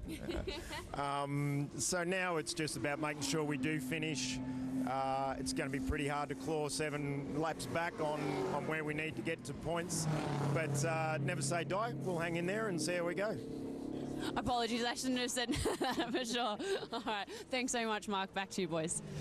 Yeah, Bree, you've got to ask the tough questions sometimes of those team managers, and Mark O'Connor gave the truthful answer there. A very experienced motor racing guy down there, and I love the way his eyes lit up when they said, yeah, the race is not over, so they're going to race all the way to the end. They're going to throw everything at it, even road car spare parts to keep this thing going for them.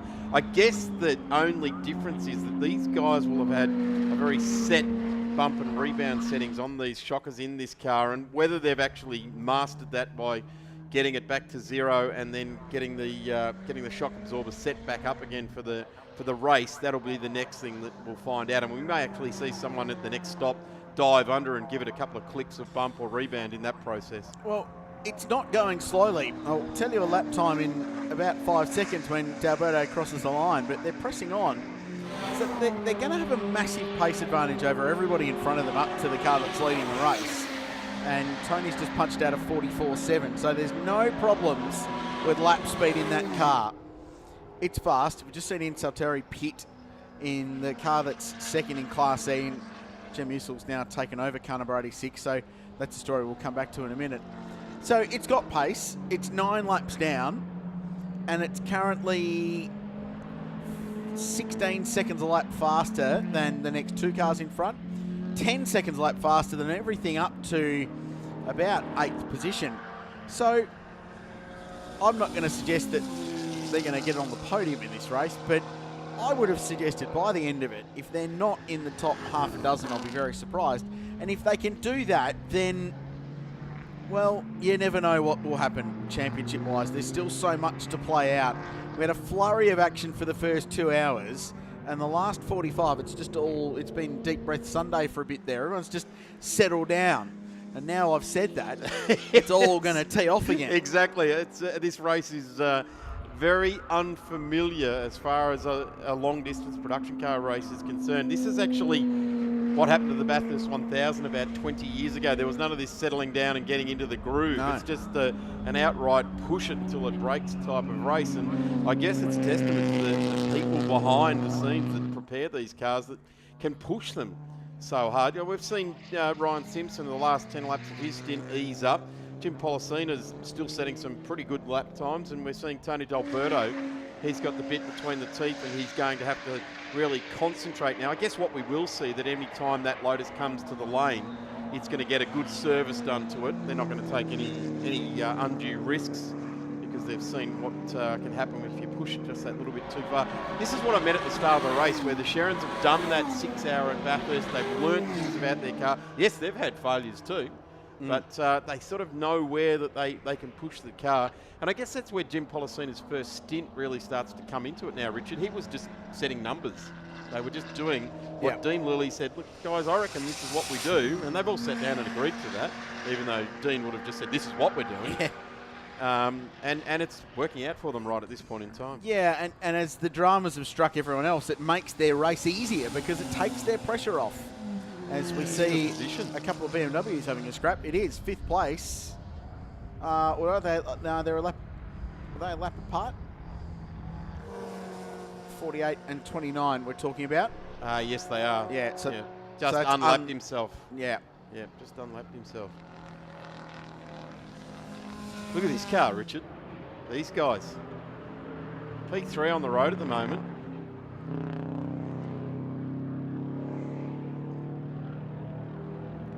Lachlan Gibbons and Dimitri Agathos have been campaigning this car for nearly 2 full seasons now.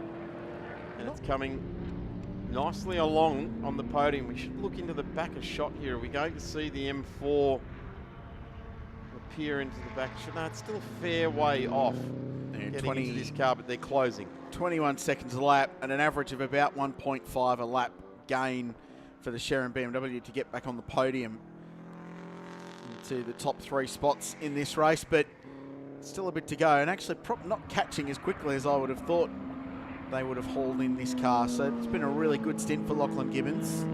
Just waiting on those BMWs to come to the line. We need timing to sort itself out to let us know where they are in relation to each other. And that was Rob Rubis unlapping himself from the Bensley Gore number 48 car. So and in that fight as well is Dom Martin. So there's actually not a lot between 2nd and 3rd in Class B1, and they're now all on the same lap, the B1 cars. Keith Bensley's had 2 offs and a drive-through, so he doesn't want to do too many more of them, because that's probably what's enabled those guys to close up on him, is just losing time in that stint. And here is the Sherrin car that we were talking about, closing in for a podium. And this is where they're heading. This car is pushing again. I wouldn't say it's pushing as hard as what it was earlier on in the day when Brother Grant was trying to stay with the Green Lotus. They've now got the Green Lotus a long, long way behind.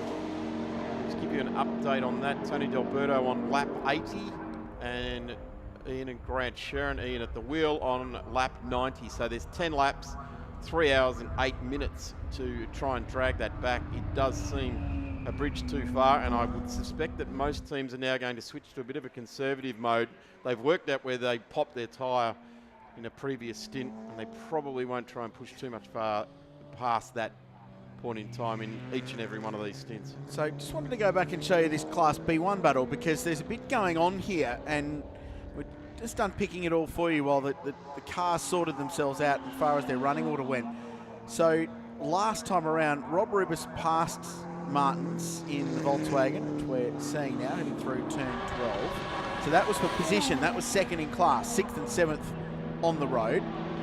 But Keith Bensley, we talked about, was also passed by Rob Rubis, and that actually got Rubis back on the lead lap. So they're all on the same bit of racetrack at the moment, and very gentlemanly bit of driving there from Martins in the Volkswagen to indicate the big HSV to thunder through up the inside.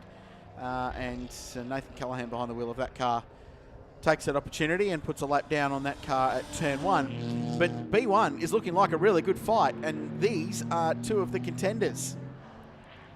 So trying to stay in the same lap, car 50 for the leader, Keith Bensley in 48, who's just gone through. And in this mix as well as Rob Rubis. Lachlan Gibbons in. It's a feisty little battle pack, Daz, in Class B1, and it's all unfolding nicely that they're all going to be somewhere on the same sort of lap as this race goes on.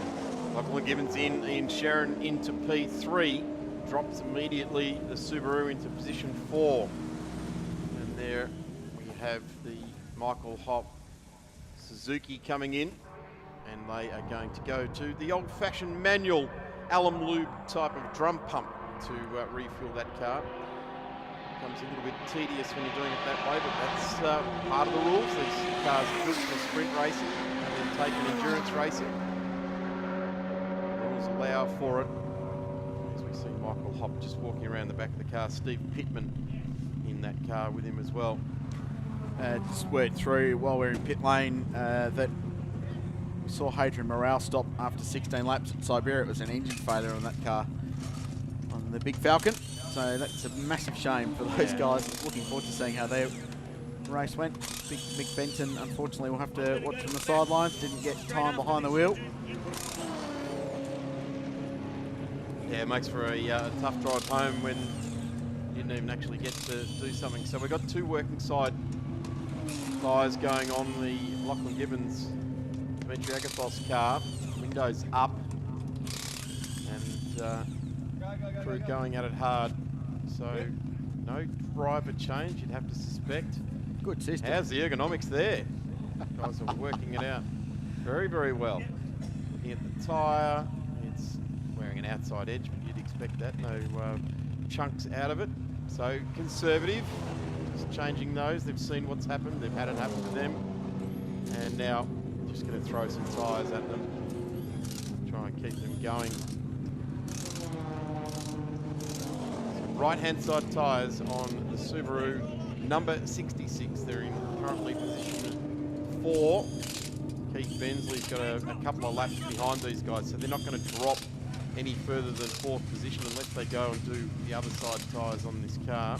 There's number 50 in, so that's the Volkswagen of Dominic Mertens coming into the lane.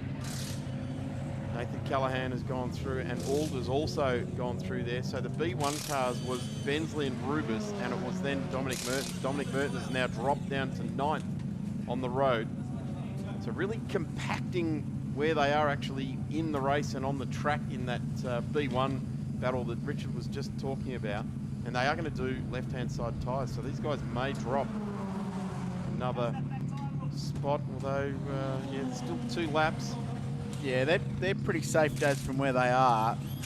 This is now the interesting little battle. It's going to be for the final step on the podium at the moment between this car, the Sherrans, assuming they don't have any more dramas, and the Francois Joymark Eddie Audi, who's had a really good day. It's only 1.4 laps behind Policina now. And bear in mind that we're yet to see a second stop for the Audi TT. So they last stopped in 1 hour and 27. So they're going 15 minutes longer than everybody else. And they may be able to complete this race on one less stop. And that's a pretty second-hand looking tyre. Probably pleased they've got that out. And look, that's a brand new tyre going on the front corner of that car. That's the Volkswagen Golf R, which is no surprise. So smart decision, brand new rubber going on the working side of this car. Real spacer there, just dropping off there, creating a bit of trouble for that wheel change there, but they're getting it done. And would have happened not too far out of the pit lane. There's not a lot of debris, there's not a lot of rubber scarring up the side of the car. They're getting it done, putting on by hands. Just take your time doing it up. So we are sneaking up to that 3-hour window. Dominic Mertens has stayed behind the wheel, as did Lachlan Gibbons as well. They did 4 tyres, fuel, so he'll have himself a double stint, Richard, to go out with another hour and 20 minutes or so. Those guys got out of the WRX. Just crunching the numbers on the Audi. It's only one pit stop in. They're due soon. But if they can get to the half-hour mark for their second pit stop, they are looking really good. Aren't they? To go to the end with 3 just stops. one more stop after it, yeah. And perfectly breaking the driver time up as well between the two drivers. Remember, one driver can do a maximum of 3.5 hours in this race. Yeah, It's taken a long time, that tyre change. They've been battling away with that for some time, but yeah, that new spacer right front that they corner on. keep dropping to the ground there. It's an important part to keep trying to replace it. Guy changing the wheel clearly likes his sports sedans on the back of his helmet. Right There on it is. cue. Right on cue comes the second place car. And Francois Joy will roll into pit lane, and Mark Eddy, I believe, will take over again. So the way it's working, they're hour-and-a-half stints, almost exactly hour-and-a-half stints. It's perfect for their driver time. It's perfect for their fuel strategy. And it's perfect for them to try and complete this race on one less pit stop than their nearest rivals. And currently sitting P2 in this race as we see the Mertens car head back out into this race. Now they'll drop this spot to the Sherrans during this pit stop cycle. But they'll have a minute and a half up their sleeve at the end of the motor race compared to everyone else, if things go to plan for them. Fuel going in, no driver change. So double stint for Francois Joy. And I dare say, just looking at that right front, they'll be putting a tyre on it. Crew ready for, yep, there's a rattle gun at hand. So they're going to do something there. So we'll see the jack come out. Inside Francois Joy. Back into pit lane here at the Phillip Island, a 6-hour for the Australian Production Car Championship, the Jacuzzi Spas Championship.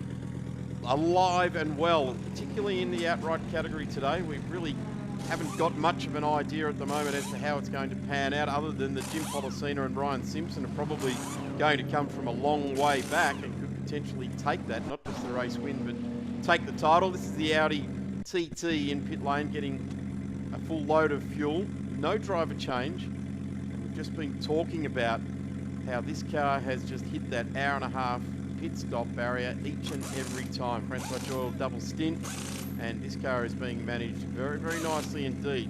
And it's any wonder they've got Alan Heaphy on side down there calling the shots for them. So they'll have had to simulate a whole lot of things down there to keep Alan happy, and they're going to put another left-hand front on this car as well. So we're at that halfway point where everyone's choosing to put a new set of tyres, and that tyre was well worn. That had gone probably the best worn tyre right down beyond the base of the tread.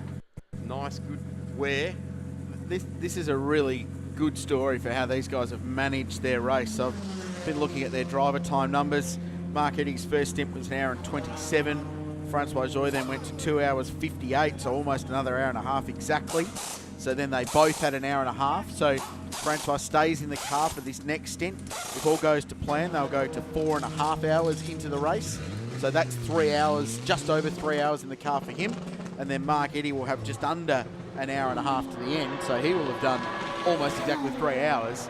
Splits the race up perfectly. They do it on 4 stops, which will be one less than everybody else would think. And they look in really good shape. So this has worked well for the Audi TT. It doesn't have the raw speed to go with the Lotus that's just blown past on the run towards turn 1. But it's got economy, it's got a really good strategy, and 2 really safe pairs of hands behind the wheel. and another very strong thinker and strategist in the pits calling the shots for them as well. You don't get Alan Heafy to come along and work with you if you're not going to take his advice and his pit calls. Like Mike Henry's another guy down there in the pit lane. Richard, well familiar to us with his exploits in the Porsche GT3 Cup Challenge run as part of the Shannon's Nationals and Carrera Cup. He's calling the shots with the guys down there at the Wounded Heroes Racing, albeit that car number 71 hasn't had exactly the greatest race so far with some failures with Matilton at the wheel now, but certainly some big names being called in for this weekend. Yeah, said to me this morning, I'll stop talking about the Holden Racing Team. I worked at Arrows Formula One and I was in the World Endurance Championship at Le Mans. He's done all sorts of stuff. He's a great character, and it'll be some sage advice for that team. Things haven't gone quite to plan for the Commodore outfit as the Scott Gore and Keith Bensley BMW hits pit lane from 5th place. B1 class leaders, 91 laps in the books, and these guys have had a really, really solid day. All 3 cars in this class now on the lead lap, so we may see some positional change in the class for the first time in a long time if they indeed work out. Interesting to see the third name on the rear window there of that car, Keith Evers, who we lost not too long ago. Just turning down some lunch, didn't want a banana. Keith Evers, the late Keith Evers, was a noted team manager and engineer in our sport. We lost him some time ago now. It's great to see that team still recognising his contribution. Honouring his memory too, isn't it? It's great to see. Car leaves pit lane. So we've still got that number 71, big Holden 6 litre parked up in the lane. And so Rob Rubis now assumes the lead in that class. They've both completed 3 pit stops. The number 50 car with that last stop, James Keane jumping aboard, and they did tyres. It was quite a long stop, so they lost a couple of laps in that. Wow, off the road goes the Subaru, back in its natural habitat of the dirt and grass from the great rally history this brand has got. And off the road goes Lachlan Gibbons. He's probably had more grip than he's had in his entire stint with 2 new set or full set of tyres on it. He's probably got down there at the bottom of turn 1 and gone, well, I'm gripped up. Well, not that gripped up. As Jason Macros would say, yee-hoo. JP Drake, that Paul is, Drake, sorry. Coming out of the corner, that familiar 4-cylinder boxer turbo sound coming out of the back of the full gas racing. Real racers racing team. You wouldn't want to get involved with that team if you weren't willing to work through the night to get the car back on the track. They really do fully commit to it. Here's the Class E leading car in pit lane. Another driver change. I'll let Barber out. James Brock to jump in after a really strong opening stint. Heard him talking to Bree earlier in the race saying, oh man, we're surprised at the car and how it's looking after its rubber and how they've been performing over the course of the race. They're currently 12th outright.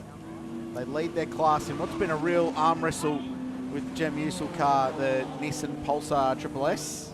Here's the fueling system again, another one of those Allen Lube type of manual fuel pumps. Do you luck out when you get that job in the who does what draw for pit lane, don't you? You know that guy goes straight to a City to Hobart yacht to run a grinder over the Christmas week, don't you?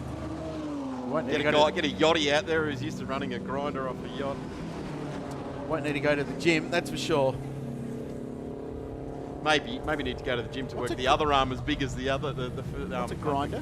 They adjust the sails, pull the sails in, and big heavy loads that the 40-ton sail will pull on. So they're going to put tyres on this car as well.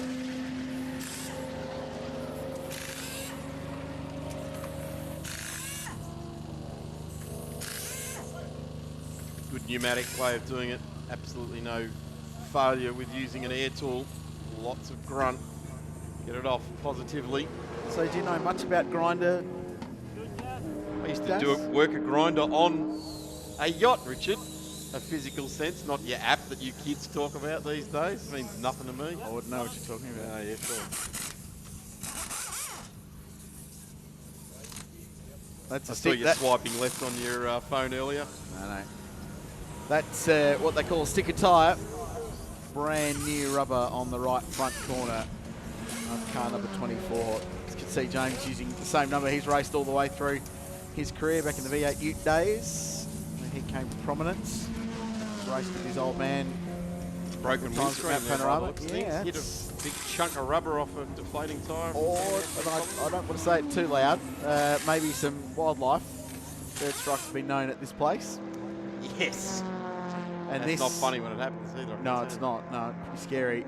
So Jim Musil now behind the wheel of car 86, about to cross the line, and does so, and takes the lead in Class E for the first time in a long time in this race. But this pit stop will be complete very shortly, and they are out of sequence, these two cars, as far as pit stop strategy goes. This car's run trouble-free so far. We could run at it. They're not going to like you for saying that. You should know they're all so superstitious. Why is the Audi TT back in pit lane? They're just serving a drive-through penalty by the looks of it. Through goes the TT Stop. and No, I out. don't know what that was about. Just completed their pit stop. Here's the trouble. Trying to get this wheel off. It's baked on the hub. Joy's 56 must have read the board wrong. It was a 55 for a drive-through for Michael Hopp. So I thought he would have asked the question off the back of that. Well, it's not going to be devastating to their race because they've got a really handy margin over Lachlan Gibbons, and to be honest, they're probably not racing Ian Sharon and Grant Sharon for second place, but still, you don't want to give away 30 seconds like that. They've gone to the old school model of getting these things torqued up.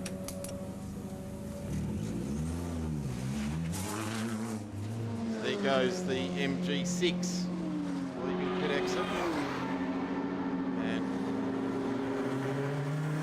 exits the pit lane in the 6. Here comes Chem Musil in the Pulsar. Leading Class E, has done for about half a lap or so. The car being shared with Ian Salteri and onto the straight. So Class E has been actually quite the highlight throughout today, and there goes the HSV back into that was pit smoking lane. as well, Daz. Out of 6th place in the race. It's been a good recovery for these guys. Yeah, They strong. roll back into pit lane on their 94th lap of the race. They last stopped on lap 57. So that's a full Right stint. front. Well, it was about due anyway for another stop, but that's the second right front they've done in this race.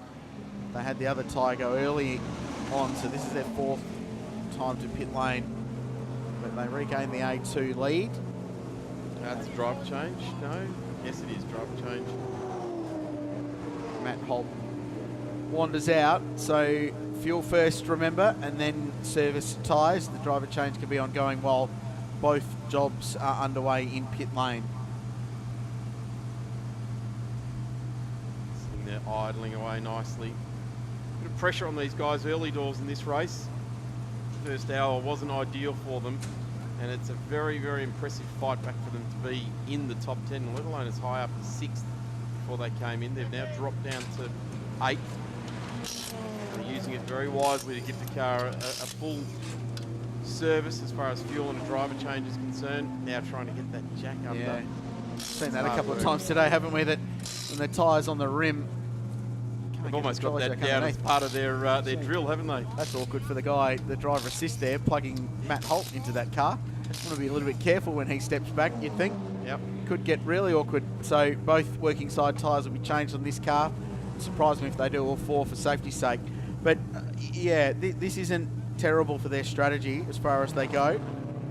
So they went an hour and 10 minutes in this stint, so that's okay. Not quite to the full fuel range of the car, but pretty close to it. And that was a good stint from Nathan Callahan, Cachet Holmes driver.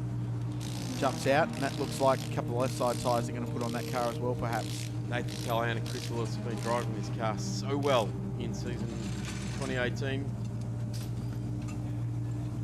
They haven't had any issues like they've experienced today. It's been one of the cars that's been prepared so well, and they've been ready for anything, and it's actually never affected them on track.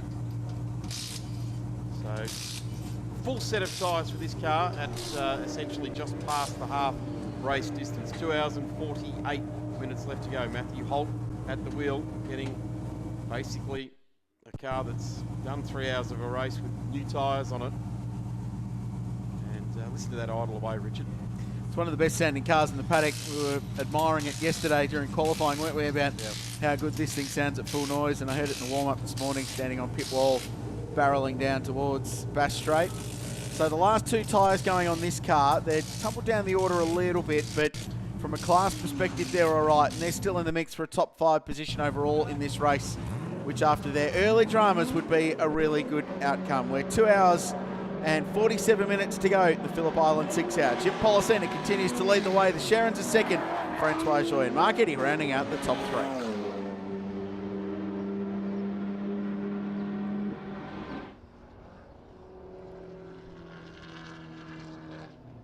So Matt Holt gets behind the wheel of the HSV for the first time in this race. Lillis started the race, had the trouble unfold underneath him. Callahan brought it back to the pits then with a deflated right front, and now Matt Holt needs to get up to speed and continue on this battle. They'll probably fight back a couple of spots as the race continues. So Matt Holt rejoined in 9th place, came in 6th. So that middle part of the top 10 is very well bunched together. We got car 56 back in, coming to the lane. So it's run trouble-free right up to the 3 hour limit. Now this is its 3rd visit to the lane since ticking over 3 hours. So in the last 15 minutes, currently sitting 3rd. And word from pit lane, we saw some dramas earlier for the Keen Volkswagen Golf R. They had a flat front right, so we can confirm that it was a flat tyre as well. It wasn't just a mandated pit stop. So this car rolls back in, and we were just extolling the virtues of their strategy and the way that the race was playing out for this entry, and we put the kibosh on them. So into the lane they go. Fuel goes in first, but certainly not a mandated pit stop for these guys. A couple of V8s just running around the back end of the course now, which is the Warren Truan car, and the wheel, the 2-2. So they've only gone 6 laps, this team, and reaching in.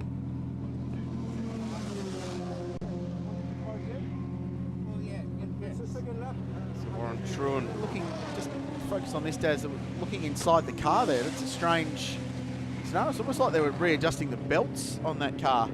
So we'll see if we can get Bree to go down and find out what's happening with that, or possibly gear selection.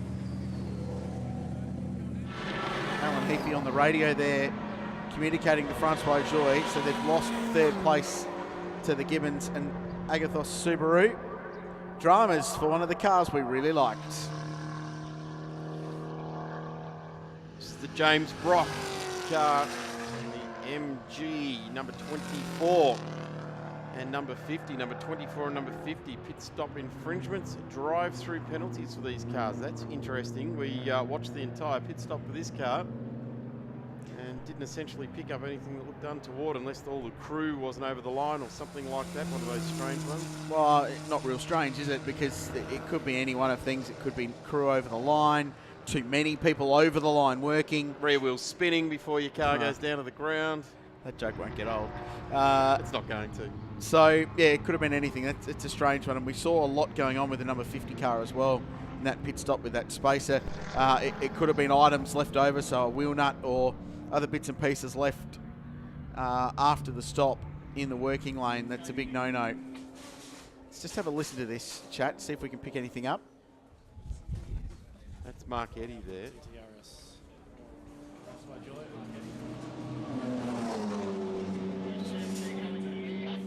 Trying to pick up what we could see. So we've just seen this car in pit lane for an unscheduled pit stop with a technical issue of some kind, and the team was reaching into the cockpit. So I wonder if it's a gear selection issue. I think this car's paddle shift, so yeah, it is, like but that. well, an ECU or control unit inside the car, maybe radio, but you think you'd just go old school with that. So it could have been a seatbelt issue potentially after a recent pit stop, but yeah, that's a strange one. We'll try and unpick what's going on down there. and get an answer for you as soon as we can. Car still sounds good, accelerating out of Siberia. And note of that 5-cylinder Audi really does grab your attention. It's a different note.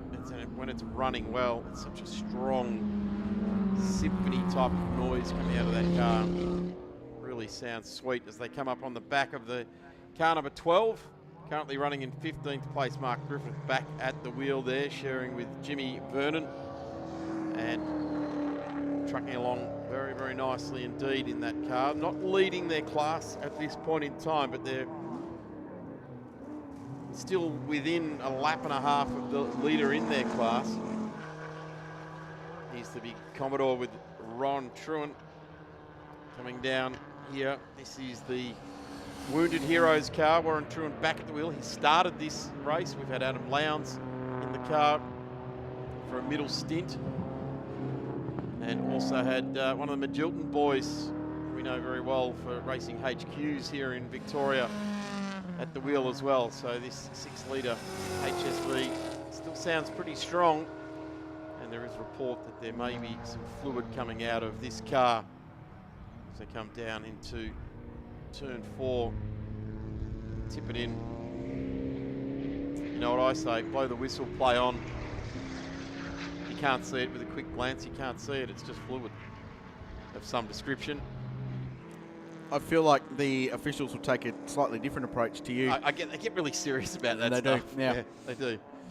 So the car driving up the hill, there's a couple of V8 Commodores with a Triple S Pulsar wedged in between. Is that the 223 of Caitlin Hawkins Motorsport? That's back out on track.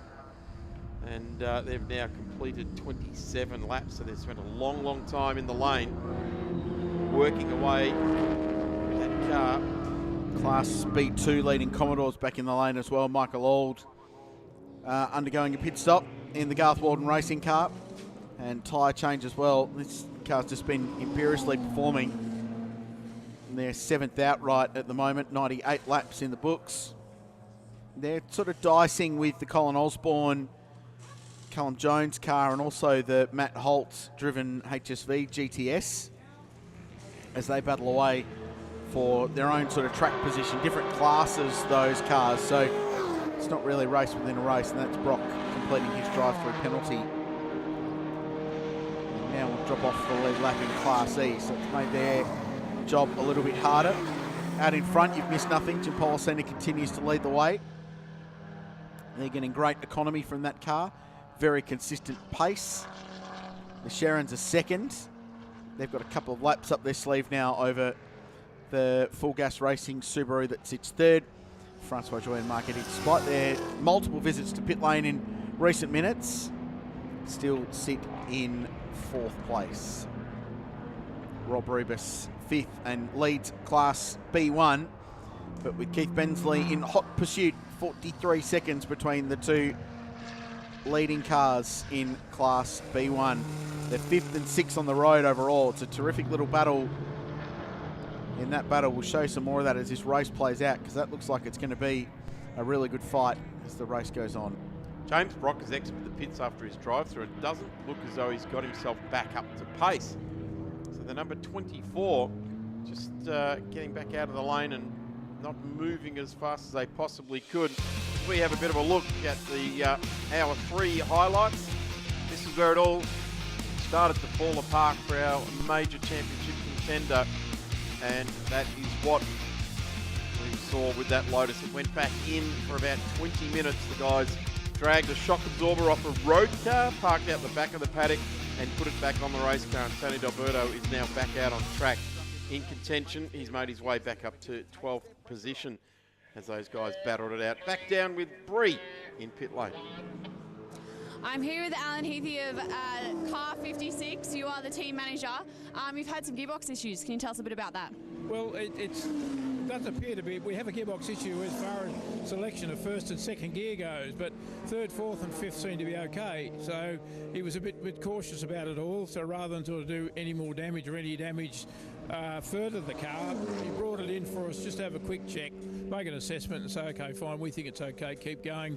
But you've got third, fourth and fifth to play with. So you're pretty happy to just send it back out there? Yeah, look, I mean, there's not much else we can do with the thing. I mean, if you put it in the garage, you lose so much time, and, you know, and the car's still still sort of quite functional in those gears, and they're mainly the majority of the gears we use around the place anyway, so we'll just keep him out there. Is it Francois in the car now, I believe? Correct. Yeah, so how will that affect his driving?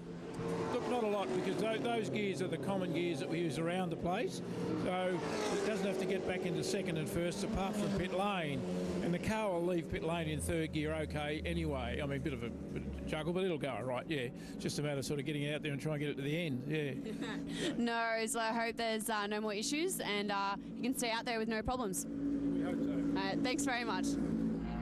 Thanks very much, Alan Heafy down there, helping breathe through there with third, fourth and fifth around here at Phillip Island Grand Prix circuit, and not ideal, but they'll be able to truck on with that. And I guess Mark Eddy and Francois Joy have been with each other as a production car pairing for quite some time, and there's another flat tyre on our Just Simply Sports Cars Just Cuts Lotus, and Tony D'Alberto jumping out of the car now. So they've refueled. Doesn't look like they're going about anything else out there at the moment. They are doing that change. Here's Grant Denyer. Here he comes. He's coming around as well. Clearly not ready for the driver change, so still putting gloves on. They dragged this car back up to 12th place, 97 laps in the books. They've been setting a pretty good pace since that lengthy pit stop. 85 laps in, but clearly the pace has taken a toll. So Tony D'Alberto's going to have to get back in this car. Yeah. He's going to have he'll obviously take the car to the... Yep. Well, they were running the same strategy that the Policina Simpson car were. When Policina started, Ryan jumped in, Jim's jumped back in, and then Ryan Simpson will complete the race. Bit of FOD underneath the MG, which is back in pit lane.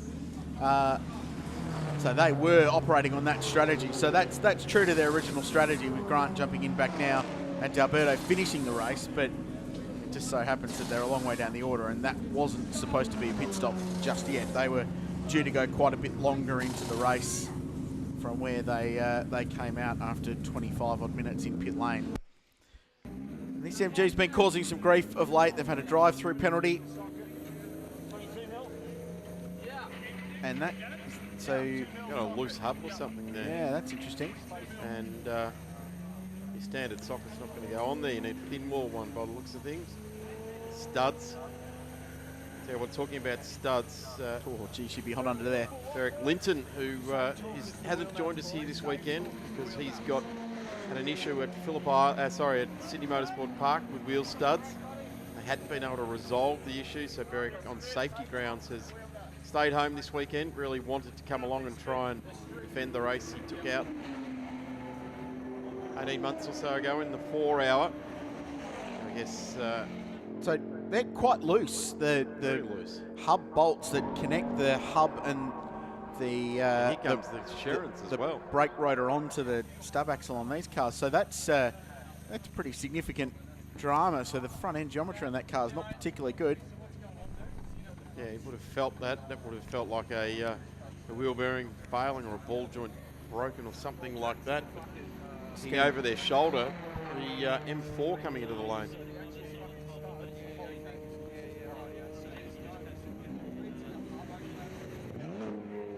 You can't quite pick up what they're saying there. The universal language of motorsport, talking with their hands. The Sherrans make another pit stop, so... It'll be scheduled, I'd say. Of old motorsport heads away at the front of the MG there as well. The guys that worked on the original Lotus program 20 years ago, Paul Stokel, now working on the MG. Sherran car being refueled. Doesn't look like a driver change, so we will see Ian Sherran maintain his spot in the car, double stint. Yeah, so that sort of works as far as their strategy goes. So that's been an hour and 16-minute stint for those guys, so that's a pretty reasonable run for the BMW M4. That's bang on their number for where they should be. Right-hand tyres, right rear, right front going on that car. Yeah, they won't make that mistake again. No, they've learnt their lesson there, that's for sure. And this car is continuing around, ticking the boxes, and they've still got to keep ticking the boxes for 2.5 hours to get this thing to the end. They've set themselves up ideally. The 1:48.71. The car has gone 6 seconds a lap faster than that earlier on in the race. Not that much earlier on lap 46, it did the fastest lap of the race. And just to reiterate, there is a bigger picture championship-wise in the scenario, and they're pushing this car into pit lane so they can throw more people at the problem. In the right front corner there, the MG Motorsport MG6. That was a contender early on in Class E. It now elevates Mark Griffith and Jimmy Vernon up to second in class in the little Toyota. So big picture championship-wise, big swing from third to first potentially for this car. 551 points if the race finished right now. The Sherrans would retain second, 486 and 403 for Daniel and D'Alberto in the Simpler Sports Cars Lotus. Of course, lots of racing to go, but just to repeat, that shows you the kind of swing that there would be from a championship point of view if the race goes down this way. It's a big move, isn't it? Coming into this weekend, we really thought Daniel and Sherrans would be the Daniel D'Alberto and Ian and Grant Sherran cars would be the ones that we'd be looking to. Now looking to, we knew this car had pace. You would qualify well. At the moment, they're sitting in a pretty strong position. The Lotus crew guys look like they're getting a bit of a meal into themselves at the moment. They've had a pretty busy last hour and a half. They're just getting a good feed, and they'll need that. As we're seeing chunks of tyre flying off the back of is that the Burton's car on to the straight there, big chunks of tyre. So our race leader goes charging out past, down into turn one, gets past the number 48, Keith Bensley, currently at the wheel of that car in 6th place. And this is the car leading the race, doing a tremendous job. Jim Policina will continue to lead the Phillip Island 6-hour race.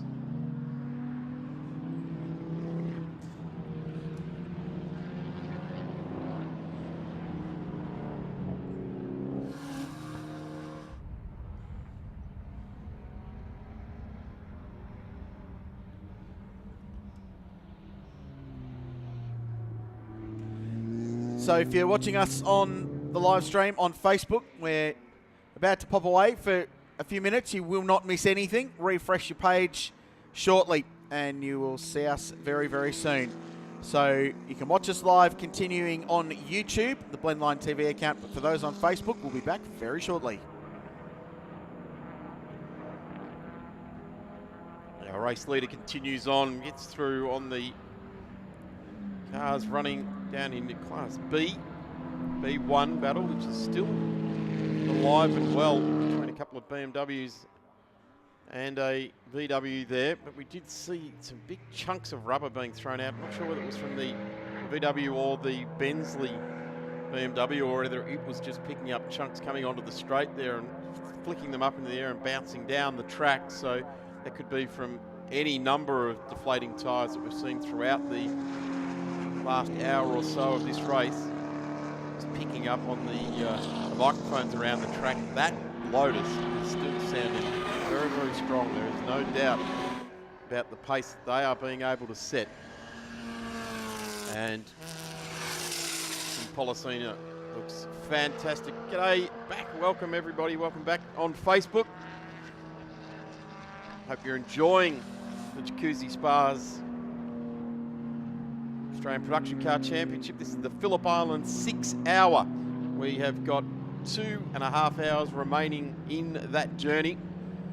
And we're really enjoying a race that has had so many swings and roundabouts and ups and downs. Tyres blowing, various mechanical failures. We've seen the MG just recently pushed back into the shed to have work done on it.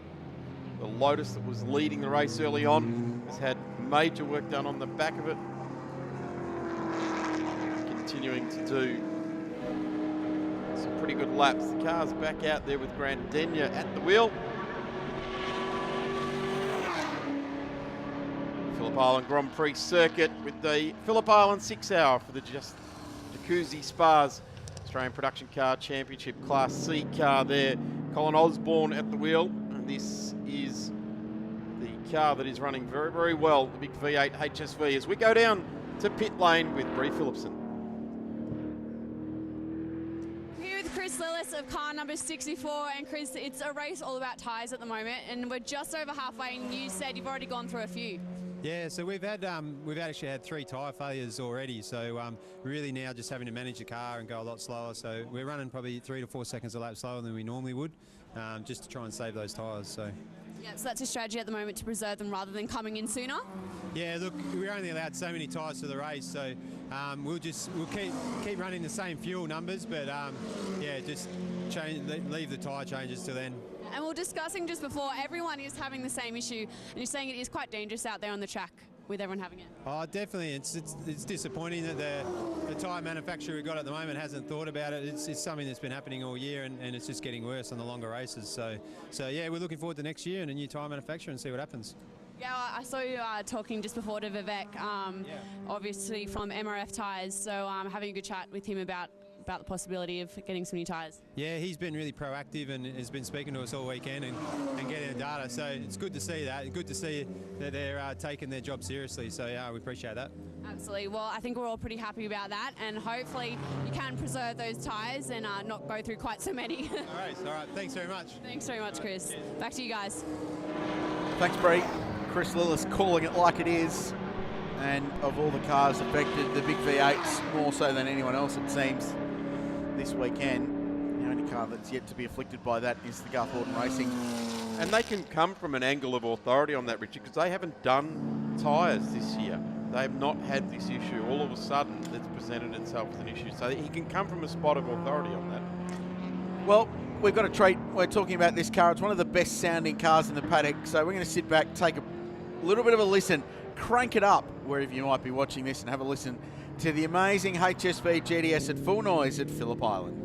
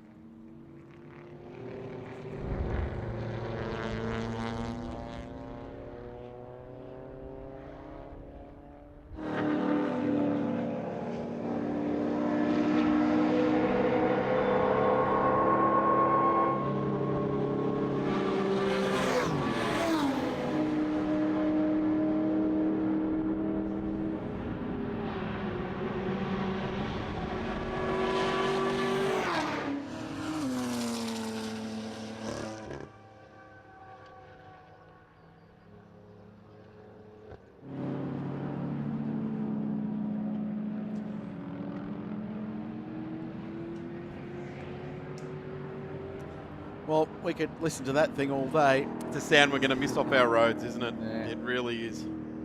There he goes, out of turn 2. Big HSV. Of course, HSV have got some pretty fine offerings coming our way with the Camaro and their big trucks and stuff like that, but they weren't built here. Wouldn't one of those things make a good rig for the Australian Production Car Series? New Camaro by HSV. Amazing job those guys are doing. Relevant film too. too. 100%. Now, while we're at it, Ford, Mustang, please. Yeah. Yep, they want to do their branding at supercars. They can show off their product at the Australian Production Car Series. So Matt Holt's behind the wheel of this car, accomplished race car driver from New South Wales, a lot of time in prod touring cars in that part of the world, and a very strong state level championship there that often feeds into the national series. They're currently 8th, but they're on the same lap as their, well, they're not really a rival because they're in a completely different class, but they are for track position and indeed for bragging rights. 107 laps apiece. Here's the leading car in the motor race and indeed in Class A1. I've just been crunching some numbers on these guys. So they last stopped on 2 hours and 37 into the race. So we're 3:36 in now. So it's not quite an hour since their stop. And on their first pit stop, they went an hour and 17 minutes into their stint. So I'm expecting them in about 3 hours and 50 into the motor race. So based on that, another hour and 20 or so after it, they'll stop at 5:10, and they could conceivably go straight to the end from there. In fact, they very much could go straight to the end there. So the race leaders looking at doing it on 4 pit stops. With more from pit lane, let's go back down to Bree. All right, I'm here with Elliot Barber of car 24. You've got a bit of an issue with your front right hub, I believe. Yeah, it's just basically just come loose. So we just stopped. I just jumped out. James jumped in, and like within a couple of laps, he had a vibration, and then yeah. So the boys are in now, pulling it apart, trying to tighten it up, see if we can fix it to press on and get home, which hopefully we should. I don't think shouldn't take the boys too long.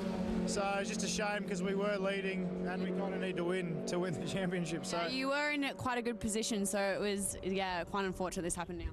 Oh yeah, it's pretty. I mean, it's still a fair bit of racing to go. The other guys that we're racing against, you know, this can happen to anyone as we've just seen. So the car has been rock solid, and you know, it didn't give me any signs in my stint. It was just pegging the same time the whole time. So it was really good to drive. So hopefully we'll tighten it up. We'll go and see what the rest of the day happens. Do we have any sort of estimate about how long it's going to take? It shouldn't hopefully take too long, as quick as possible. I'm sure the boys are working as fast as they can, but I can't see it being, you know, too long. Hopefully the next sort of 5 to 10 minutes we'll be back on track. No worries.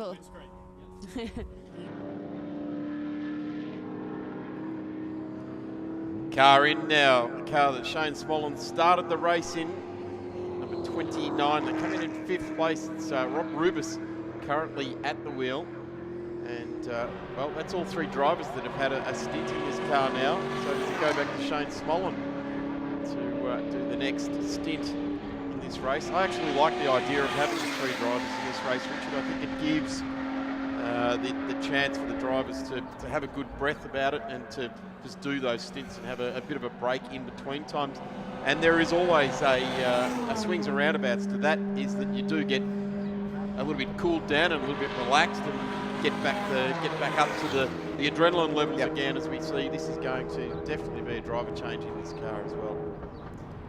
These guys have had a really good day, but that Class B1 battle just been anticipating lately has been slowly brewing away. 110 laps apiece for this car, and the number 48, Keith Bensley, Scott Gore entry 5th and 6th place overall on the road. B1 Rivals is probably the best class battle in the motor race at the moment, to be honest with you, the way that's playing out. So that's a look at well-used hand-cooked tyre.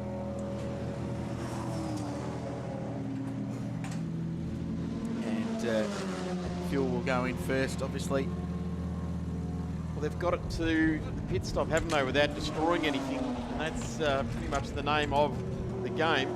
Tyres. Oh no, and they've just trapped the driver's net there. It's not a massive issue. They can do tyres as well as the driver change at the same time. So they've just got to pop the net back on. Well, they actually had to shut the door midway through the driver change process. They hadn't actually got the driver bolted in yet.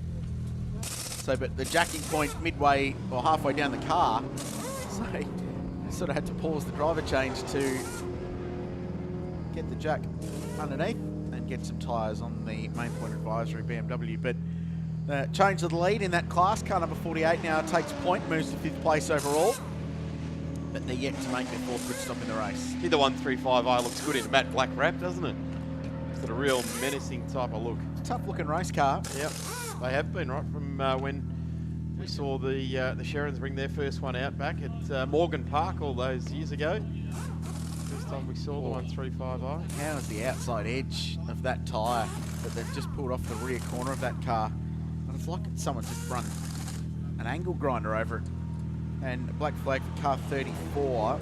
Pit stop infringement. Oh, wow. So that's the first blot on the copybook for that entry. Garth's behind the wheel now. He's taken over from Michael Auld. Garth's dad, Brian, who's a noted long-time racer. That's what I was talking about. That's just taken the rubber right off the outside edge of the right rear tyre. So we talk about these tyre dramas, and I know it sounds like we bang on about them too much sometimes, but that shows you the kind of effect that these tyres are being put through at this place. BMW idling away. Here's the new class leader. how's the workmanlike stint from Mr. Bensley? Feels like he's been in this car most of the motor race.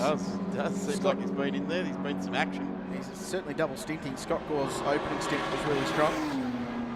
And that just puts him now a couple of laps clear of this car as they have a long pit stop. But they are slightly out of sequence. I'm confident that this battle will neutralise itself towards the end and they'll end up a similar bit of racetrack.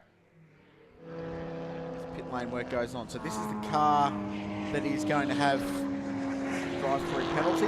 Gareth Walden is behind the wheel, will roll into pit lane, and that will just sway the advantage in the favour of the HSV. Matty Holt will cross the line now and become leading Aussie car in the race, irrespective of class.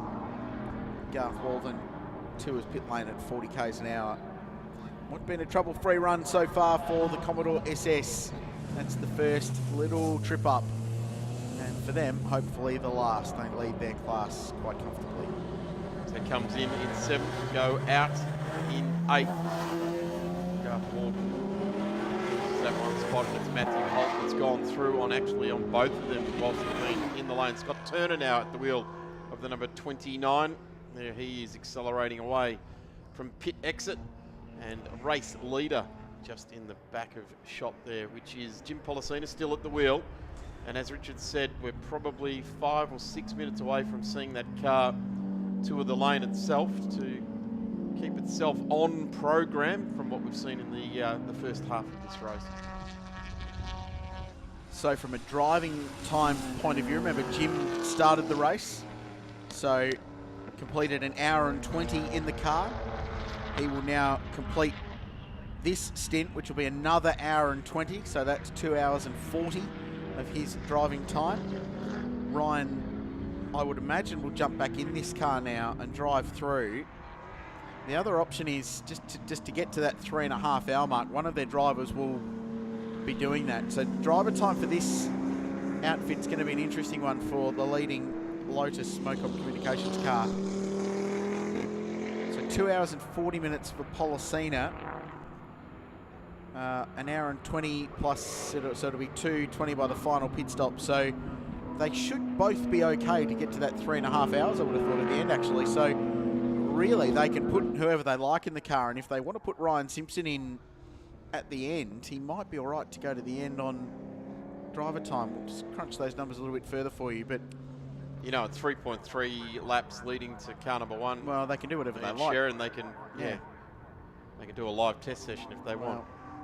And I guess at that point, we're flippantly saying it. They don't want to get too flippant. They don't want to get too arrogant with it because they've got to keep up on the ball. They've got to treat it like the race is not all theirs. They've got to treat it like they're being chased down for this entire race. Otherwise, they'll get relaxed, and that's when something happens. Someone doesn't remember to check the wear on that rear tyre or put the right amount of fuel in. They've just got to keep the concentration levels right up there so that they can continue their way on. Here's the car that's just done the pit lane tour. Garth Walden, currently 7th on the road, so made that spot back off Scott Turner in the number 29 B1 car. So Garth has really wrung the neck of this VE Commodore every time he's got on it. In fact, it's not just Garth, it's all 3 of the drivers. There it is, another brake lock up in that car. They've been asking the big ask of those rear tyres on that, even though they've acknowledged they've got that issue, as they continue to go along here in the Phillip Island 6-hour race. Up underneath the wide span sheds sign to the driver's right there last weekend, 10 deep for MotoGP. The world watching on as Phillip Island turns 150. Big celebration here at the track next weekend for the 150 years of settlement here at the Phillip Island, or at Phillip Island. And it's a very big day here at the circuit next weekend. All the locals celebrating 150 years. Be well worth getting down here to see the festivities. Oh, off the road. The Wounded Heroes Racing number 71 car, Warren Truman behind the wheel, 15th on the road. 106 laps in the books and off at the Southern Loop. It's done some rallycross this thing this weekend, hasn't it? Get them onto Justin Dowell and Will Orders. And they've got a tyre down, so surprised that car's gone off and they've got to limp all the way back around right front corner. Any GDS is running in Rally RX Oz at the moment? There are not. There's a pretty wild Holden Ute that pops up every now and then, which is great fun with a V8. Blue VK. Yeah. But no Nothing like this. Commodores like this would be good fun. Loose, but fun. Oh, another right front tyre goes. Story of the day. Right front, right rear. Pick your tyre. It's going to pop. Policina not far away from a pit stop, we feel, for the race leader. About due to roll into pit lane. To the waiting hands of Mocom Communications team. This outfit has some work to do. So Warren Truen, a Victorian sports sedan racer some time ago, around the VL Walkinshaw type space frame sports sedan at the wheel of this car. Moe Engines on board with this crew as well, so some very experienced heads.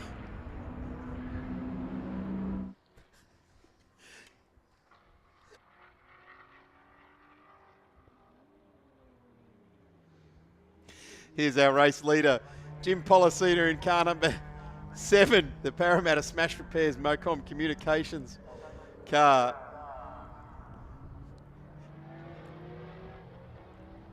The Phillip Island 6 hour for the Jacuzzi Spas Production Car Championship continues, and the swings and roundabouts of endurance racing production cars have been on display here for us trackside at Phillip Island for 3 hours and 48 minutes now, 2 hours and 11 minutes to continue on here, and Jim Policina has a 3.2 lap lead. It's an endurance test for everyone, isn't it? It is. Dazzle. Everyone gets a bit testy. Working hard. It's hard work. The commentary box, we're working hard. The team in the OB truck working hard. I've got to say hello actually to the two very hard-working, lovely ladies down in Timing who are working hard, plotting the course of this race and do a very nice job. We'll give those guys a shout out for their efforts as well, and all our hard-working volunteer race officials around the circuit who do such a terrific job. This car's the race leader. They've got 3 and a bit laps over the rest of the field, and they're about due for what will be their 3rd pit stop. And we think they can go to the end with 1 more pit stop following their next one. So they'll do it on 4 stops, all going to plan. This car is in the lane because of that.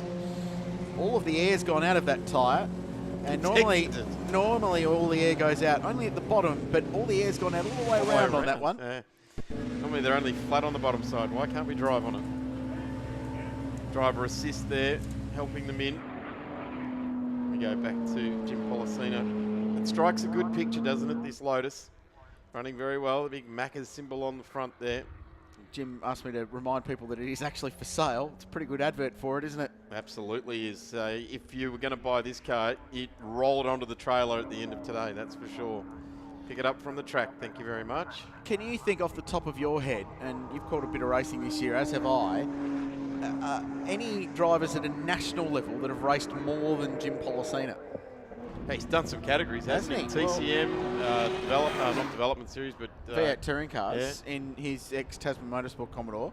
Touring car masters, so he won the Kumo Cup, which is the Privateers Cup in V8 touring cars. He's leading the pro sports class in touring car masters, and potential to win the championship in the Australian production cars this weekend. So 3 national titles. Could theoretically win them all. Still racing to go in touring car masters there at Newcastle in a couple of weeks, but gee, what a story to be. The man is relentless. And I guess the big news out of the V8 touring car world is that it's now the official. What's the unofficial 3rd tier is what you're trying to say of supercar racing? I was going to say the official support for the Gold Coast, but we've already had that. We've had that. Great weekend up on the Gold Coast.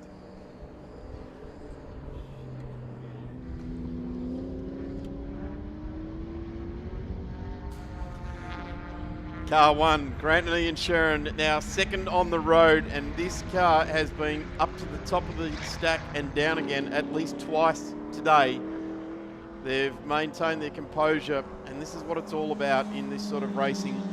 If something trips you up, stand up, put on a new pair of shoes and go running again, and that's what they've been doing, and it's found them back in second place in this race. And here is also another car doing the same thing. Grant Denyer now at the wheel of that Lotus. And at the wheel of that Subaru there as well, doing a terrific job. They're on the podium. The Full Gas Racing Hog's Breath Cafe car that we're looking at right there, CRD Nova Employment car, is third on the road. They are an A1 car, but they do get a little bit outclassed by the BMWs and the Lotuses out in front of them. They've been very persistent, these guys. They absolutely persist with it to continue on in this this championship. And the Volkswagen R looks to be going very, very slow. The Golf R going up from Siberia. It's Matt Thulis and Richard Luff. They've done a terrific job this year, bringing in Class D. They're 10th on the road, and that, for mine, is a giant slaying project that they've got themselves inside the top 10. This little Class D car, the JCW Mini, Richard Luff and Matt Thulis, they've combined very, very well right throughout this year. Done a tremendous job. Matt Thulis on 441 points. Both he and Richard got 2 points for their qualifying efforts yesterday, but if they continue on as they do now, in fact, coming into this weekend, Matt Thulis had 2 hands out reaching for the championship. What a terrific assault on this year's title. Doesn't this thing sound good? It wasn't sounding good going up the back straight. It's all of a suddenly found its legs again. It's slowed. So has that got one of those control alt delete issues that you kids talk about? You kids. It's a grungy sounding thing, the Golf R. It's kind of that similar sound that's out of the Audi TT, isn't it? Francois Joy, we must touch on that in the 56, currently 4th. They were in the lead of the race, off program with everyone else for a little way, but currently sitting 4th. They are 1 lap off Lachlan Gibbons in the Subaru at the moment, and they're 6 laps off Jim Policina, but the whole field, even back to second place with Edergrad Sharon, is 3.2 laps off that lead. Really good that these guys haven't just sit back. They've eased the pace. They've certainly backed off that lap record time of a 142 and pushing it out to 145s and 46s. They could probably push it out a good couple of seconds more a lap if they wanted to. Just looking at the driving time situation for our leader, the longer they go in this stint, the better. And the point I was going to make, I thought they'd be in by now, but I didn't take into account that they're in cruise mode, and so they'll be saving fuel by not blazing around in 43s and 44s, but by doing 47s and 48s, which is what Jim's been doing pretty consistently throughout this stint. So the longer they can go in this stint, the better off they're going to be for their flexibility with the maximum driver time requirement of 3.5 hours for one of the 2 drivers. It all just comes back to them, doesn't it? They can ease up on the car, short shift, they get better fuel economy. The tyres aren't being quite stressed as what they were. So the first stint was 1 hour and 20. Jumped in the car at 2 hours and 37 into the race. It's now 3:55, so it's near as makes no difference. 1 hour and a half stint this now. 1 hour and 20, I should say. My maths isn't brilliant. What's kind of about now, we expect it to be in, wasn't it? But I wonder if they can push this through to 4 hours. 3:55 and 55 seconds now in the race. So if we can go through to that nice round number with 2 hours to go, there'll be 1 pit stop left, and they can pick their mark when they do it, because they'll have much more fuel than they need. So their final stop will not only be a short one for a driver change and then just top the fuel off, but I suspect they'll throw some tyres at it as well, just for safety's sake, especially now that we're in full afternoon sunshine here at the island. The day has turned quite spectacular. Cool morning. It was, well, it said it was 13 degrees when we opened the show at 9 o'clock, but it felt like a lot cooler than that standing down in pit lane. But right now, bathing in sunshine, the blue skies around, the sea to the right of our commentary box is cool and calm. There's an MG back out on the racetrack as well. And it's a stunning day. Phillip Island as this race unfolds. Certainly this part of the world comes alive as summer hits. Melbourne's playground down here at Phillip Island as we go down to Brie Phillipson in pit lane. I'm here in Garage 19 with Danielle Walton and your dad, Joe. Yeah. Now, you've had a few issues with your car, but you've got it back out there, which is great. Caitlin's in there at the moment. Yep. Can you tell us what happened with the drive shaft? So we're out there for the first session. I started the race and all was going well. The car was working impeccably and we come up Lukey Heights and changed gear and had no drive, so just coasted into the pits and found a drive shaft was gone. Unfortunately, you've had a couple of mechanical failures over this weekend. You had the clutch go as well, which people have been nice enough to donate to you. Yeah. Can you comment on people's help? Oh, that's been outstanding. They've been really, really helpful. I raced in this category ages ago and it hasn't changed. If you have an issue, they all pitch in and help, which is fantastic. Absolutely amazing. So no, it was really, really good. I thought we were going to be stuck the other night when we didn't have a clutch, but as you said, they all pitched in. We ended up finding one in the pits and what have you. And today the same thing happened again when Danielle rallied in. She says, I got no drive. I had all sorts of things going through my head, and it wasn't until we jacked it up and really had a look at it and we found we'd blown a drive shaft, and the same thing again. I went out, put the call out for help, and next minute these drive shafts appeared. So it was great. It was really, really good. It's fantastic. Andrew, how is it watching your daughter race? Is it pretty nerve-wracking sometimes? Yeah, it is. It is. It's just she hasn't done it for a while, but getting back into it again. But yeah, I still get the nerves, believe it or not. I still sort of go, I don't know whether she's doing a right or wrong thing here, but no, it seems to run in our blood, you know. So it's great. It's great to see her back in. Very good. Well, we've got a couple hours after the race, I'm pretty sure. How long till you'll be jumping back in? It's probably going to be another 45, maybe 50 minutes, so we'll get out there and hopefully Caitlin will get back in the car and finish off the race. So I'm sure you're pretty keen to get in there and have a bit more driving time. Yeah, for sure. But you know what they say, right? That's racing. Absolutely. Well, I wish you the best of luck for the rest of the day. I'm sure you've used up all your bad luck and it should be fine now. All right, back to you guys. Thank you, Bree. Good to hear from Danielle, that team working hard. I've just heard that Scott Turner's had a massive moment apparently in car number 29, the B1 car. Don't have it available on replay, but it suggests that it's been quite a large spin. Leaders in pit lane, incidentally, we'll come back to that. More pertinent subjects. Pit stop complete for this car, and Jim Policina has got out because that was him walking into our camera. Leaders in Class D also in the lane. Mathulis out of the car, putting Richard Luff in, and they have continued to do the fuel and driver change at each and every opportunity. So that's Class D. Currently in position number 11, really strong effort. Colin Osborne, in fact, in Class C, 9th outright. And this car, A1, and indeed the race outright. The Lotus there. Commodore is currently down in 18th place, completing 46 laps. So, as we just touched on in pit lane there, they've had clutch issue this weekend. They've had a driveline issue, CV joint in the rear end of that car. That's a tough change at the track, and it's cost them 130 laps or so to get that job done. But they are back out on track. Caitlin Hawkins at the wheel, enjoying her car that was essentially totaled at the start of this year. And they've fought back.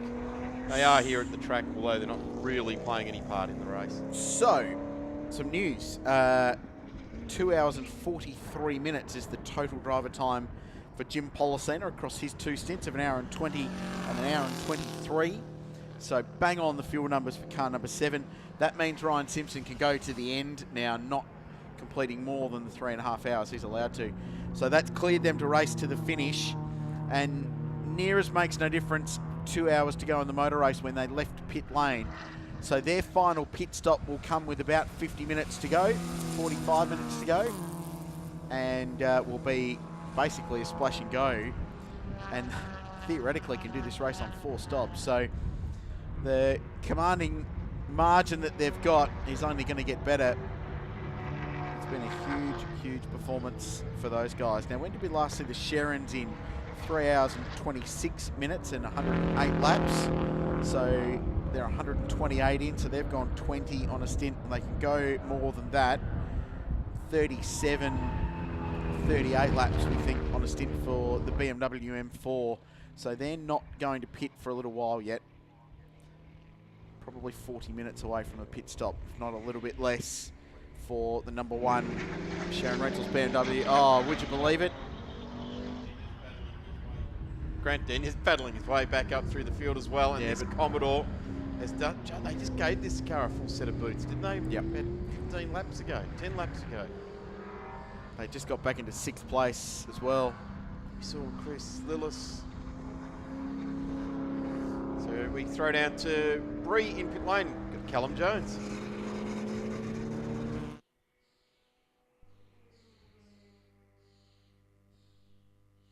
We'll come back to that. We've just got a few audio issues there we'll pick up on.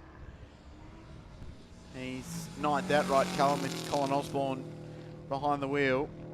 We heard some reasonably concise comments from Chris Lillis early in this race about what he thought the drama was with the tyre, so I suspect he won't be overly complimentary this time around either, but it is what it is. The big HSV is just going to have to deal with it. So let's go back down to pit lane, back to Bree. Sorry, boys. Next time I'll make sure that the batteries are in the microphone for you. I'm here with Callum Jones of Car 31, who is also the youngest driver here this weekend. Callum, can you tell us a bit about the track conditions and the debris? Yeah, no, the track's pretty good. It's not too hot at the moment, but as soon as you go offline, there's heaps of marbles and heaps of rubber out there. Pretty sure the MG actually got a big crack in its windscreen from a rubber marble. So. But yeah, no, it's nice online, but yeah, as soon as you go off into the dirt, it's quite an experience. Yeah, Chris Lewis a bit earlier was saying it is quite dangerous in some areas. Do you feel like it is quite dangerous sometimes?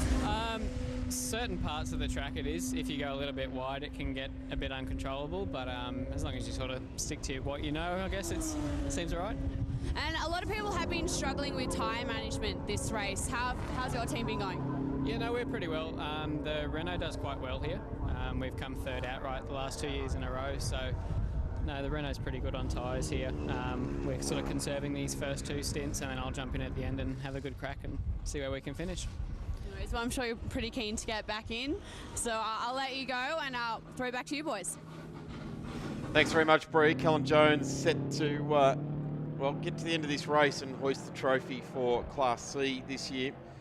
He's joined Osborne Motorsport with the intent to win Class C, and for all intents and purposes, they got that job done. But let's get this car to the end of this race. Currently 9th on the road, and has been driven very, very well by both Colin Osborne and Callum this year. They've had some strong results right throughout the year, and the Renault Megane has certainly been the weapon of choice out there as well. We've had a couple of Mazda MPSs join the field with Class C as well, and indeed there was quite a famous Jake Camilleri who used to run Class C very hard and took it up to the guys right at the front, as we keep a close eye on the Phillip Island 6 hour.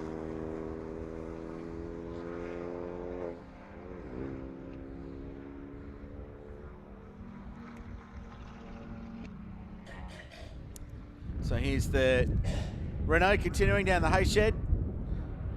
Colin Osborne, vastly experienced, both sporting administrator and racer himself, team owner, behind the wheel running in 9th place. A championship to worry about in Class B, and we'll crunch some numbers for you there as well. But Keenan Martins lead that championship with 417 points. Scott Turner is 2nd in points on 334 points, but further up the road than them, and actually leading the class in car number 29, Rob Rubis 3rd. So there's a bit to play out in that, you'd think, in the Class B1 championship, and we've been talking up that battle all day. It actually turns out it's been a really good one. There's not much splitting those cars, so there will be a title fight to talk about there. And then the Class E battle as well is just ebbing towards Mark Griffith, who's now 2nd in place behind Jem Ussel, who leads the class but is a long way out of contention as far as the championship goes. So Griffith and Jimmy Vernon doing the right things. Into the lane is the Full Gas Racing Subaru from third place. And actually just lose that spot now to Francois Joy, who goes through in the Audi TT. So these guys stopped 2 hours and 53 into the race on their 90th lap. So they've just completed 144 in 4 hours and 7 minutes. That's a decent length stint for them. Just under that hour and 20 magic number that we've been looking at for most of these leading class cars all day. And more tyres going on. That's a pretty good condition set of Hancooks they're going to throw at that car, actually. So with the limited number of rubber you get over the course of a weekend, they've kept some really good rubber for the race, and it's certainly paying off for them. And that battle for third and fourth is going to be one to watch, Daz, as this race plays out. And that ebbing and flowing seesaw battle between, I called them yesterday A1.5, didn't I? Because they don't have the outright pace to go with Simpson and Sharon. But they're fighting for third now in the motor race, and it's ebbed and flowed between the TTRS and the WRX STI over the course of this race. You get the feeling that if it did rain, that these guys would have been the absolute box seat to run a lot harder and not drop so many laps from these guys. Number 56 coming out of MG. Welcome back to Phillip Island for the Phillip Island 6 hour. Yeah, looking at Francois Joy at the wheel of the Audi TT, currently running third in the race and third in A1 class. The battle for third place is alive and well with Dimitri Agathos and Lachlan Gibbons in their Subaru WRX. This Audi TT, a fantastic note to it. Really strong sounding power plant, 5-cylinder, and factory type livery on it there as well, something you'd see running in Berlin type races throughout Europe with works support. It has that deep throaty sound that it has. Great looking car, and these guys really doing a strong job. Not really staying with the M4, not really staying with the Lotuses, but certainly having this battle that Richard Crail has dubbed the A1.5 class, and it's an apt description for these cars. And they've battled through a few little gear selection issues, so they're currently using third, fourth and fifth in this car, restricting their use of first and second. But torquey 5-cylinder engine won't be a drama, and Alan Heafy said earlier in the race that they can drive out of pit lane in third gear if they need to, which is pretty interesting. Yeah. Probably Andy wouldn't recommend that, but nevertheless they apparently can, so that's good news for them.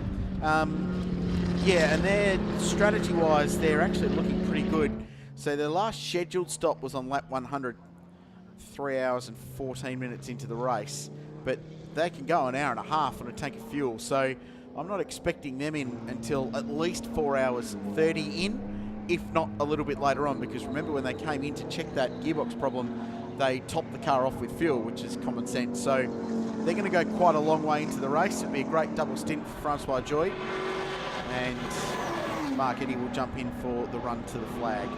We just saw the Commodore back out. Nathan Callahan now at the wheel.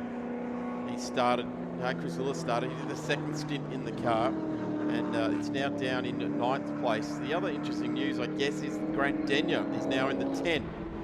He's been sneaking away, chipping away at getting these laps done. So they've got themselves back up into 126 points. It's not really enough for them to weigh back into the argument championship-wise, but they're going to give it a good go. But they're on lap 123. They've got 6 cars within 3 laps of them. And we've got an hour and 48 minutes, so don't discount anything out of what that team could potentially get at the end of this race. Yeah, and theoretically at least, given traffic conditions, upwards of between 6 and 8 seconds a lap faster than all of the cars the way up to 5th place Garth Walden B2 car. So Really impressive stuff. Speaking of impressive, Class E fight's been really good. Mark Griffith running second in the Toyota. Speaking to Bree is Jimmy Vernon. I'm with Jimmy Vernon of Car 12. Now, Jimmy, you're not really French, are you? No, Australian from Sydney, but yeah, having a little joke with Griffo and always keeps the weekend going fun. Now, you were saying just before you've only used one tyre, I believe. Yeah, we've only put one tyre on so far. The car is quite small and quite light.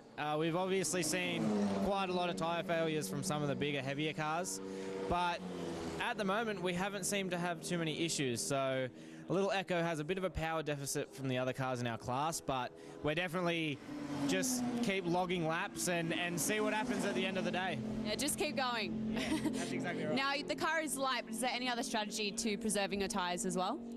I was pushing quite hard in my stint, but obviously then I did have to take into consideration, after seeing all the other tyre failures, that I was trying to be a little bit kind to them, but we'll see how they look after Griffo's stint now, and I'll hop back in at the end and finish the race off.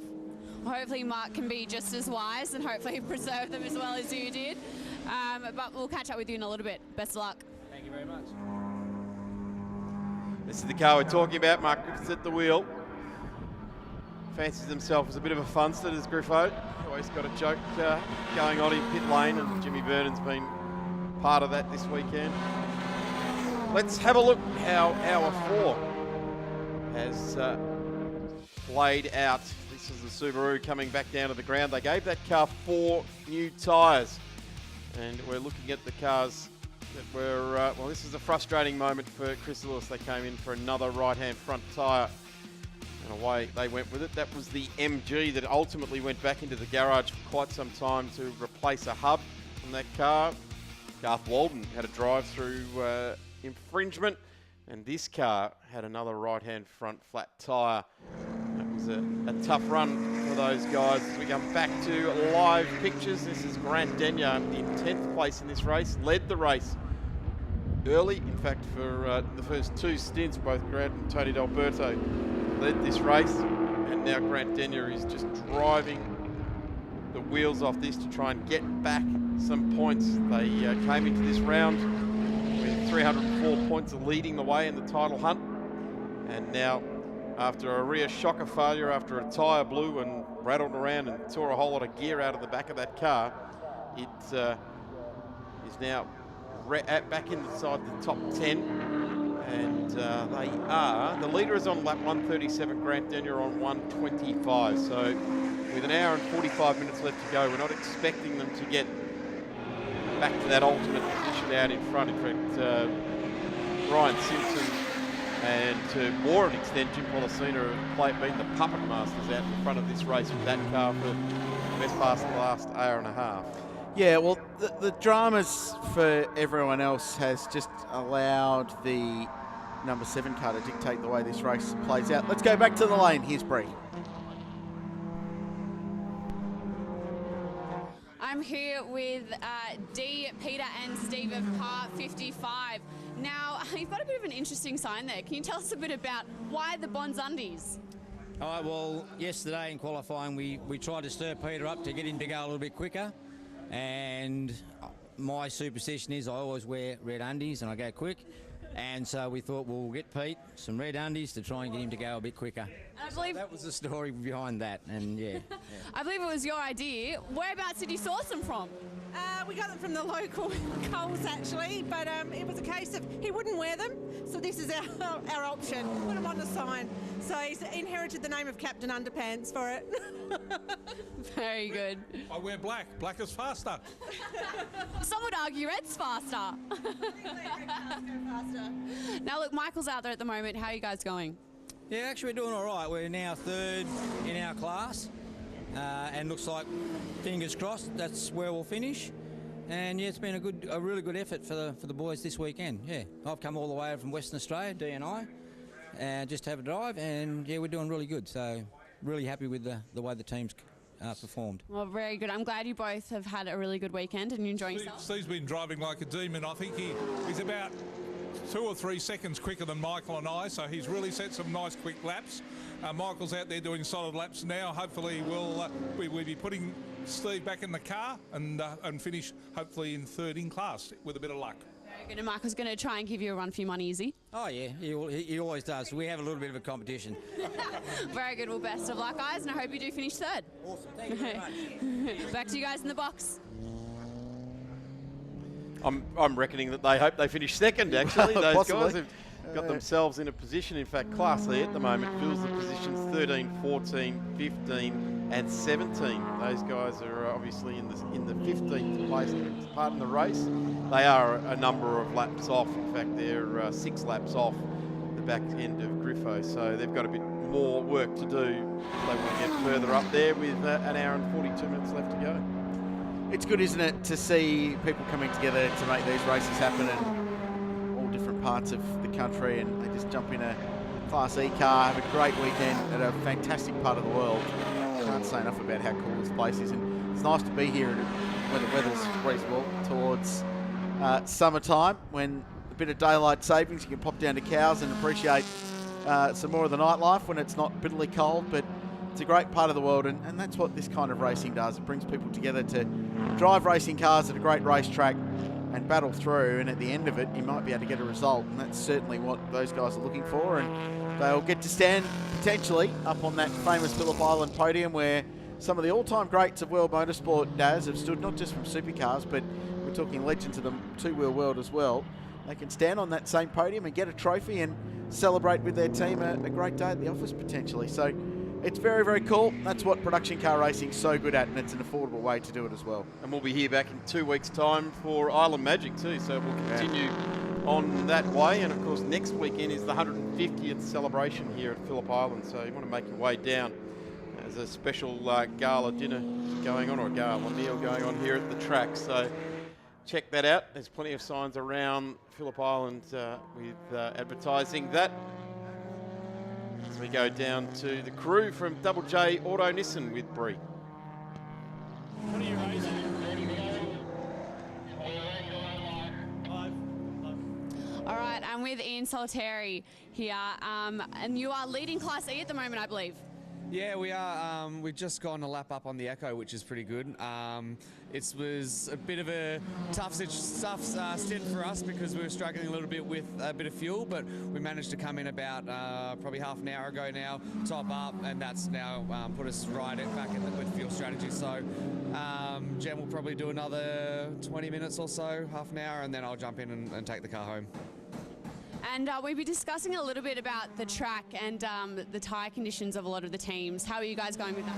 Yeah, our tyre quality is actually quite good. So I think fuel was a big thing for us, and we had a pretty good strategy. Unfortunate in the first stop to get cut back short, but we can serve for about 2 stints, so we should make it home now fairly easily.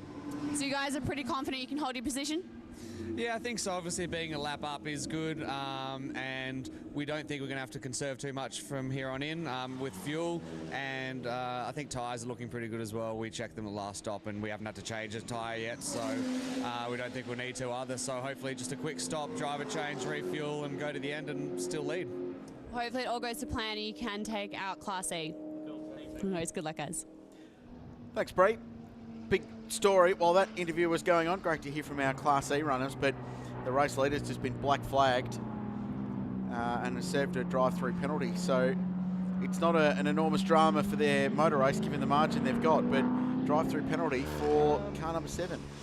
Yeah, well, the car controller apparently wasn't over the line when they were released from pit lane. So that's another one of those rules that we've been talking about. They're on the margins, and well, they've chosen to stick by all the rules, and that's what happened. Their pit stop was 20 minutes ago, so it's taken them some time to get a report that, back for that, I would suggest that maybe a garage next to them has reported them on that, and they've had to go to some footage or something like that, being that far away from when it happened. That's an interesting one, for sure. So, not a massive drama. Dean Lilly's the car controller there, to the best of my knowledge. So, well, he had to make a mistake at some stage in 30 years of motor racing, didn't he? Wrap himself over the knuckles for that one.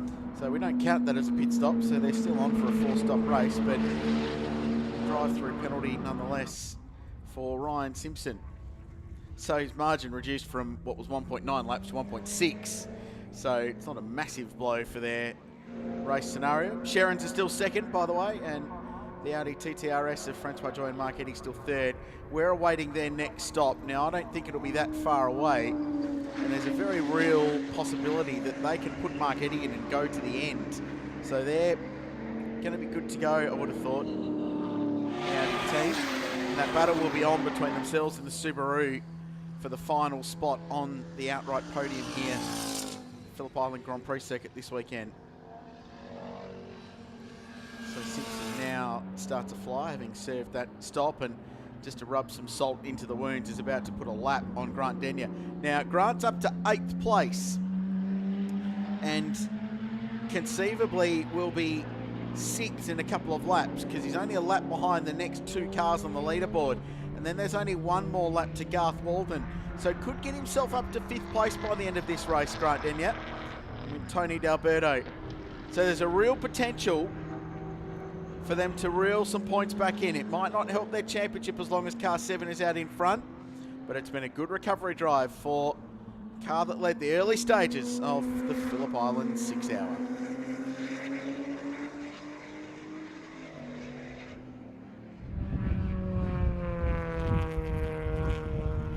Albeit that this isn't a battle for the race lead or even position, it's a good test between these 2 cars, and I would suggest that possibly that shock absorber that they've swapped out in the back of that car is not completely set up for race spec, as in damper settings, the bump and rebound settings that they would have liked on that car, being that it was the right-hand rear. It's the most important of the 2 rear shockers that you want doing the job to be able to control the car. So that may be why they're not being able to absolutely achieve those rapid lap times that we've just seen our race leader in car number 7 come streaming on by. They've got the car they started with, albeit with some fresh tyres on it.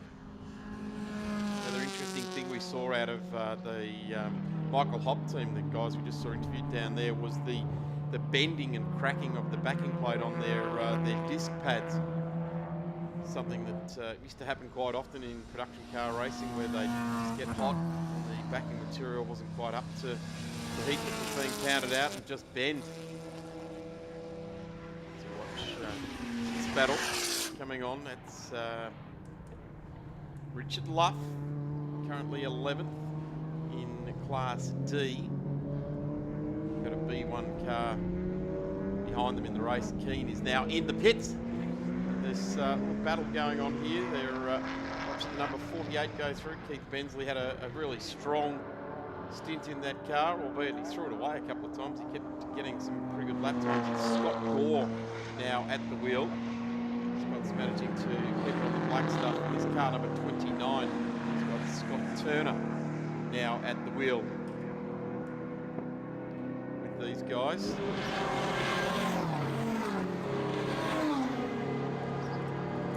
Turned out to be an absolute magnificent afternoon here at the Phillip Island Grand Prix circuit.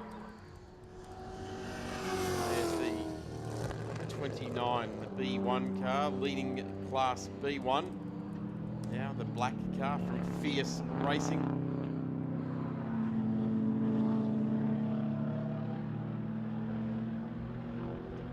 Accelerating out of turn 2. We return to the Phillip Island 6 hour race. Going through on the MG is Scott Turner. At the wheel of the MG now is James Brock. They've had an issue with that car, spent a little bit of time in the pits. Basically up until that point in this championship, that MG6 has run absolutely faultlessly. Hasn't done a 6 hour race, so some of these things start to appear once you get deep into the racing weekend. They're back out on track now, albeit that they're quite a long way back down the field, currently running in 17th place in the MG. But this car, number 29, running in 6th place outright. As we go down to the pit lane with the co-driver of Green Lotus. Happily.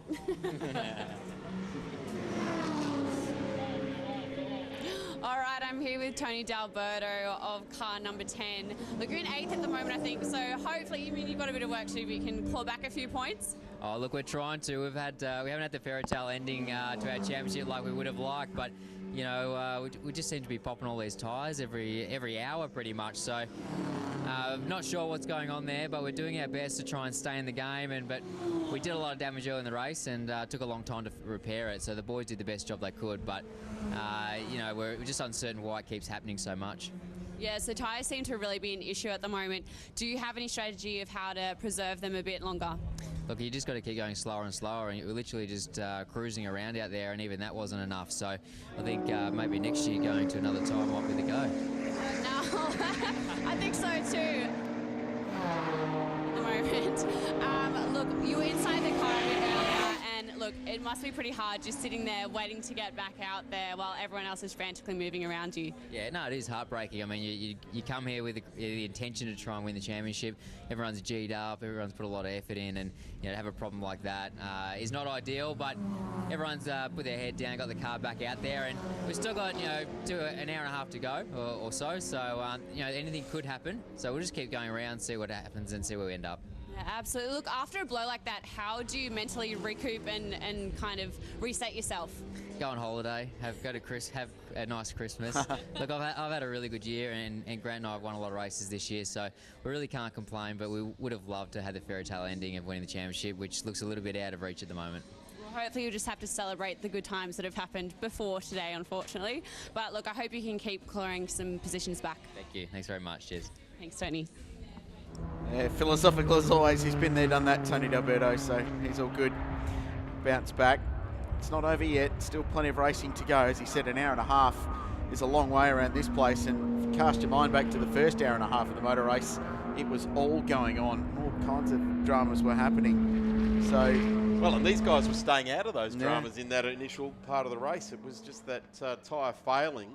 And like many others have had tyres failing, we just know that the compact landscape underneath the back of these cars, and we saw it at Queensland Raceway. They pop a tyre and it starts to flap around a little bit, and they start to tear bits and pieces off the car, so that's not good. Car 50 now comes back out of the garage with James Keane at the wheel, Volkswagen Golf R. So they're now dropped down into position number 14, only on lap 128. Race leader now on 145. now just looking at the potentials for championship calculations, we've been talking about the outright battle and how these guys are probably going to grasp defeat from the jaws of victory. But in Class B, it's a different story. B1, and that's been one of the closer fights. So if they finish the way they are, the Keenan Martin's car will end up on 525 points.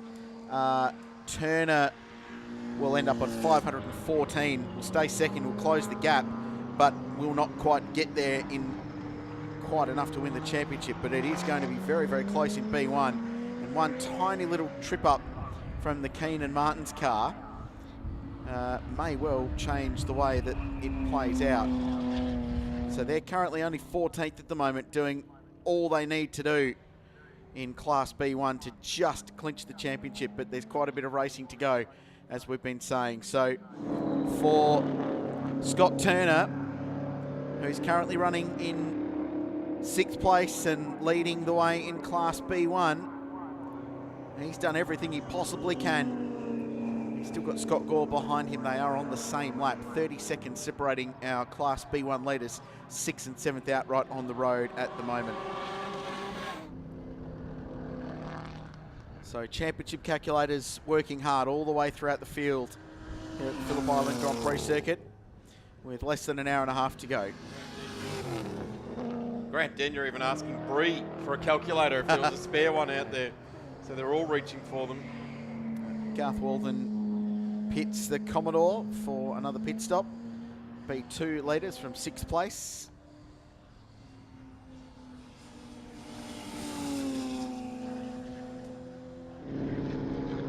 Charging down to turn 3 in the number 29 there. Scott Turner trying to keep everything alive as far as the title hunt is concerned. It's a bridge and it's a long way away, but they're going to charge all the way through to the end. Here's the number 48 Scott Gore at the wheel. And they're running in 6th place. 135i. Very happy hunting ground, the Australian Production Car Championship for that model car for numerous years now. So on raw speed, you'd probably suggest that Grant Denyer will pass Garth Walden's car, which is admittedly still sitting in pit lane and is now on the same lap. So I think 5th place has to be a realistic outcome for that team, which given the amount of time they lost early in the motor race would be an enormous result, but it won't be enough. It will not be enough to seal that title. Because at the moment, Ryan Simpson and Jim Policena will win the championship based on this race finish. Sherrins are still second. They're still within a lap and a half, so they won't want any trip-ups down there at the Mocom Communications Lotus team. But still, lots of the motor race to play out. With a pit stop for Mark Eddy and Francois Joy, he's jumped out of the Audi TTRS and is now in pit lane. So they stopped at 4 hours and 27 minutes. It'll be close, but I think they can probably go to the end now on the Audi, while the 66 car's got one more pit stop to make. There's about 1 minute and 12 between them. So the final step on the podium, Daz, I reckon still up for grabs. You reckon Dimitri Agathos and Mark Eddy, it's swings and roundabouts type of thing, Richard? Yeah, well, Eddie's going to need to be in slight fuel conservation mode to get to the end on the tank of fuel he's got. That'll be right on the end of their range of 1.5 hours on a tank of fuel. It's about what they've been doing, but if not a little bit longer than what they've been doing in the race so far. Whereas the 66 full gas racing car stopped 4 hours and 7 minutes into the race, so they're going to stop for a short stop with about 45 or 50 minutes remaining in this motor race. So they've still got a stop to make, but they should be faster at the end. They should barrel home. Whether they're faster than the Audi TT, that's the $1 million question.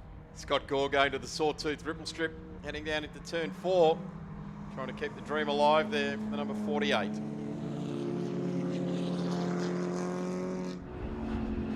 And they're doing so.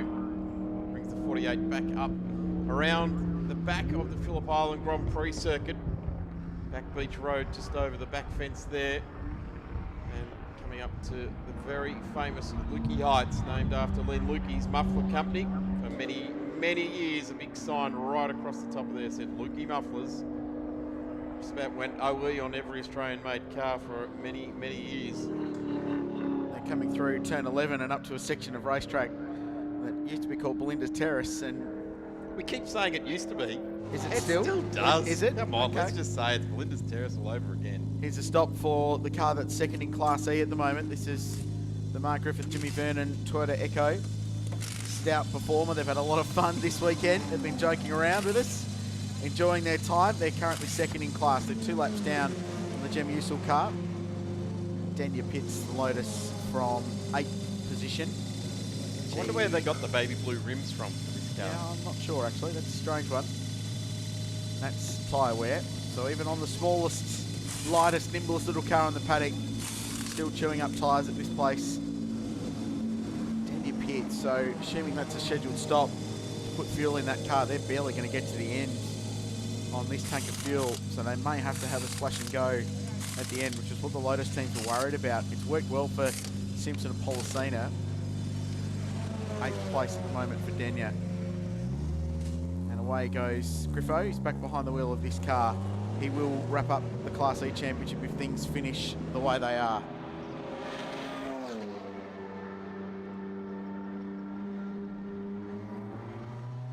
So that car heads back out on track in position number 12.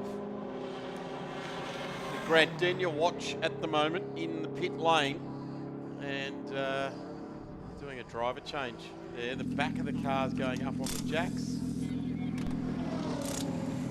and looks like it's going to get 2 rear tyres. So Denyer car being worked on.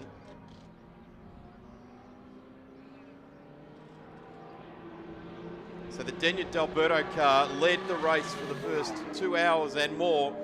Now back in pit lane, getting some new rear tyres. They don't want to have another one go off. They'll be running out of shock absorbers that they can drag off cars out in the paddock. You hear of those stories, don't you, Richard? That, oh, we just grabbed some components off the car in the paddock. That's in a literal sense what's actually happened here today with that car. It popped a tyre, destroyed a whole lot of technical gear inside the rim, wheel speed sensors, ABS sensors, and it tore the external canister for the shock absorber, the line off the car there as well. So they went and borrowed one, a road car parked out the back. So they're all looking at the tyre. That's a fairly blistered inside there. They caught that one at the right time. Yeah, I wonder if they absolutely. reported a vibration and decided to pit, but I'm concerned about their fuel load. They will just get to the end with an hour and 22 to go on a full tank of fuel. They might have to do some fuel saving, or go flat out, get to track position, and then just throw a few litres in at the end.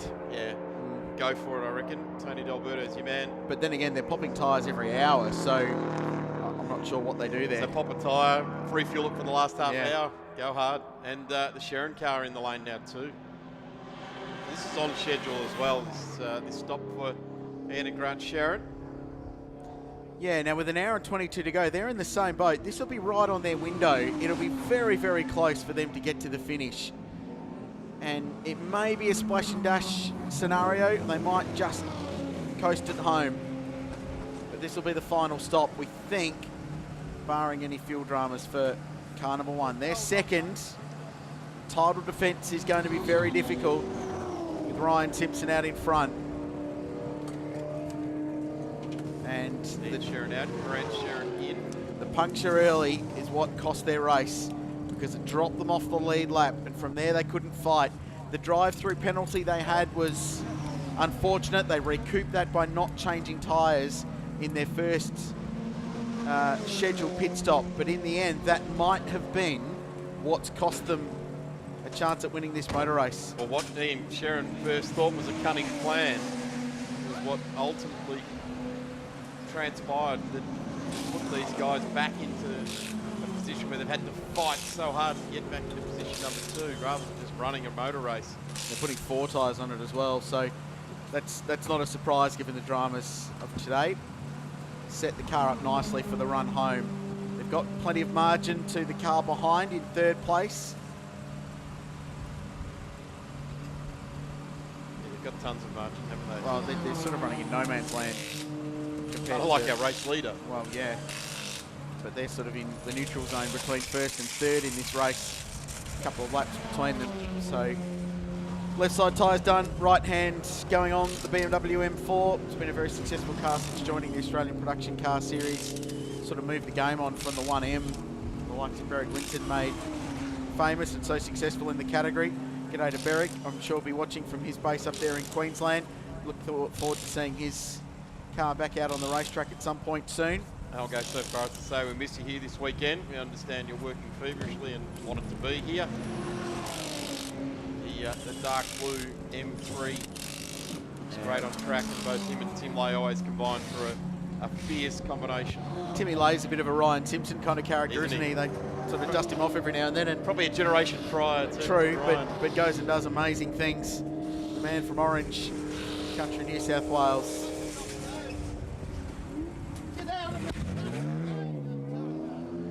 And our camera crew just getting right in the action there down at Sharon Racing, because they know that you need to have all members of the crew over the line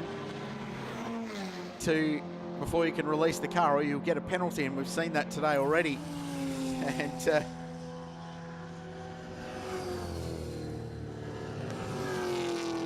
Michael Sharon just getting back behind the line there, and car goes back out on track. They remain in 2nd position, so they've got a fresh driver, a full tank of fuel and fresh tyres. The only question mark really is on that fuel load, with 1 hour and 18 minutes remaining in the Phillip Island 6-hour race. We've had numerous iterations of the long distance race here at Phillip Island, with the great Southern 4-hour going back a few years ago. Now the Phillip Island 6-hour here this weekend. Of course, next year's Production Car Championship is looking very, very healthy indeed. Round 1, Sydney Motorsport Park, 1st, 2nd and 3rd of March, 4 one-hour races. They'll join on where they've been with for numerous years with the Shannon's Nationals for back here at Phillip Island, 3 times 1-hour races at the 2nd round, which will be the 6th through to the 9th of June. Queensland Raceway, 2nd, 3rd and 4th of August for the traditional 2 300k races. The Fight in the Night, that'll be on the 3rd, and then on the 4th, the 2nd of the 300k races on the Sunday afternoon. Sandown will see 4 one-hour races again. Popular format. Really did last season put on a great run with the 4 one-hour races at Sydney Motorsport Park. And then round 5, the Bend Motorsport Park, 15, 16, 17 of November. 2 300k races again with the Shannon's Nationals. Of course, the Shannon's Nationals twice next year, visiting the South Australian track at the Bend, as it was so popular this year, and the Nationals will be here at Phillip Island on the 6th, 7th, 8th, 9th of June. In fact, probably more like the 7th, 8th, and 9th of June for the 3 hours of production car racing, Porsches, Formula 4, various other categories that are growing in numbers for the Shannon's Nationals in 2019. But that program next year for the Australian Production Car Championship will be a very good program. Lots of track time for these competitors at each and every round of the standalone event at Sydney Motorsport Park, and then all those Shannon's Nationals rounds will be a good year next year for what is growing in popularity, the Australian Production Car Championship. Good numbers throughout this year for sure. Best over the course of the season in terms of average numbers. It's been sensational. Credit to everyone behind the scenes working hard to promote and grow the category. It's a hard one, isn't it? There's so many transient people in this sort of racing that will come and go and pick up bits and pieces of it, and it's a tough way to piece your category together. But just about every time they come to the races, everyone enjoys it. They go away with a smile on their face. And every time we get the opportunity to call these sorts of 3 hours and 4 hours and 6 hour races, we go, I didn't see that happening the last half an hour. Gee, that unfolded very interestingly. What happened to the previous 3.5 hours of the race? It all just got thrown out the door. Yeah, it's good. Still an hour and 15 to go in this. So it's by no means set, this order. And we're still talking about that Class B1 race and title as well, because there's a lot to play out there. Turner continues to lead the race. Keane doing everything he possibly can just to get points to seal the championship there. So there's a lot up for grabs in the Australian Production Car Series thanks to Jacuzzi Spas this year. But as we've talked about, there will be a championship changing moment should things finish the way they are, with car number 7, 3rd in the standings, coming into the race looking like a potential winner overall this year, which would be a huge accomplishment for Jim Policina and Ryan Simpson. But as I said, there's a lot of racing to go. An hour and 15 around this joint is as hard as an hour and 15 of racing anywhere in Australia, let alone further abroad. It's our race leader, Ryan Simpson, again at the wheel. And just setting some conservative times for Ryan at the moment. He's sort of about a second off his ultimate sector times there. And at the end of the lap, he's 4 seconds arrears of his lap record, which he set on lap 46. So the car still proving to be strong, and I would suggest, Richard, that this car is not being allowed to set lap records. No, they'll be driving to a plan now, and we've spoken about Ryan's prodigious pace, but the ability to bank a lap time and drive to a number and be consistent, hit all your markers every lap, just strike the car home, be reliable, is another hallmark of a great racing driver, and that's what we know that he is. He's doing everything he can to make it work in this one, Ryan Simpson.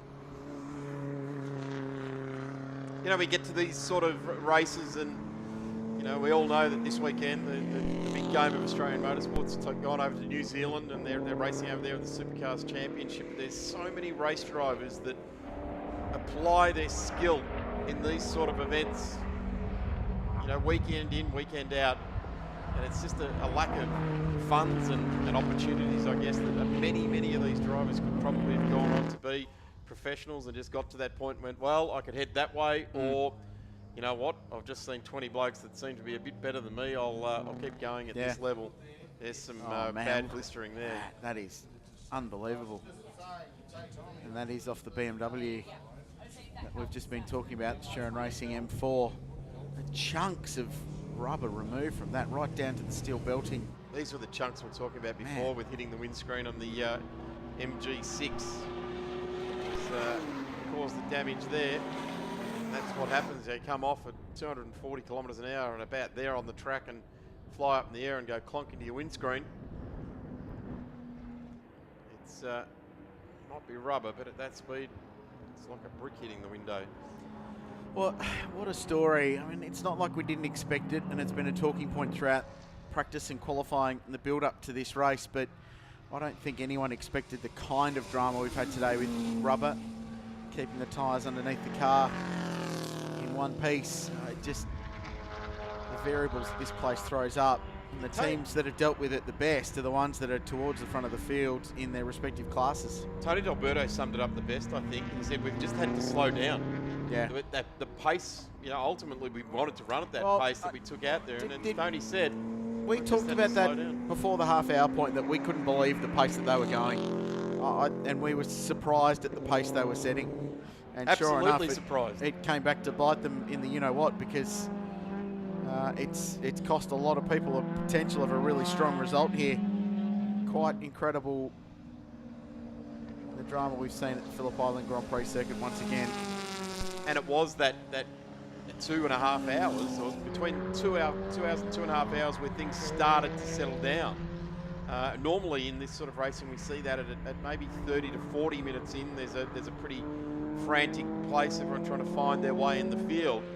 And then at about sort of 40 minutes, we all settle down and plays out for the ensuing hours.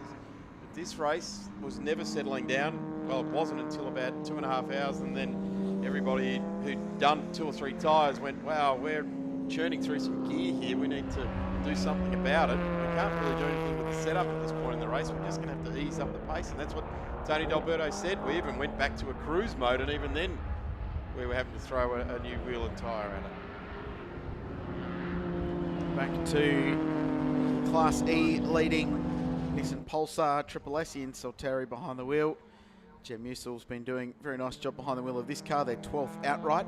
Bit of a mechanical marvel, this car, isn't it?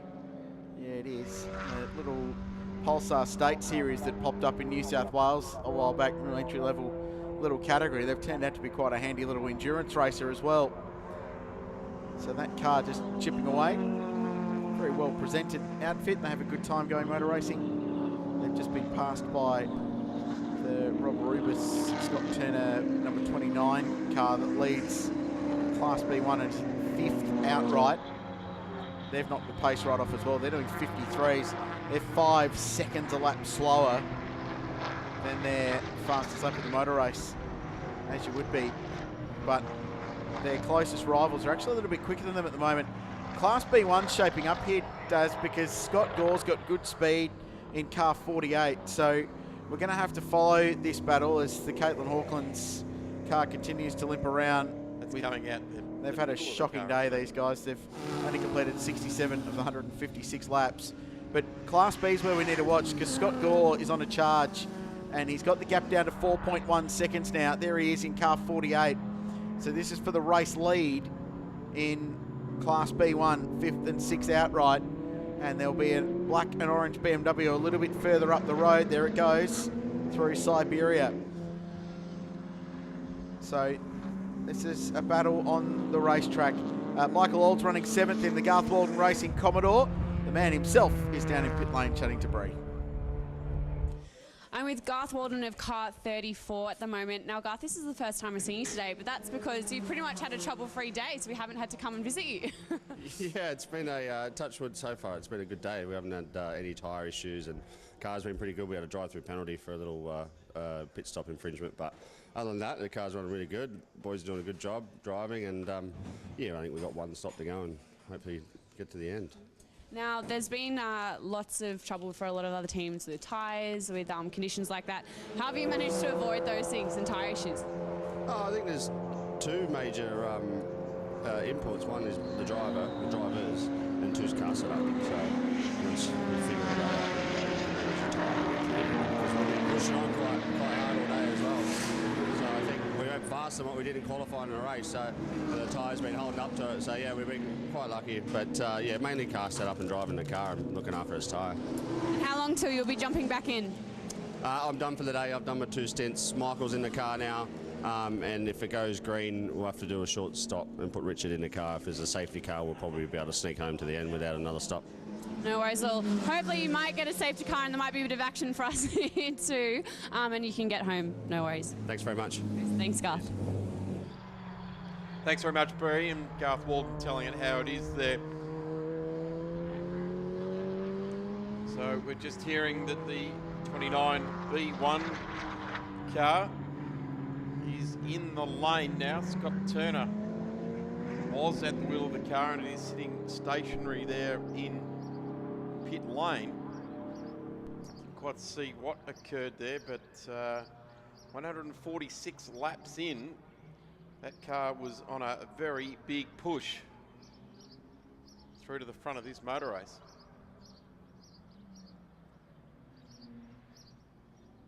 They appear to be getting the driver out of that car.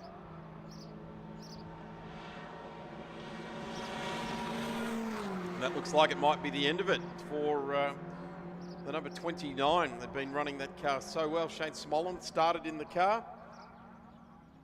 Rob Rubis had done a terrific job, as had Scott Turner. They've certainly been pushing its limits, that's for sure. That's why they've found their way up into 6th place. There it is. They're not looking as though they're going to be working too frantically there. Bolting another driver into it. Not too sure which one it is. Yeah, they're moving the seat up and forward. So looks like there might be something more at play there. There was word that the car had bombed out. The team don't look like they're really pushing too hard. They've been in the pits now for 2 minutes, so car just going there. The car controller not looking exactly positive about what's going on there, but the driver's been put back in and being told they may get back out, and the car is firing back up and back out it goes. So car number 29 and the number 29 heads back out. It's lost the spot. Michael Ord has come through, so that's the Garth Walden Commodore. As they were talking to Garth, they've made another spot up. Unfortunately, the Shane Smollen, Turner and Rubis car has lost a spot, so it was a bit of a dramatic run there. 2 minutes and 32 seconds in the pits was certainly not a scheduled length stop for that car. They would have, I'm sure, liked to have gone in a bit, or gone out a bit faster than that. The car looks to be pretty strong. Doesn't look to be making any smoke or anything untoward. But Shane Smollen now back at the wheel. He started the car. He was very, very quick early on in this race, so we'll keep an eye on the car. That's very wide through turn 3. And car looks poised. Did come in with a bit of controversy around it, but it's gone back out. Appears to be working very nicely indeed. Around through Siberia. Car looks faultless. It heads on. Just had a glitch in the system here at the Phillip Island 6-hour race for the Australian Production Car Championship. So stop done for these guys and just changes the game again in Class B1. Scott Gord takes himself to the front. Michael Law back up to 6th place, as Darren said, in the number 34 Garth Walden Motorsport car. So they're in pretty good shape. B2 has been not the most competitive of classes, unfortunately, with the dramas for the 223. Commodore Caitlin Hawkins back in pit lane with that as well. There it is on cue. Trailing smoke, and it's been a rotten day for them. 67 laps just in the books as the leader clocks up lap 160 now with a 3.8 lap margin over the remainder of the field.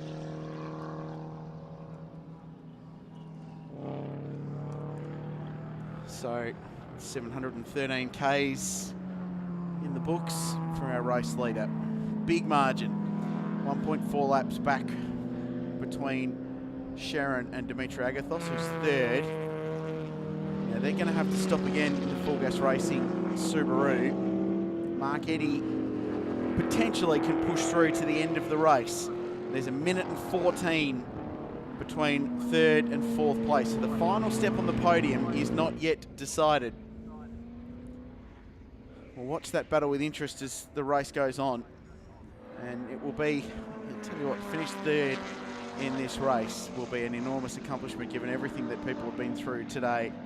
Every car has had some form of drama, even for these guys with a drive-through penalty for a pit lane infringement during their stop.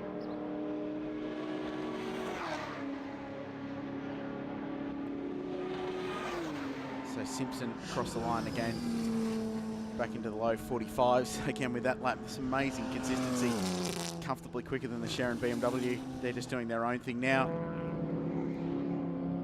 Turn our attention to that fight for third, and B1 class still very much up for grabs between little BMWs in 5th and 7th position outright respectively.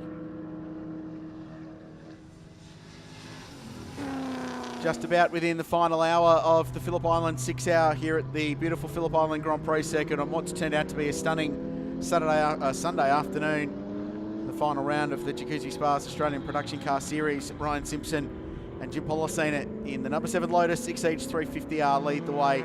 They've got a massive margin of nearly 4 laps over the Sharon Rentals BMW of brothers Grant and Ian Sharon. Dimitri Agathos and Lachlan Gibbon have got to make one more pit stop. They're third. Mark Eddy and Francois Joy are fourth. Those cars are on the same lap. So the final spot on the podium very much up for grabs here at the island in the closing stages in this motor race. And the Class B1 race too is very much up for grabs. Scott Gore has assumed the lead there, but is a pit stop behind the number 29 BMW, which has just stopped and popped Shane Smollen behind the wheel. Richard Crail and Darren Smith, Bree Phillipson in pit lane, covering all the action for you in what's been a compelling motor race with lots of drama. The big story today has been tyres, and indeed tyre wear. It's not for the first time at Phillip Island. It's certainly not unique to this category. It's one of the toughest racetracks in the country, and always throws up various challenges, and certainly today has been no different, Darren Smith. It's not just tough because of the load on the tyres. The surface here is quite famously abrasive. It's very, very similar to what they run at Mount Panorama. The hot mix was pretty much modelled on what they did here the last time they resurfaced Mount Panorama. And I believe that the new circuit that they're touting for Bathurst used exactly the same blend of bitumen, hot mix, whatever you want to call it, down when that track gets laid as well. So it offers up tremendous grip for the driving experience, but with tremendous grip comes tremendous tyre wear, and it's just the nature of the corners that offer up the load. So there's a whole lot of challenges that they all know. We all know every time we come near that there's challenges as far as tyres are concerned. The drivers want the engineers to push the envelope geometry-wise because they want to go faster and faster, and the engineers go, well, we've got 6 hours of racing to do, or we've got a whole weekend to get through on only XYZ amount of tyres. Well, let's set it up that way. The difference, if we backtrack to the start of this race, and we saw Jim Pollicina start car 7, and Jim settled into a really comfortable groove in third place. It was 2 or 3 seconds a lap slower than the 2 leaders. And Grant Denyer said at the start that we were surprised, and this is a quote, how fast the BMW was. We were going faster than we wanted to. So from the outset, the Denyer D'Alberto Lotus was pushing on. The BMW was pushing on. Now the BMW got a penalty, a drive-through penalty, and decided not to change tyres at their first stop. So by saving that time in their pit stop, they got their penalty back, but then they popped a tyre and they lost a lap, and that was their race right there and right then. That's what cost them the massive margin that they've surrendered, because they had to limp all the way back to pit lane from turn 2 and then complete the pit stop as well. The Denyer D'Alberto car pushed on so hard early and has been aggressive that they've just had hours, as we heard before from Tony D'Alberto, they've had failures every hour, more or less, in the race.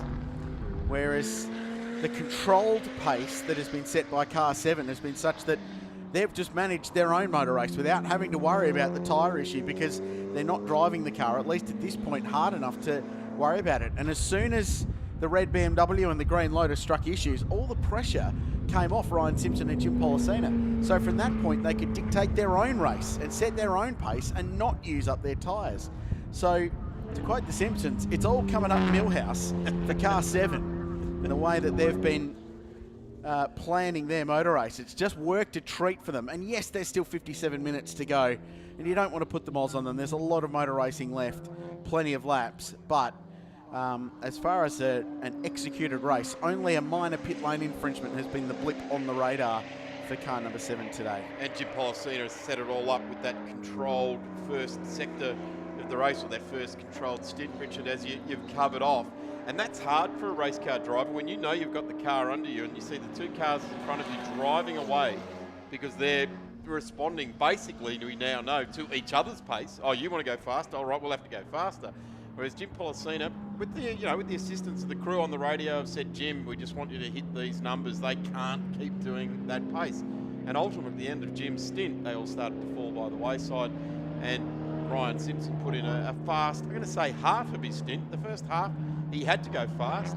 And then the second half, they just, again, went back to that lap time 20. It's worked well. And, yeah, we are still essentially an hour away from the result in this race, but they've got margin. They've got margin to play around with this a little bit. Stunning afternoon, it must be said. Yeah. Just. I'll tell you what, though, not too far away from here, they need a lot of rain. Yeah, they do. Right throughout southern Australia, right up through to Queensland. In fact, on the eastern seaboard, we need rain. An amazing amount of truckloads of hay for farmers that are being shipped around this country at the moment. Look at this. This is a run for it. The Subaru down the inside of the HSV there. The HSV currently running in 9th place with Callahan at the wheel and Dimitri Agathos in P3. Oh, There's hang on. this car slowing again, number 29. This is exactly what happened about 7 or 8 laps ago. And they got back out. And is that a tyre? Yeah, it is. Yep. Left, right front. Is there any other kind? Well, right rear, I suppose. Yeah. So Shane Smollen limping that car back from 7th place. Will lose a spot to Tony D'Alberto, who's on the same lap. D'Alberto now on the same lap as Michael Auld as well, and the number 34 Commodore a little bit further up the road, about 40 seconds between them. So could conceivably get himself back up to 6th place. Yep, well and truly off the rim there. We're talking up the chances of this car. B1, it's just been an ebbing and flowing battle, hasn't it, between this and the 48 car all day. Scotty Gore finds himself out in front now quite comfortably, and this will just lock away, you'd think, that B1 championship for Keane and Martins in car number 50. B1's been with the regular contenders throughout the championship event, or race weekend in, race weekend out, event in, event out. It's been very well represented, kind of like A1 actually. A1's also been very well represented in outright terms. Lots of people in contention for points, so you've got to run more than just 3 rounds to be able to drag championship points. So here's our car in from 3rd position. Yep, now this, from a fuel point of view, will be a short stop. They don't need to put a full tank in because they've got less than an hour to run, but I'd suggest they'll put some tyres on. Gloves go flying from Dimitri Agathos so he can plug his little mate Lachlan Gibbons into that car. They're 3rd at the moment. They've got 1 minute and 15 in hand to Mark Eddy behind. So the Audi TTRS will jump these guys, but then it will be a race to the flag, and there'll be, depending on how long this stop takes, are they going to put tyres on this car? Yes, they are. I shouldn't even ask the question today. It's just insurance at this point in time, isn't it? They've got a commanding gap back to Mark Eddy. Yeah, well, it won't be enough. They're going to get past. The TT will go through, and does so right now and gets to third place. Just over the shoulder of this crew, here comes the number 29 BMW back in. I still think there might be a question mark over car 56 getting to the end. On fuel economy, they're going to be right on the edge of their window. I suspect they probably can.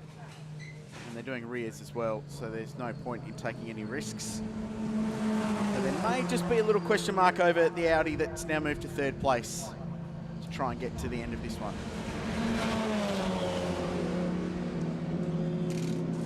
So these guys have taken this stop to do everything to ensure it gets to the very end. Let's take a look at hour 5.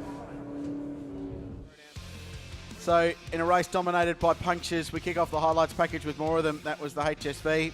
The battle was on in Class B. It was a terrific fight in the comeback trail for car 10. The Lotus was storming through the field. Class E contenders, they're second. Jimmy Vernon and Mark Griffith going well. Another pit stop for the Sharon BMW. They run second. Out in front, imperiously, Ryan Simpson building his race lead to almost 4 laps. The Hawkins car went back into the pits there after spending a long, long time in there. They had a driveline issue. Back live.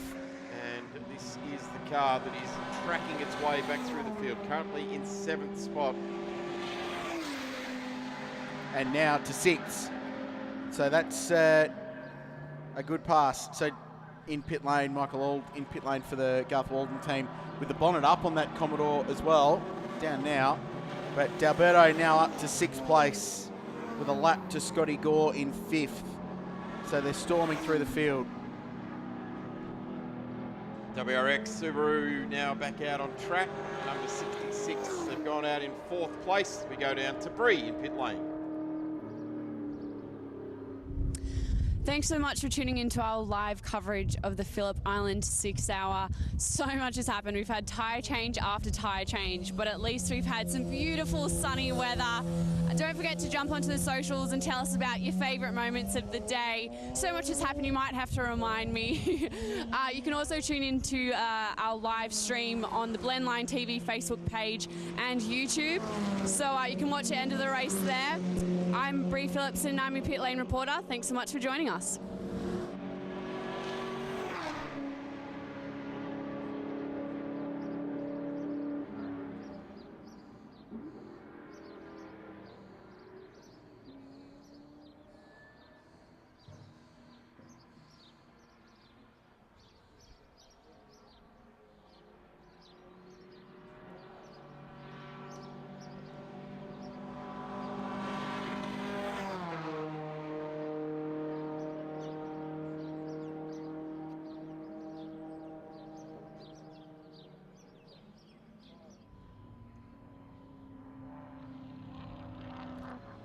So the Phillip Island 6 hour continues, 50 minutes to go.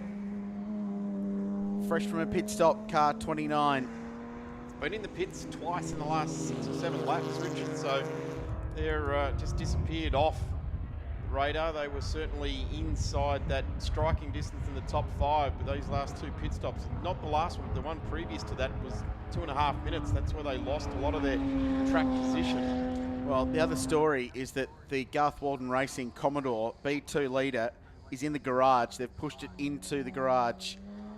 They were 6th. They've dropped back to 8th place. They're going to drop a few more spots with any extended time in pit lane. So I'm not sure what's going on with that car, but the bonnet was up, and very quickly they decided that they were going to push the car into the garage so they could throw some more people at it to work.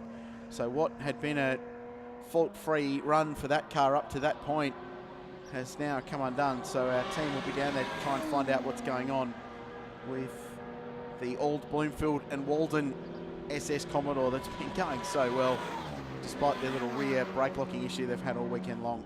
Just saw the Mini disappear behind the Osborne Motorsport car. Matt Thulis back at the wheel there, I would say probably right through to the end. A terrific season for that car.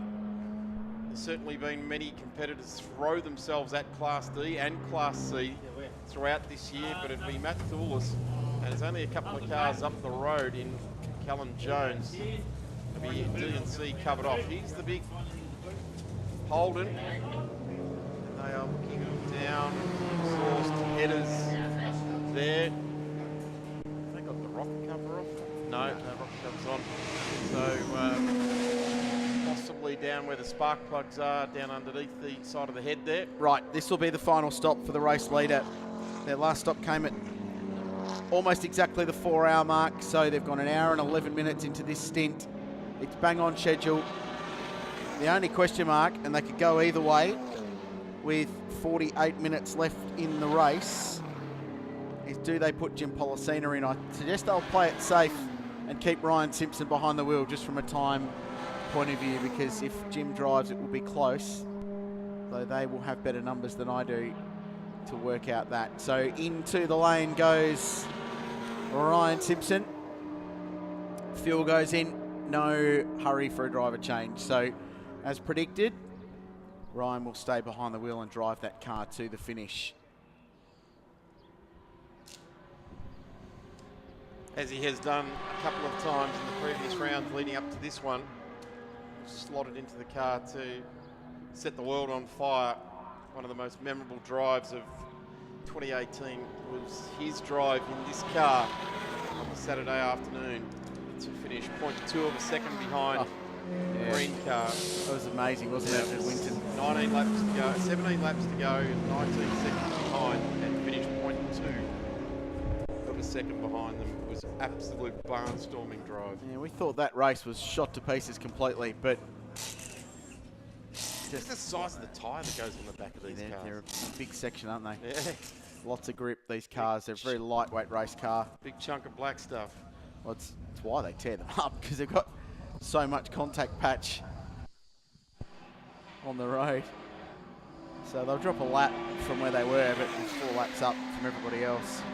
And I fear that our hopes for battle for third place have fallen a little bit flat as well. Fallen as flat as the Australian cricketers are in the one-dayer at the moment, because Mark Eddy's got a full lap up his sleeve over Lachlan Gibbons in that fight for third place. So even with a splash and dash for fuel, if they need it in the Audi TT, and by no means is that confirmation that they do, then I think they're still going to be reasonably safe to get the final step on the podium. That was 50 back in the lane again. Keen at the wheel. Mind getting the word as to why that car's been in often in the last half an hour or so. It's probably its third time in. James Keen having a tough final stint in this car. Yeah, they're doing tyres on the Volkswagen, and very, very cautiously, having been penalised last time. Everyone was behind the line. They weren't just behind the line, they were out the back door of the garage to make sure that they were clear. I think they were checking the front tyres on the truck.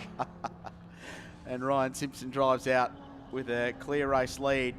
New tyres, full tank of juice, and 45 minutes to go to try and not only win the championship, but also win the race as well. It should be win the race and win the championship as well. Well, we've had between the two of us, Richard, we've talked a lot about the championship. I guess focus on this 6-hour race. This is a man and machine combined to do a 6-hour race in a production car. Looks like the Subaru is slowing, coming around the top end of the track now as well. Looks to be, is that the, maybe it's the MG. No, that's coming MG you're pit looking at lane. there. Gee, you just gave Full Gas Racing a heart attack. Yeah, they're going well. They're in 4th place. They were in 3rd, but I guess water finds its level, and that's sort of what's happening out there at the moment. The MG comes back into pit lane. Elliot Barber. Car has completed 133 laps. Our race leader on 169 at the moment. Yeah, more pertinently 152 for the class-leading Class E car. So what does it add up to? About 190 laps to the finish. 44 minutes. Yeah. Yep. Be over 800 Ks by the end of it. Decent race. Well, when you look at it, it was a couple of weeks ago. There was one of the biggest races in Australia, arguably the biggest race in Australia. That goes out just over 6 hours these days, doesn't it? Full spec race cars. Fair distance, but I get what you're selling. I understand it. Yeah. There's a parallel. 169 laps in the books for our race leader. That's how the top 6 stand. Confirmation that Tony D'Alberto's dragged that Lotus kicking and screaming up into the 6 now. Still not sure they'll get to the end. I think they might need to put fuel in, but hour and 20 to go, they stopped. Great movie, that. Will Ferrell kicking and screaming. Thoroughly recommended. Really? Yeah. Is that actually a film? Oh, okay. Terrific show. Interesting. Check it out.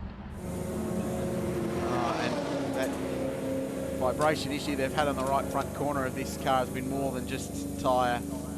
That's what they spent plenty of time in pit lane for. Lost all those laps. This was a car that led the opening 50 minutes of the race. It was a brilliant battle between these guys and the Nissan wheel to wheel. The MG, arguably its best performance of the season. Even if the final result won't be exactly what they were hoping for, it's been a really good drive from those guys. Let's hope that that program continues into 2019, because I think they've put a really good grounding into 2018. MG really getting some fantastic kudos from running that car. I think it's well worth them getting involved with Elliott and particularly James. They've Brock Racing. They've done a terrific job bringing that car along. They've represented the brand impeccably each and every time they've gone to the track. So let's hope that MG jump back on board again next year, just like these guys, the Simply Sports Car Racing team. Car number 10 now up to 6th place. Spent a 20-minute stanza of this race in the pits, replacing a strut that had been torn to pieces, or the hydraulic pipe leading up to the external canister was burst due to a tyre exploding inside the rear wheel arch, taking out the ABS and the wheel speed sensors, and all these modern cars need all those things working in order, otherwise they, as Grant Denyer put, they freak out. So at that time the Lotus control systems were freaking out. They had to bring the car in, and if you've just joined us, they did a bit of old school robbing parts of a car in the car park to make sure that the race car kept going, and that's true production car racing. Unfortunately, it's not going to be enough. It's going to cost them the championship. Leading coming in what was already an amazing story of Preservance coming back from behind, where he crashed out of the opening round in the rain at Sandown for even really turning a lap in racing conditions. Bounced back with victories after that. The fact they were even in contention was a testament to how well that team's performed this year and how well the drivers have driven. But in the end, today, Phillip Island has bitten, and bitten hard for the Simply Sports Cars Lotus team. Oh, that Volkswagen Golf continues to concern me. It's limping back. This team has to finish the race or the championship will change. In Class B1, we're talking about Dom Martins is behind the wheel, the 13th on the road, and with the issues to the 29 car, the BMW, it just takes the championship pressure off slightly, but they must get this car to the finish. The calculations we talked about 45 minutes ago had them winning it, but not by much. They're 29 still cars third. back up and running again. Yeah, they're still third in Class B1, and that's where they'll finish if they get to the finish, because of course the other B1 cars have struck dramas today, but they've got to finish. That's the thing. So whatever the dramas with car 50 is, pit every lap if you have to, but just do enough to be classified, get to the end somehow. Yeah, keep pushing it out. Float it out in the middle of the bay, let it go around again. Untie the ropes, let it free. Back in. 75% race distance is under the belt. Classified. It's Commodore going slow there, didn't quite pick up that one. Is it the 223 again? But Danielle Walton is out of the pits. They've had a pretty awful day. Not a great weekend, really, is it? 71 laps in the books. I mean, they won't be classified the way they're going at the moment, but at least they're trying to preserve and get to the checkered flag at the very least. See the flag after what's been a pretty challenging day for those guys with mechanical issues all throughout this event. So looking through the leaderboard, Eddie was third. This is the gap back to Lachlan Gibbons. So it's 1 minute 47 seconds. It's almost identical to the lap time this car's doing between Mark Eddy and Lachlan Gibbons. Third and fourth, the final step on the podium. These guys have got fresh rubber. They can afford to push, punching out 48s at the moment. So their last lap was only 6/10 slower than their best lap of the race.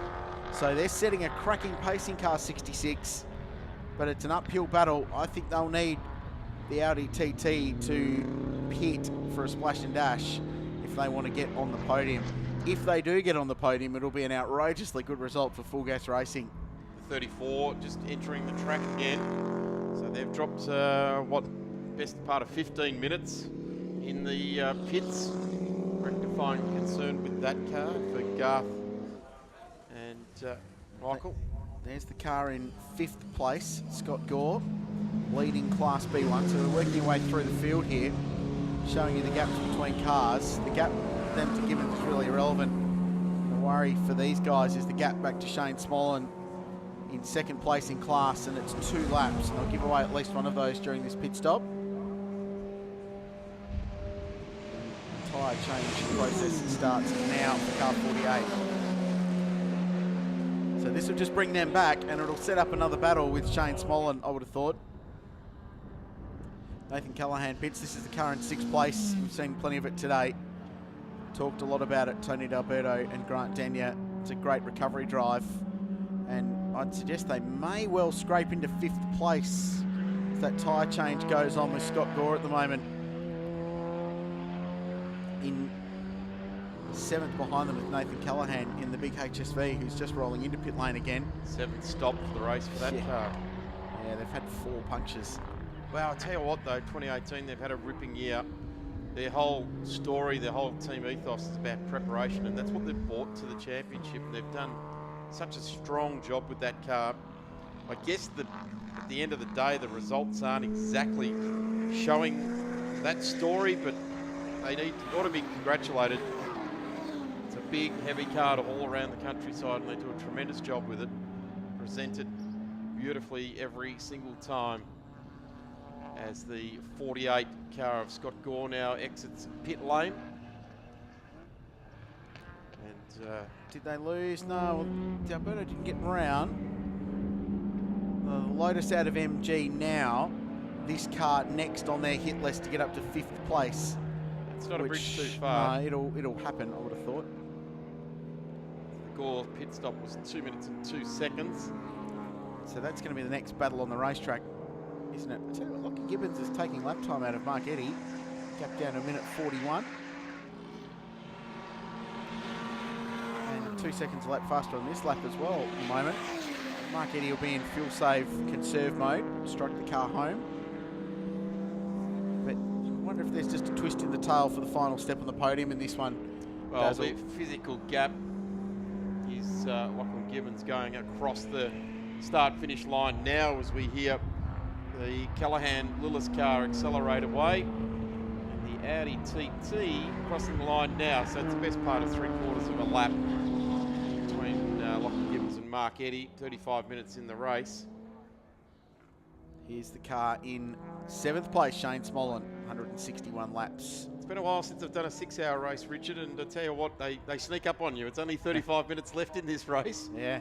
We've been doing this since before 11 o'clock this morning, as have all the teams and officials and camera crews and people running the the digital technology out of the truck. Gee, I know you're old, everyone doing a terrific job. I know you're old, but that's saying something. Film. Got to film it. I'm going to video it. So back to Callum Jones and Colin Osborne. They're 8th outright. They lead Class C. The Renault Megane.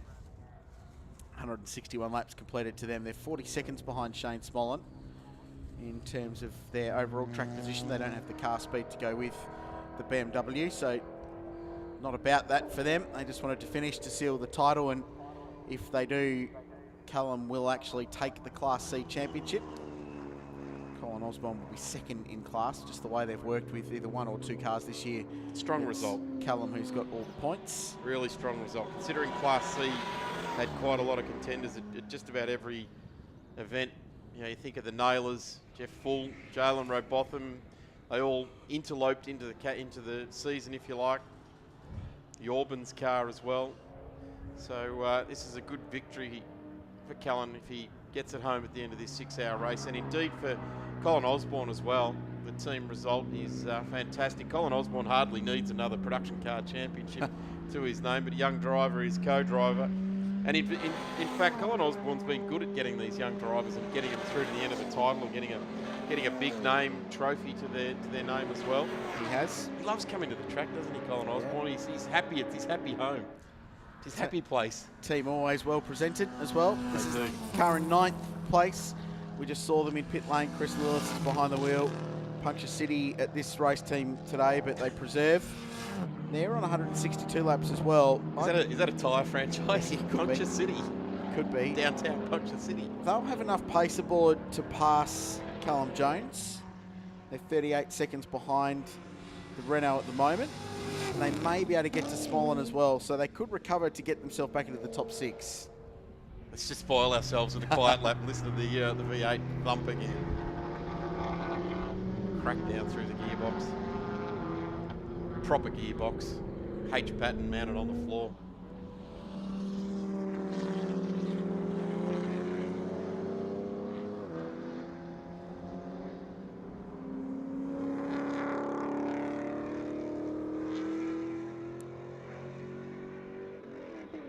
Ah, yeah. There we have it. You're a child. I love it. That's exactly right. Hey, there's a very successful touring car category based on that sound. And it's the best in the world. Terrific stuff. Here's the car in 10th. So we've been through the top 10. Car number 51, the Mini, from the outrageous Commodore to the Mini Cooper. Being driven outrageously. Yeah, it has. They've done a good job today. Class D contenders, and Matt will wrap up Class D if he can bring that car home to the finish. The way the points work, Richard Luff will be second in class. So that's driver and co-driver in this car all season long. We've seen numerous others in Class D. Aaron Cameron, Declan Fraser, Alexandra Best, Justin Rougier weighed in for one round there with Shannon at Sydney Motorsport Park. And these guys, the class of the field for 2018 in Class D. Full respect for them for having a go at it. It's a little bit of a left of centre type of car. Of course, we had the One Make series going back 8 or 9 years ago for these cars. I tell you what, Darren, Lachlan Gibbons is having what I believe in the industry would be determined a red hot go. Minute 34, it's come down 10 seconds in just over 2 laps.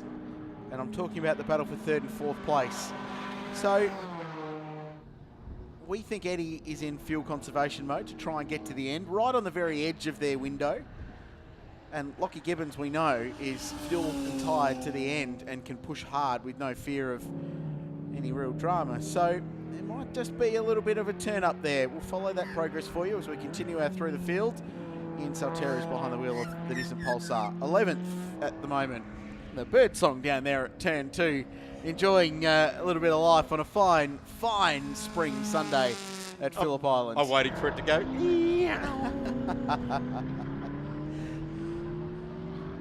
That's great. It is. Bit of a magpie out there into the atmosphere mics. 159 laps completed for these guys. 177 laps for the Ryan Simpson car, 174 for the Sherrans, and 172 for Mark Eddy. Lachlan Gibbons 172.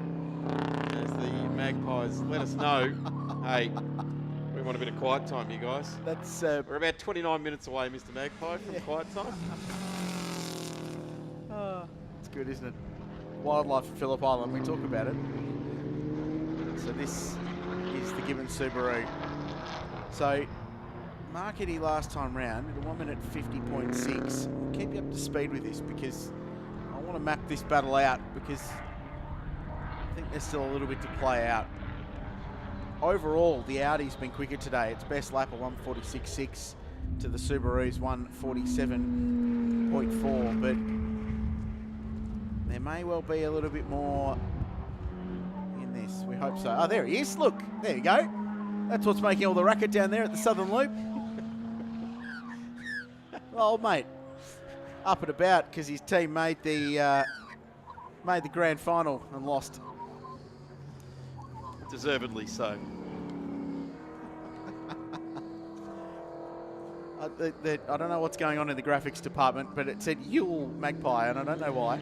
But anyway, Eddie Maguire will love it. So there's wildlife at turn 2. There's an evolving battle. The gap to a minute 31 now. So we're about to get a lap time from the Subaru. Let's see what it is. 1:49.4. Just knocked the pace off a little bit, though. I think may have had some traffic to deal with. Tony D'Alberto's back in pit lane, by the way, in 6th position outright. We've got 1.6 laps back to Shane Smollen, who's next. And there goes Eddie at a 48.9. So that's the first lap in the last 6 that Eddie has pegged that margin and just stabilised the gap in the Audi TTRS. I'll let our co-commentator do the work for us down there too. He's interpreting it for the wildlife. He's giving a bit of bird language for everyone listening around the world. That's terrific. Just saying, Mark Eddy doing a terrific job in the 56 Audi TT. Big shout out to all of the friends watching in Germany. It's truly an absolutely cracking day, isn't it? It is. It's turned out to be very, very nice indeed. Absolutely stunning. Come back next weekend for the 150 celebrations here at Phillip Island. A couple of weeks after that, Island Magic. Make your way trackside for that one. The Sky Sands Sports Sedans National Championship will be decided that weekend. It will be an absolute ripping event for the big bangers of Australian motorsport. You on the microphone there? Will be. Absolutely. Having a big chat. The Sky Sands Sports Sedans will welcome them trackside. There'll be many other categories. Much like this weekend, it's just racing. Except for they're all 10 and 11 laps, not near on 200. Well, 26 minutes to go, minute 46 or 7 a lap. What do you think? I mean, they're going to get 190 reasonably easy, you would have thought. 26 minutes, they'll go 12 laps potentially, so 192, 193. Sounds strong still, doesn't it? That car sounds as good as what it rolled into the track on Friday morning for the first practice session, as does the Beamer as well. It's on song. We don't have to look too much further down behind this car as they come to turn 1 for the car that's really on song. Car number 7, Ryan Simpson at the wheel, set the lap record, or reset the lap record at 1:42.3361 on lap 46. So D'Alberto in and out pretty quickly. So my suspicions confirm that a splash and go for fuel there as well, just to make sure that they can get that car to the finish. And I'm pretty sure that's the last of the ones in the, at least in the top 5 or 6 that are going to need to do that. Yeah, well, I think this fuel saving that Eddie has been undertaking is probably beneficial to them to getting to the end. They were, in my opinion, right on the ragged edge of making it on that last pit stop with an hour and a half, slightly over an hour and a half to go, but they should be okay now. There's a confirmation for the point we are at this point in the race. Simpson Policina with 4:31 in the championship, Ian and Grant Sharon 4:14 in the championship, D'Alberto and Denya 376. That could change with Tony D'Alberto, I guess, with iterations trying to knock off Scott Gore for one more spot in this particular encounter, the Phillip Island 6-hour race. 24 minutes to go. 3 laps the margin. And what a drive from Ryan Simpson and Jim Policina, and what a perfectly executed day from that team. I tell you what, the last 2 rounds, Ryan Simpson has been the one to get the best on ground award. I think this weekend, Jim Policina, or today in this race, Jim Policina's controlled first stint needs to go down and be absolutely noticed for what is probably going to be the championship defining stint, albeit that Ryan has been rapid. But for a race driver to control their pace like Jim did is often very, very hard. Here's the number 29, smoke pouring from the back of this car again. Shane Smollen at the wheel, 7th on the road.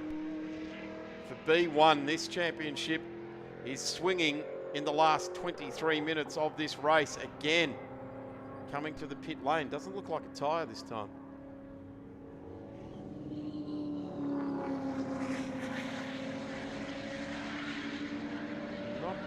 Is it a left-hand rear tyre? That'd be very interesting indeed if it is. It'll only be the second car that's done a left-hand rear tyre, but this car has had the last 30 minutes of this race has not been friendly to this car. Really struggling to bring it in for a good result. They really needed to get a good result for Class B1. At the moment, Scott Gore's got it in a very nice position indeed. So number 29 stops again outside its garage. The crew not so hasty this time. The bonnet's up. So they're just wandering out and having a look at it. As we've got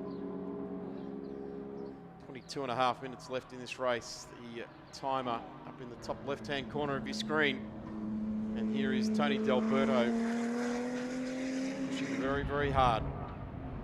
These guys led this race for the first 2 stints, and then things started to go a bit haywire after the tyre popped. The bonnet up, driver's door open on the number 29 in pit lane now, so you have to suggest that that's not what they wanted to see. That's not a scheduled stop, that's for sure. Already lost a spot to Callum Jones, who's just gone past in the Renault Megane. Back to 8th place. Pretty much sorts a championship now, doesn't it, for Class B1. That's a shame because that battle throughout the day, the 2 BMWs especially, and at one point we had them and the Volkswagen in line of stern formation, scrapping it out all on the same lap. Hasn't quite gone to plan for them. Chris Lewis has gone past as well in the mighty Commodore. So it's a frustration at the end of the race. Will be the way it rolls out. Shows you a pace difference at the end of 6 hours compared to the start. 42.9 was Grant Denyer actually who did that personal best, which at the time on lap 2 of the motor race, when he really got up and broke the back of the race early, was a lap record. He got popped off on lap 46 by Ryan Simpson. But it was a very, very good lap and just moves the goalposts a little bit further for production car racing here at Phillip Island Grand Prix circuit. So I think P6 for these guys is probably the best they could have imagined that they could get back to. 15th at one point.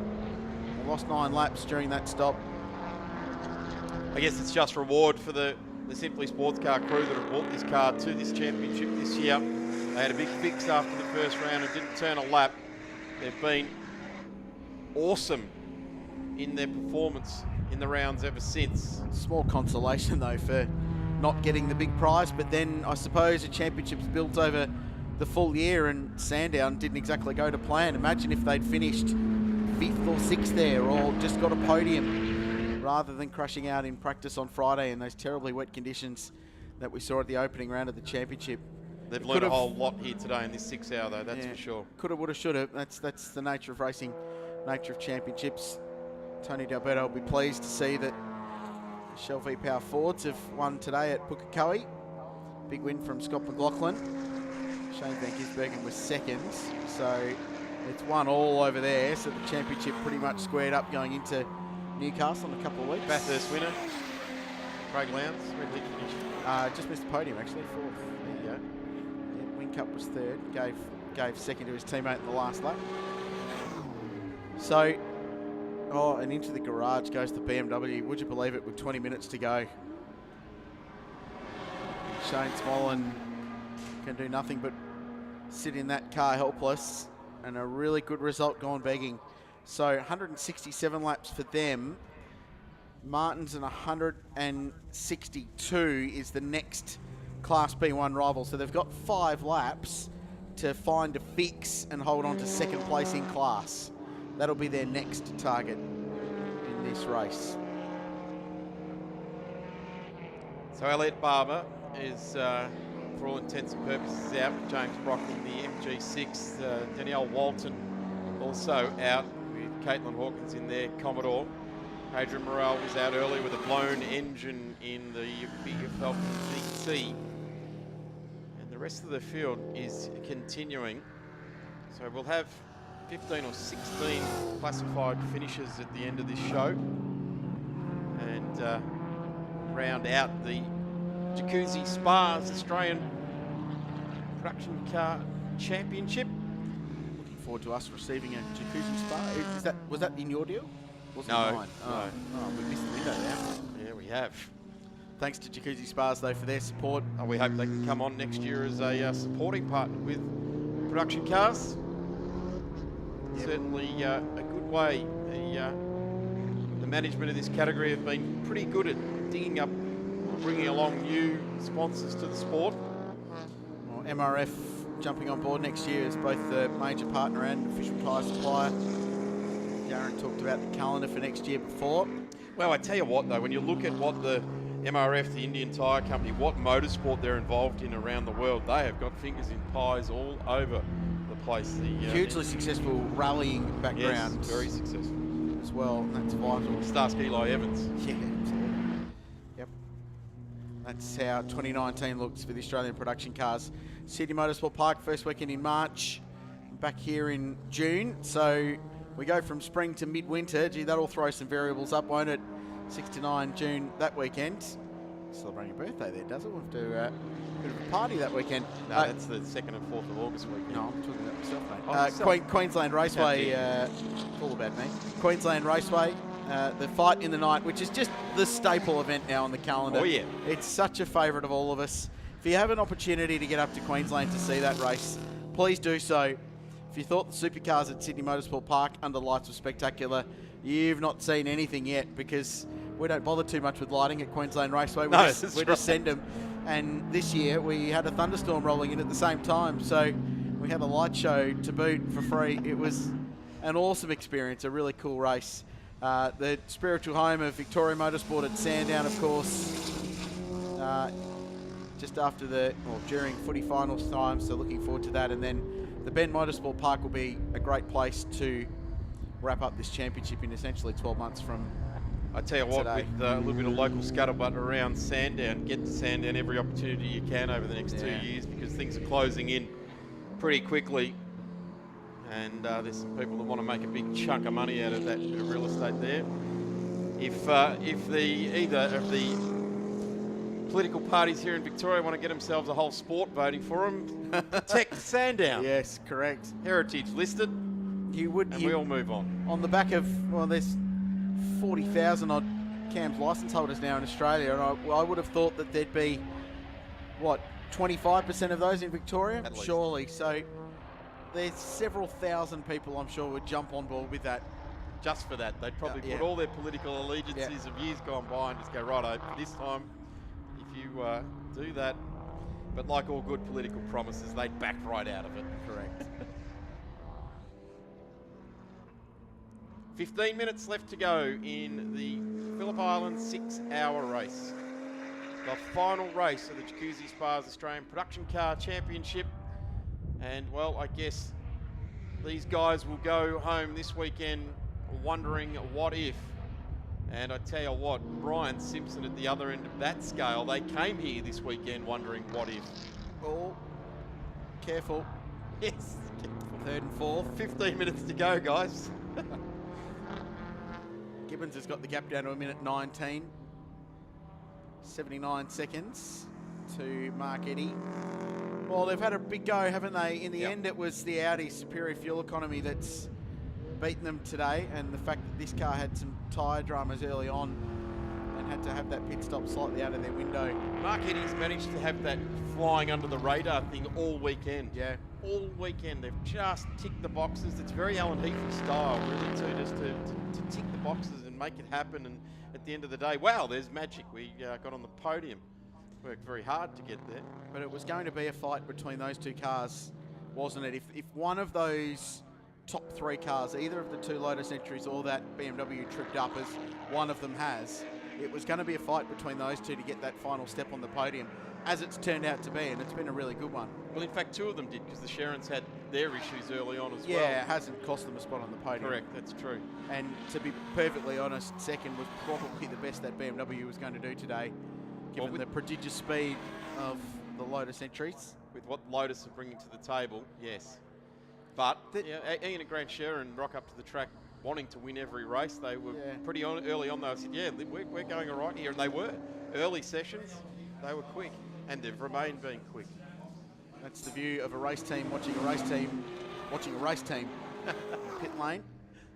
And having a bit of a feed too, because there's not much they can do if something goes wrong now. They've still got to pack up the truck. They've still got to go to the podium. That's the worst bit of the weekend as far as the race team's concerned. What, podium? Packing up the packing, truck. I was going to say. No, if you're podium, look packing forward to up's a fine. podium, yeah.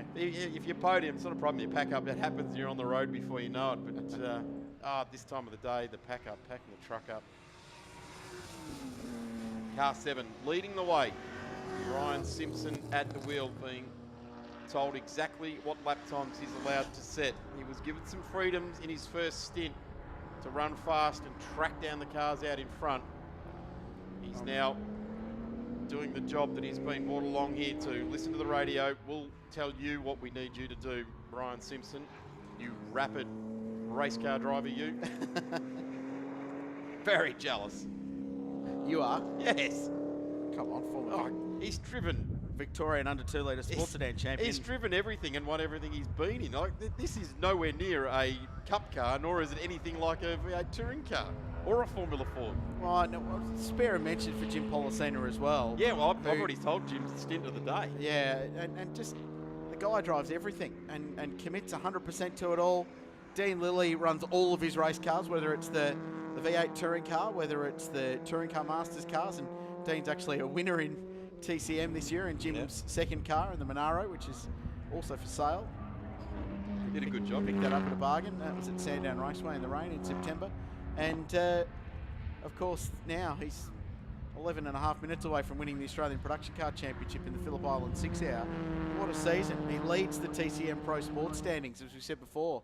So there's a real possibility that, having already wrapped up the Kumho Cup in the V8 Touring Car Series, he could claim 3 national championships this year.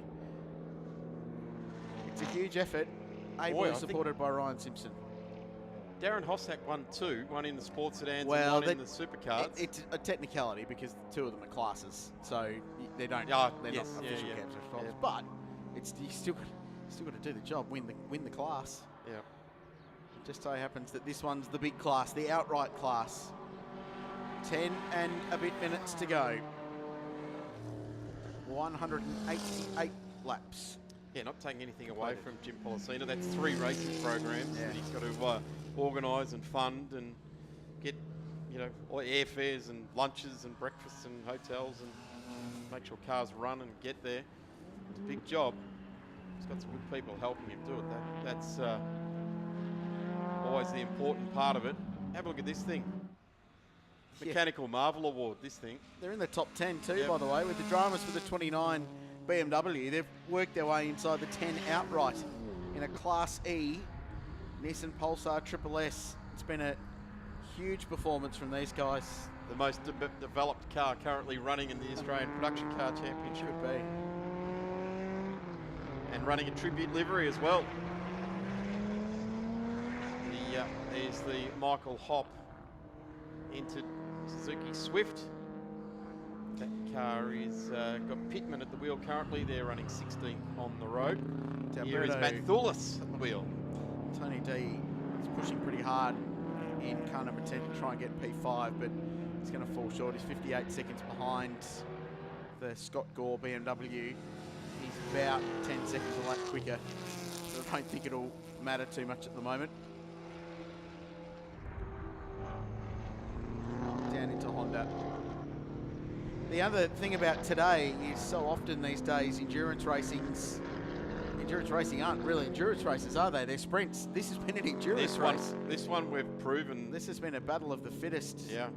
And they were sprinting for the first 2.5 hours. No one relented on their pace across the board. It was this frenetic pace. We really haven't seen that kind of attitude taken to this sort of racing particularly in the last 2 years anyway. There was a time when Stewie Costera and others were running Evo 10s where they ran them and just tried to break them as hard as they possibly could. It's going back 6 or 7 years ago now. Maybe even more than that. But this race was very, very fast for those first 2.5 hours before everyone decided that, hey, we need to settle down. It was too fast, and that was what was breaking cars and tyres.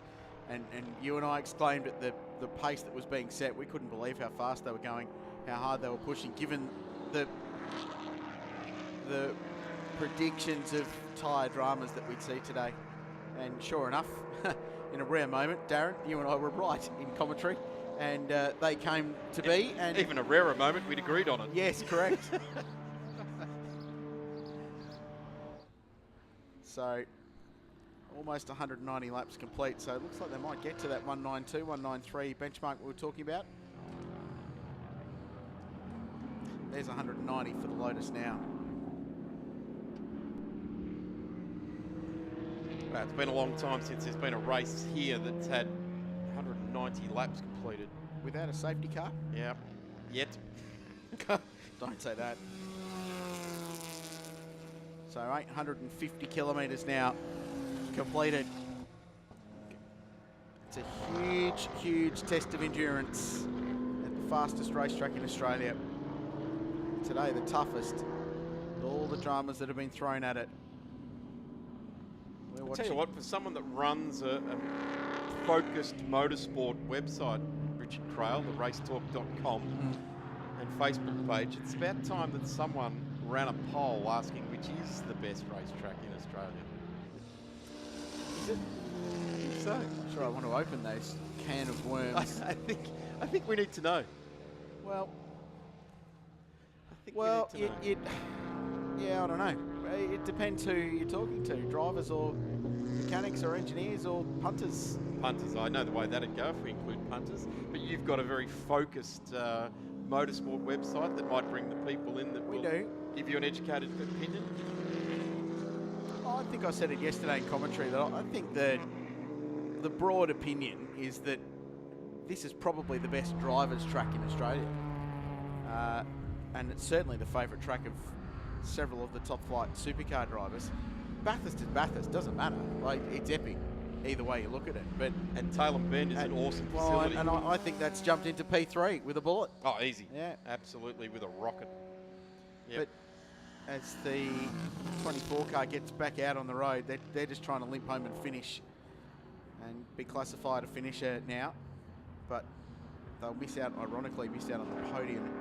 This is late 70s Bathurst type stuff, isn't it? Just get out and finish the race. Gee, Ryan Simpson came up on them real quick on the run into the Southern Loop. Oh, don't. Oh, seriously. Don't. We saw that in the prototype race yesterday where we saw Terry Piavitas come up on a slower car. But yeah, it's probably on balance the best driver's track, isn't it? Bathurst is Bathurst. I don't think Bathurst should count in any survey. I think it needs to stand above everything because it does. Well, okay, I'll clarify it. The best permanent racetrack in the country. Oh, well, that opens the can of worms as the best facility. And in which case, I go Taylor Bend. Yeah, on balance of being great racetrack and great everything around it. But epic facility. From the pure ribbon of bitumen scything its way through a paddock, it's hard to beat this place. And but the other thing this place has got, Daz, is history. Yeah. And 50 years of it. And so many stories from touring car racing and MotoGP, and every year some new chapter is written to this place. And it's great because the corners have got names. They're not just turn 1 or 2. And everywhere you look, there's a little bit of history. And the funny thing about those corners is I wonder when the last time it was that Honda and MG stumped up for some dollars to get the corners named after. Exactly right. And there's a marketing opportunity missed from MG. Well, actually, they're capitalising on it this weekend. Because they might have sponsored it one day. Yeah, the factory MG's doing a really good job. So we count down 4 minutes to go in this. We'll probably get another 3 laps out of this at the pace that Ryan Simpson is setting. And there's another Commodore just getting out there to get to the line there, the 223 of Caitlin Hawkins just trundling down the track there. So right now, Ryan Simpson has got some cars on the track that are absolutely being thrown at him at a rapid rate of knots. They're trolling around. And early on, when he was battling the other Lotus after that first round of stops, we saw him scything his way through traffic, darting this car in between the slower cars, and taking what looked like to be risks, but probably calculated ones to get that track position advantage and pull away in the battle for the lead. And now he's being very relaxed about it. His last lap was a mid 150, 50.5, which is pedestrian pace for this car. It's 8 seconds slower than what it's capable of, but he's not too worried about that. He's almost 4 laps in front of the rest of the field. So, a remarkable story. Third in the championship coming into the weekend. A series of what could have been races for car number 7. We talked about the Winton near miss. There are a couple of others as well where Ryan jumped in late in the race and hauled them into contention, but didn't quite get there. Well, today it's all come up trumps for them. Oh no. Oh, and big fire. That's had a massive engine failure right at the end of the race, and this is a car on the cusp of winning the Class E championship. There isn't actually anyone out there that can knock them off for it either. Oh, last race of the year, just run the thing until it stops, Griffo. Yeah. And is Griffo at the wheel too? No, it's not. It's Jimmy Vernon. It's Jimmy Vernon. They're 12th on the road. Rattle clunk the thing all the way home, son. In fact, make it last 2 minutes and 15 seconds. Oh, Not get back to the pits. But the thing's had an enormous detonation. But the irony is that if they don't get the flag, will they be classified? He's gone off the... No, he won't be. Not a finisher. Because... So he's gone off the track. Even though they are... Well, they're 7 laps in front of the next Class E rival. So that car's not going to complete those laps, is it? Nope. Nope. Oh, man. Well, I'm just going to find out what that does for the championship in 1 minute Class and 30 E, seconds. because it was right up for grabs there. Here's our race leader. He's going to get around and go again. 1 minute 30 left in this race. Our checkered flag is ready. Maybe it's going to drop this time around. It could swing the race. If they're classified and they get enough points for what may well be third, it might swing it to MG. I'm not sure, but we'll have to follow that after the race. But Class E could change hands with that DNF.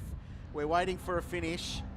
The potential victory for this car. There's still a minute to go on the clock for Ryan Simpson, the fantastic Sydney sider who's achieved so much. Porsche GT3 Cup Challenge, V8 Touring Car Series. He's raced in the Development Series. He's driven production cars for a long time.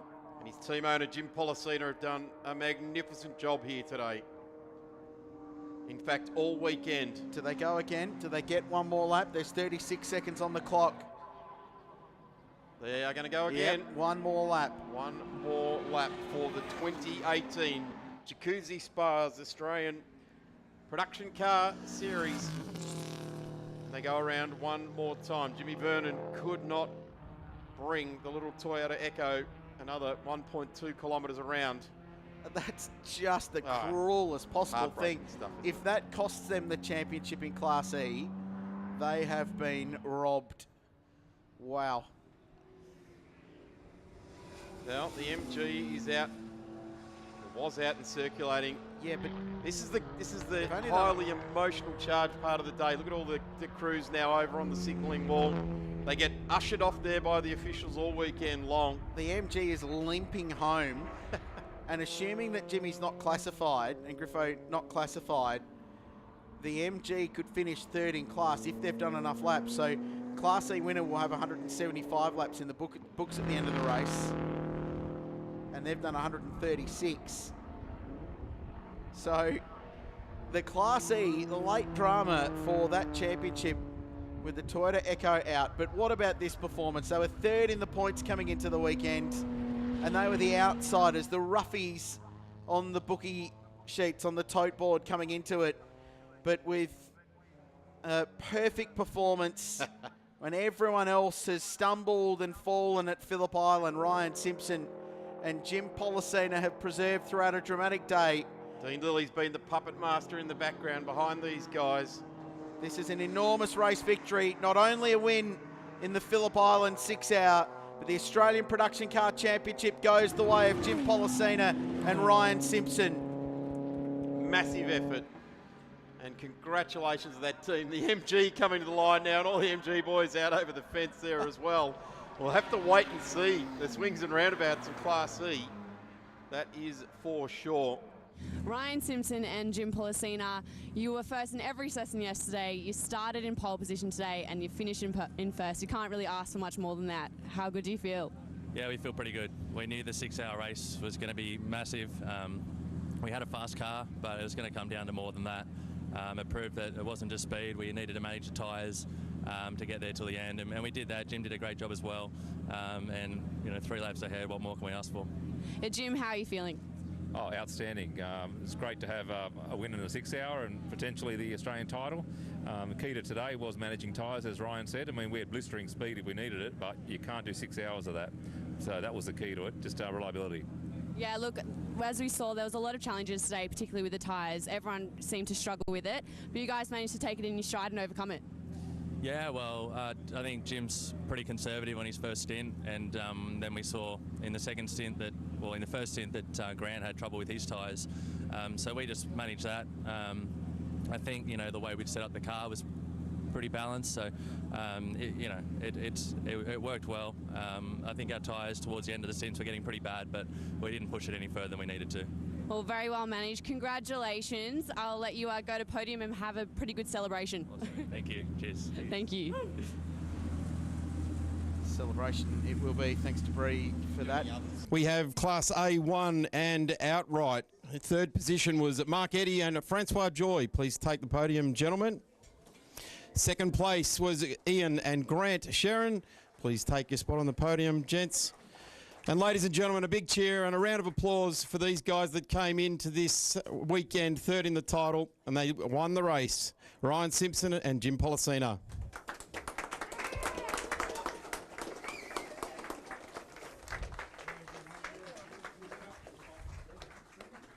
Shelley presenting the trophies there.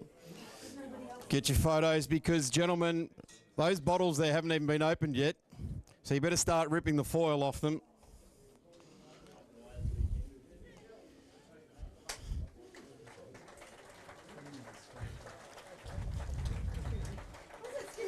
Congratulations to the winners outright and in A1, Ryan Simpson and Jim Policina. Gentlemen, the podium is yours.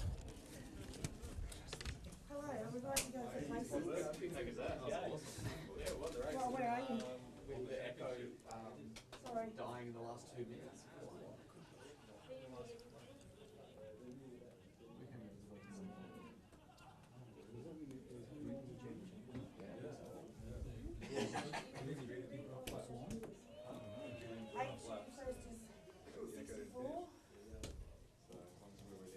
Yep, B1. 48 and 51 is what I've got. To the overall leader. 48 and 50, yeah. B2. And what? Yeah. So B2 is 34. Is that it?